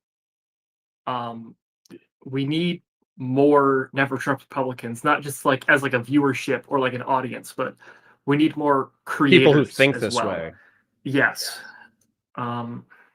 Sapien Green gave us 20. I think DKK. I think it's like the equivalent of like $20 US. He said, a small contribution to your take over the Republican Party fund. Thank you. We appreciate it. See, I think he's a European liberal, or maybe he's a European center right guy. But boom, there we go. Our first $20.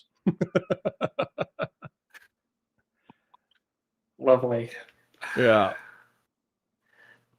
We need.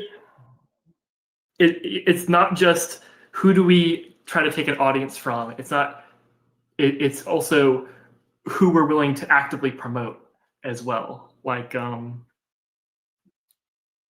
let's say we work with like Destiny, or we work with Pisco, or we work with like the whole. I don't know. Where does Lunderbox lie on like the political spectrum? He seems. Like I think he's a progressive. I think he used to be more like social democratic, more socialisty or whatever. I don't know that for a fact. That was just the vibe that I got. But I think that leftist insanity in reference to the state of Israel, and also just leftist insanity in reference to revolutionary LARPing, I think it firmly pushed him into progressive / social democrat / liberal. So we can work with these people, right? Yeah. Because ultimately we're in like but we should have our own thing. Coalition.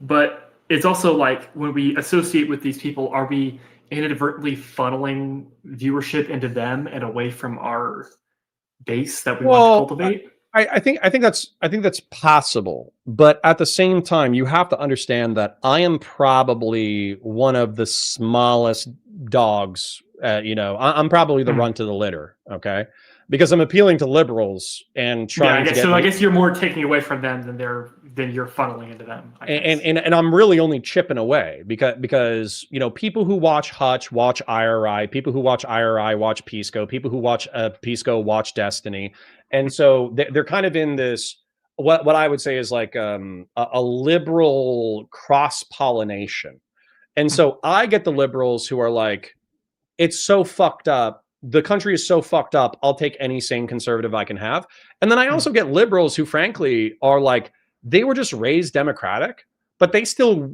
agree on me on like 80%. They still love the Constitution. They still love the United States. They still love freedom of speech. They still love freedom of expression. They might even be gun nuts. They might even be veterans. And so there are like conservative Democrats who like to smoke pot and have promiscuous sex, but they also like guns and they also like America. And so you can cultivate from them as well. Yeah, but for me, I wouldn't care. Let's say that there's a Republican and a Democrat running in an election, and we have a disagreement on who the lesser of two evils is. I'm not going to like kick those people out of my community. At least we're having like a good faith fight about who the lesser of two evils is. Whereas for me, if you can't understand that a pedophile who's currently imploding the economy, who's betrayed all of our alliances, who is effectively like a militarist isolationist, who has already tried to overthrow in like the history of our entire country. Like this is Donald Trump has, in my opinion, has tested the structure of our nation and our Constitution the hardest since the Civil War. He is the most difficult test of the United States of America since the Civil War. Okay. Yeah, I probably agree with that statement. Yeah. The 70s could give him a tight run for it, like the Weather Underground and the anti-Vietnam protests and all the drugs. But even then, that wasn't really a test of our Constitution. That was just I don't think the United States was ever in an existential threat of internal collapse during the 1970s. Whereas now, I feel like that's what people feel like. They feel like we're on the verge of internal collapse.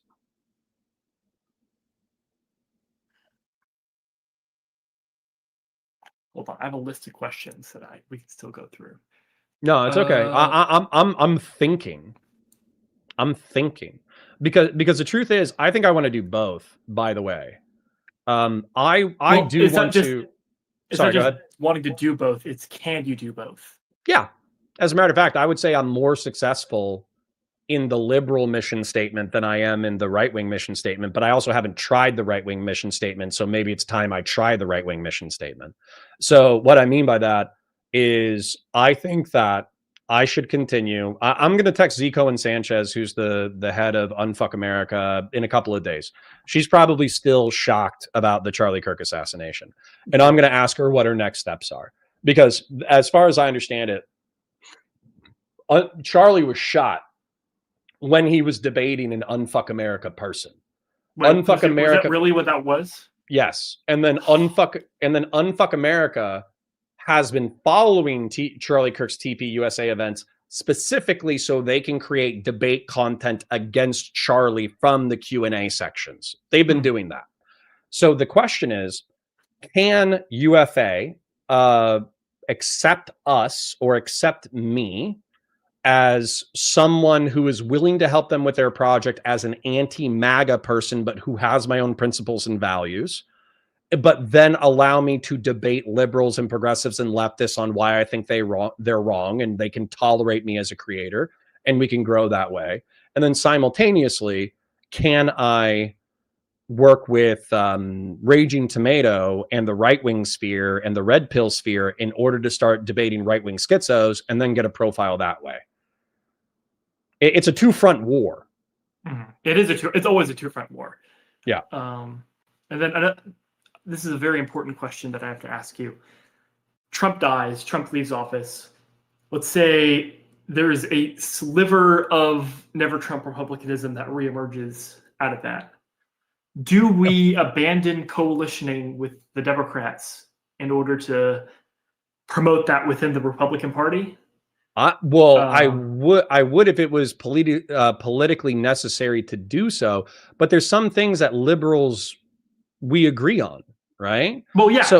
So liberals, in my opinion, the root of the word liberal, they don't always live up to their stated values, but the root of the word liberal is ultimately like maximal human freedom, right? Mhm. And so within that are ideas like the free market, entrepreneurship, freedom of speech, freedom of conscience, that kind of stuff, and also freedom to choose your own destiny. And I think that that is something that a never Trump moderate Republican revival should also share with.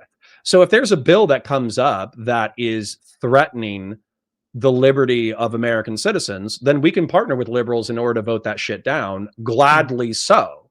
However, if they're like, hey, we need to pass a federal law that you can abort a viable fetus at 8 months and 30 days and suffer no criminal penalties, then we're going to be like, nah. No.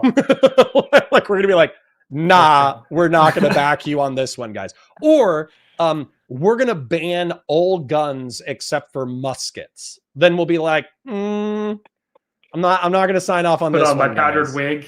Yeah. Bayonet. Yeah. The triangle bayonet, so it's more difficult to stitch up. Mhm. So sorry. Micro Joey for $5. Thank you for the donation, by the way. Do you believe we're looking at a future civil war? No, I think we're looking at the Irish Troubles. I think there's going to be assassinations and shootings and maybe a few bombings every now and then. I don't think it's going to be two uniformed sides fighting each other. It'll be paramilitary and terrorist organizations killing relevant political members of the opposite party. And honestly, I don't think it's going to be that crazy, but I do think that easily within the next week or two, somebody who's buying into the civil war rhetoric on social media could 100% kill a left-wing alternative media creator in retribution for Charlie Kirk. So that's another thing as well. I feel like we should not be identifying. Ultimately, our goal is to. Sorry, can I yell at somebody? Sorry, can I yell at somebody real quick in my chat? Oh yeah. Conservatism says liberals don't want to take away your guns. Rush Limbaugh lied to you and confused the nation. Those are progressives. I don't agree with you. Wine mom liberals definitely want gun control, and they definitely want an assault weapons ban. So I don't agree with you, conservative liberalism. Anyways, sorry, continue, King. What I was saying is, we should also be trying to get on as much mainstream media as possible, like the Piers Morgan show. That's something that seems able to get on a lot. Obviously, we have no fucking clout. This is highly idealistic and talking about a future that might be years away with promoting our movement. Oh, somebody mentioned this too. Peterson fans. Jordan Peterson fans. Jordan Peterson fan? What are Jordan Peterson fans? Really? Those are, I don't think they're well, I think even they're like a relevant group. Well, I think they're Trump dick suckers now, but I think 5 years ago, all that self-help stuff, all that Jungian mysticism, all that bootstrap shit, all the men who got their shit together as a part of that movement, I'm like 80% aligned with that. 2018 Jordan Peterson, not 2025 Jordan Peterson. I don't think those are like a relevant political group. Like people say like, oh, that's like the Jordan Petersons, Well, I'm just saying engaging and debating his content. That's what I'm saying. Like if you were trying to attract those people. But there's nothing to like debate in his content. Like his core thing is just like pull yourself up by your bootstraps, which is part of like conservatism, which is self-reliance. I mean, you're probably right that you would probably just watch it and you would be like, yep. Like, are we going to be debating like get out of your bed and like make your bed sort of content, or are we going to be like debating like the existence of God with like Jordan Peterson? Like, I don't think this is right. Is that okay? Jesus, stop beating up the chatter/me for thinking it's a good idea. I got it, North. You're the political strategist for the Never Trump Republican movement. I got it. I just have ideas. Yeah. Well, okay. So what I would say in all seriousness, because what is it? So did we start talking at 1? Yeah, I called you at 1:58. Okay. So what I would say 12:58. Yeah. Okay. So what I would say is If you have more to talk to, we want to, but I also think that we should probably strategize in DMs Yes, we / should. get Jebtan / We need a group chat. That's what we need. grassroots hegemon. What about my chat? No, we need a group chat, like Yes. on Discord. Like Yes. people- Oh, Discord and people. Ryan Mulally. So, no, if you're looking for far right-wing audience to capture, go for PBD, Patrick Bet David. They aren't ideological. They are success-based, not emotional culture war. That sounds like dog shit content. I'm not going to lie. That sounds like, what's it called? The hustle culture? I wouldn't call it hustle culture, like the Andrew Tate types, where they're like, Yes, red pill. Yeah. Yeah. I wouldn't call, but what do they call them? Manosphere. That's what it is. Well, and by the way, I don't think those people actually vote. Like, I don't think that's like. And by the way, like Squad Wiper, I'm not saying that like those aren't center right pothead barstool Republicans. They probably are, but that content is such dog shit. Like, what am I supposed to do? Am I supposed to watch like PBD be like, you know, what's the problem with millennials and Zoomers these days? They just don't work hard enough. They just don't grind hard enough. You know, they just don't take their education seriously. They, you know, realistically, anybody in America can be an entrepreneur. And then I'm supposed to be like, no, like I want to encourage entrepreneurial spirit, but I also think that we can improve the systems of the United States of America. So I just don't think that that's. It's not whether or not that's the audience I want to attract. It's the question of whether or not like that content is good content. It's an unwinnable argument. That's what it is. It's they're saying like, oh, I want everyone to be an entrepreneur, and like anyone can be an entrepreneur. I'm like, well, okay, not everybody should be an entrepreneur. That's exactly. For sure. Not everyone should be an entrepreneur. Exactly. But it's the could versus should argument that if you even engage with that whole debate, then you're just going to be like seeing as like anti-capitalist or something like that. Exactly. So, and then instead of attracting that audience, you're alienating that audience because they don't want to talk about government handouts in order to incentivize small business development, you know, because if you can't do it on your own, then you shouldn't be doing it at all. I'm going to work 80 hours a week at my McDonald's kitchen and I'm going to eat ramen every single day until I save up $500 so I can start my own business. And it's like, bro, that's probably not going to work out. But anyways, so we'll figure it out. We'll game plan it. But the reason why I'm asking is because I'm about to hit 5 hours and I am pretty tired. So but I still think that this is a good idea. So what else did you want to discuss, I suppose, is the question. Let's see here now. I didn't write down too many questions. What's your opinion on South Park? This is a bit irrelevant to our discussion. Go for South Park pulled back their episode that they did where it's like Eric Cartman parodying Charlie Kirk. I don't think that was Matt Stone and Trey Parker. I almost guarantee you that was Comedy Central. Maybe about 5 or 10 years ago, they had a Muhammad episode, and they released a censored version of the episode that specifically talks about how they should have been able to show the Prophet Muhammad, and Comedy Central they prohibited Matt Stone and Trey Parker from releasing the censored episode where they did not display the Prophet Muhammad, and they had a censored bar over him the whole time. Whole censored bar over it. Right. And so for me, my dollars to donuts, I almost guarantee you that's not Matt Stone and Trey Parker. Matt Stone and Trey Parker have never pulled punches, in my opinion. That's probably the network. And they probably have some contractual thing where Comedy Central still gets ultimate say over what goes on the channel. So is that a dog in the background? I have 2 dogs. I have a 50-pound Sato, and I have a 30-pound Brittany Spaniel dwarf mix. That's cute. Because of the whole Charlie Kirk assassination, how do you think? Like, should we be allowed to joke about it, or like how should be the proper response? Well, so I think that you need to at minimum acknowledge the seriousness of the situation and how fucked up of a political moment we're in, where I have participated in public events similar to Charlie Kirk. I'm not relevant enough to kill yet, but I'm friends with somebody who's relevant enough to kill and who has dared people to kill him in the past, Steven, obviously.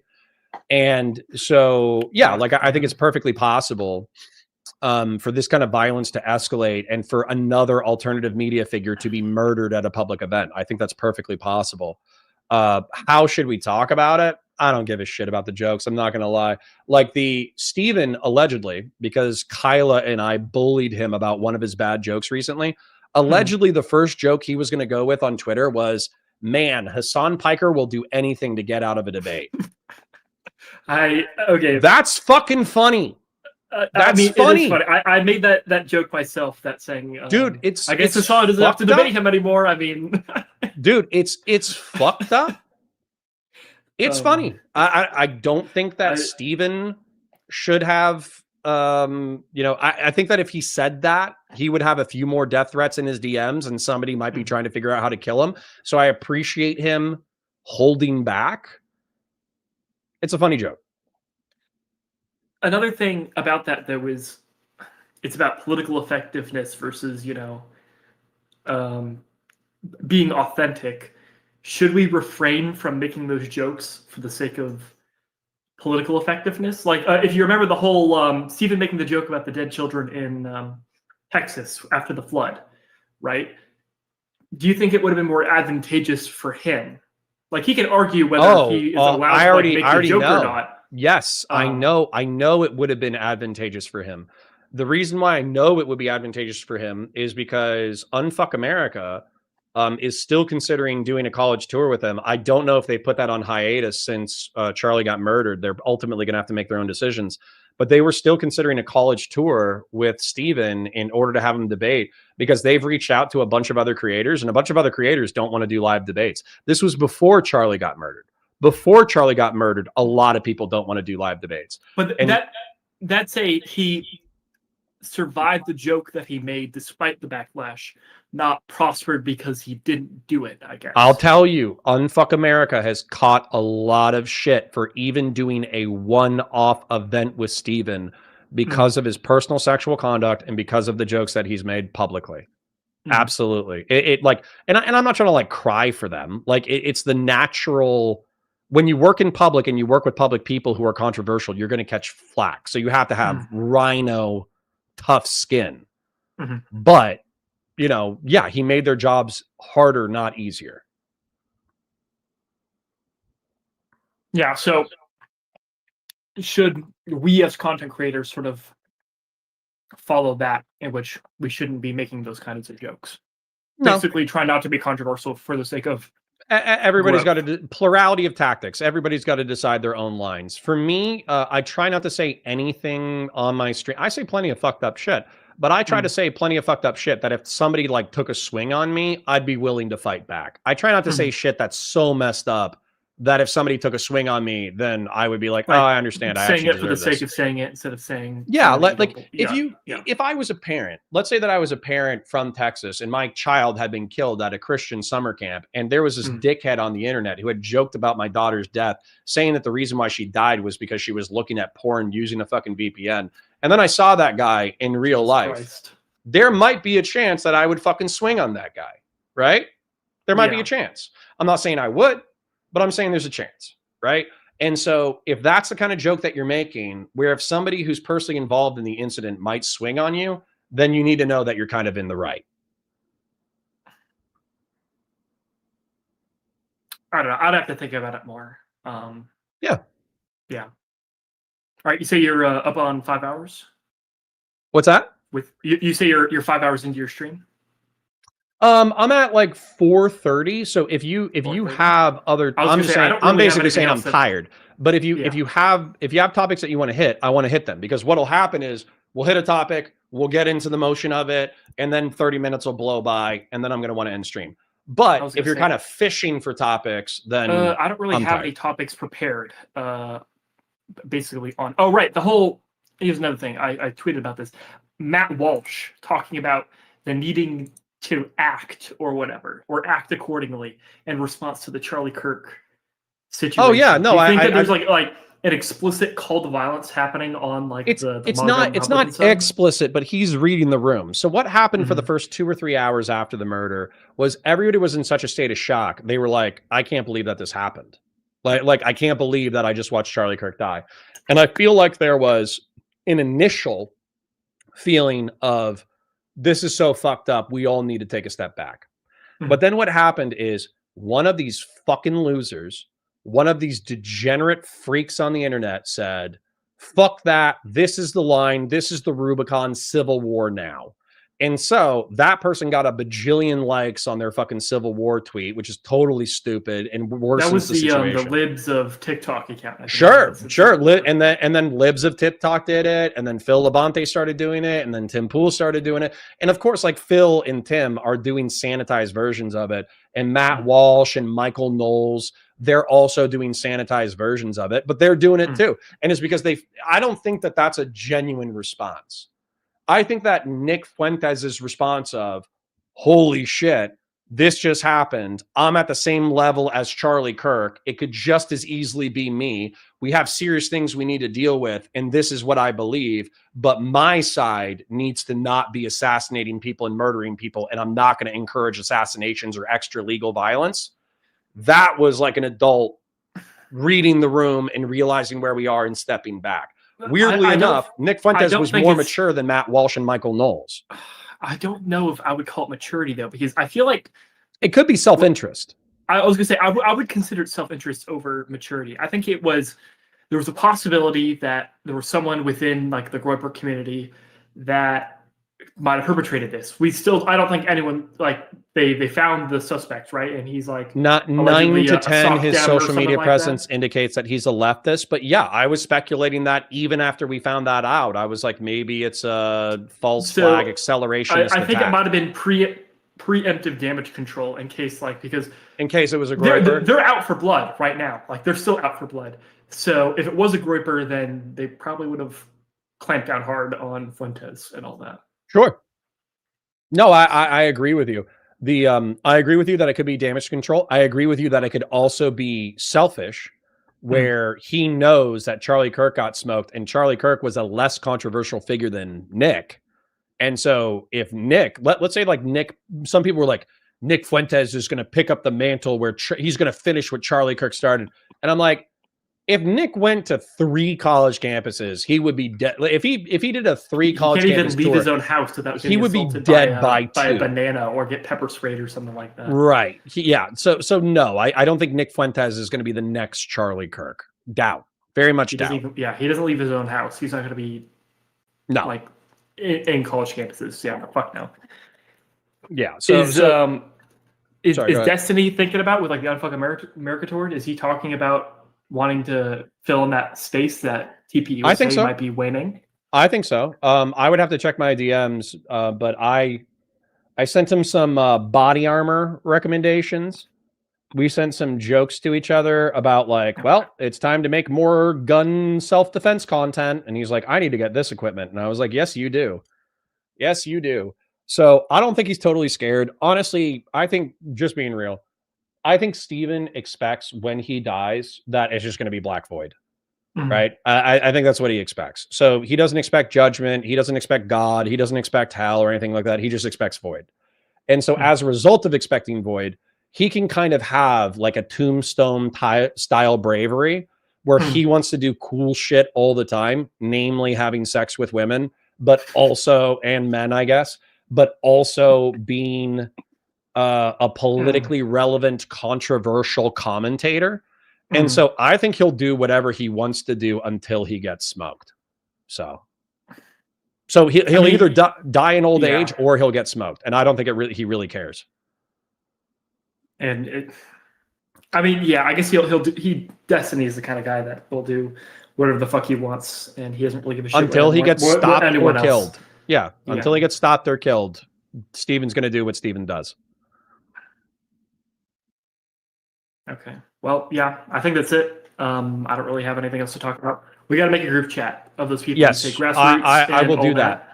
DM me immediately after you leave, and I'm going to like chill out on my phone and scroll for a minute or whatever. But then what I'm going to do is I'm going to add Jeb Tan, Ryan Mullally, and I think I mentioned somebody else, but Jeb Tan and Ryan Mullally, maybe Grassroots, and just say like, hey, this is North's idea.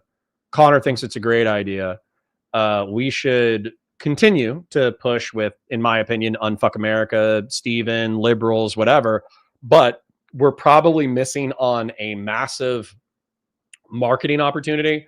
We're missing out on a massive audience growth opportunity where if we're not fighting the far right consistently in content, then we're not bringing the people most like North and most like me to our team. We're making liberals a little bit more right wing. We're not taking far rightoids and making them center right. Moderates, yeah, which is probably more important than making liberals center right is making the far right center right. Drew Pavlov, you know who that is? Oh yeah, of course, I know Drew. And by the way, I like Drew a healthy chunk of the time, but his whole thing where he's like, do you see like the whole thing? The left wants to kill you. The left wants to kill your family. They want to kill your family just for saying ideas. The right wing or whatever, or why the death of Charlie Kirk is pushing me right. It was. I mean, if he wants to be conservative, then I'll accept him with open arms. But I think his reasoning is a little odd. No, I'm with you, and I think the only reason why, though, at least in my opinion, with Australian politics and Commonwealth politics, a lot, even their right wing is like center right. You know what I'm saying? And their far right is fucking crazy, but it's so small that it might as well be irrelevant.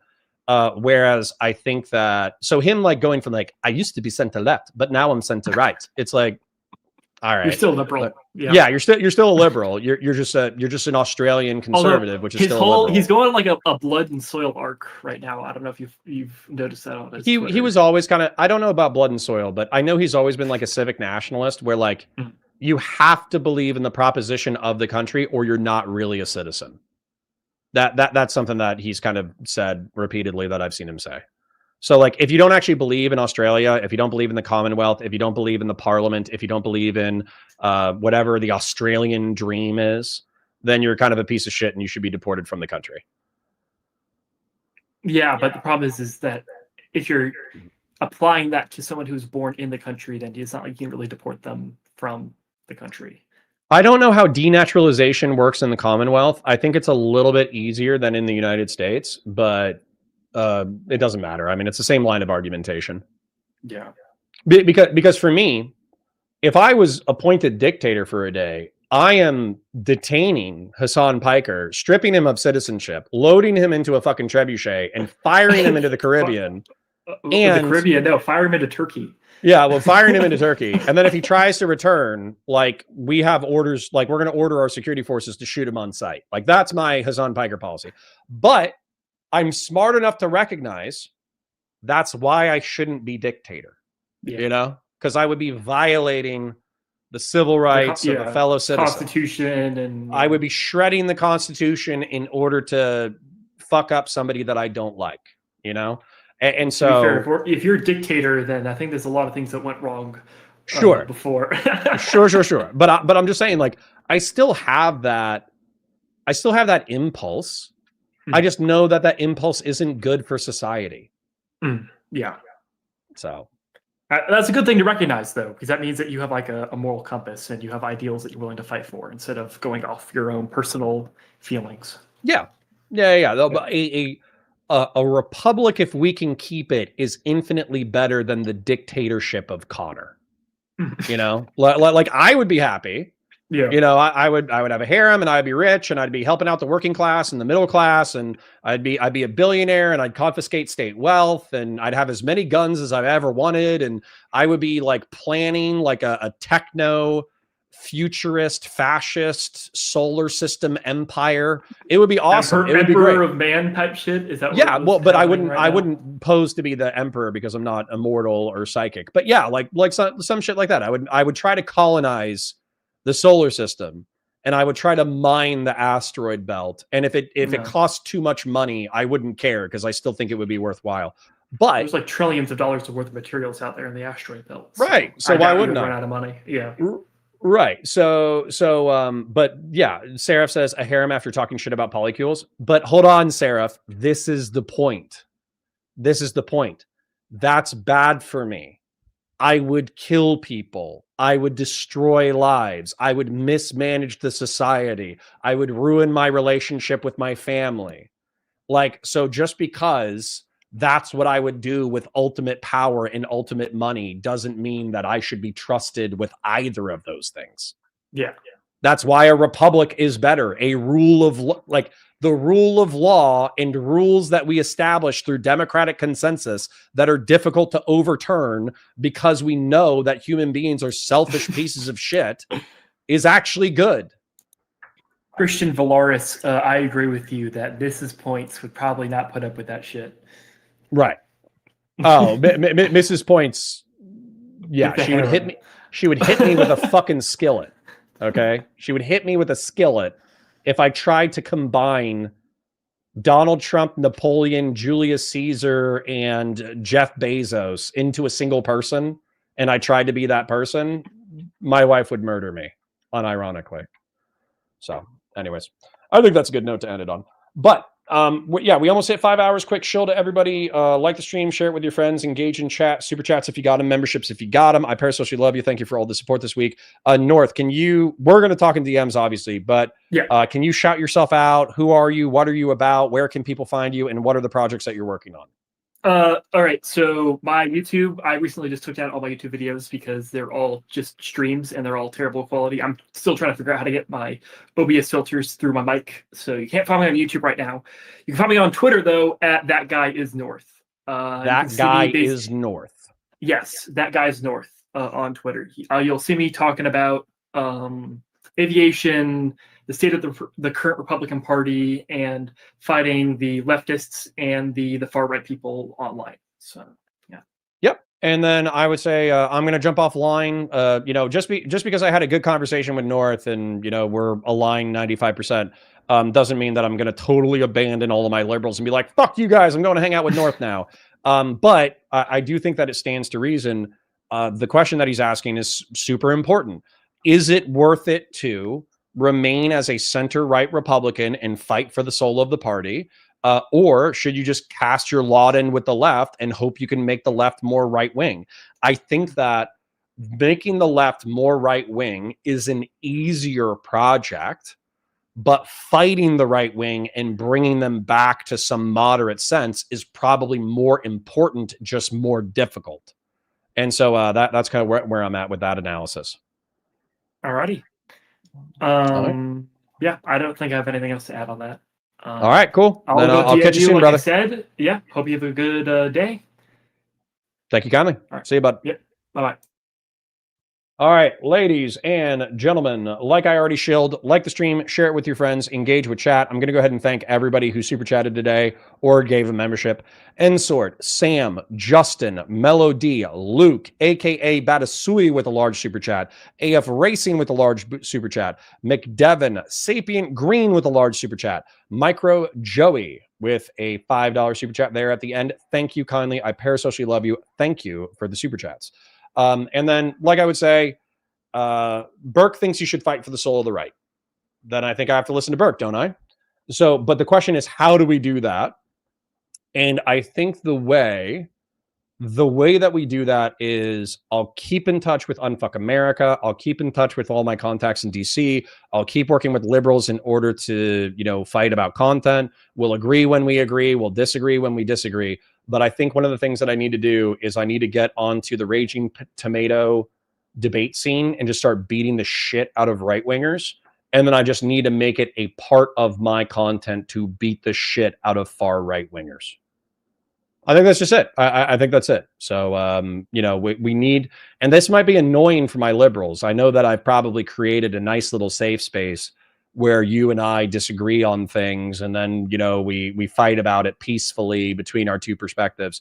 However, so it might be annoying to have some center-right guys coming into the community or whatever, because they'll be annoying and they'll have all their fucking hangups from all their Trump propaganda bullshit. But that genuinely might be more important. Hans Mayer says, if you build your argument on bullshit, it's a bullshit argument. I agree. Christian Blair says, oh shit, what time is the debate tonight? 6 p.m. on WIC TV. I thought it got pushed back.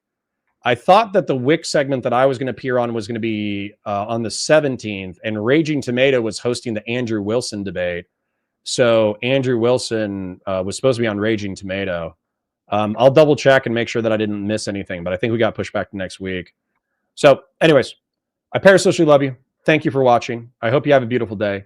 Have a beautiful weekend, and I will see you very soon. Wow Man says, awesome combo. Looking forward to seeing you bring the word of Edmund Burke to the populist MAGA despite the psychic damage. Yep. All right. I parasocially love you guys. I'll see you soon.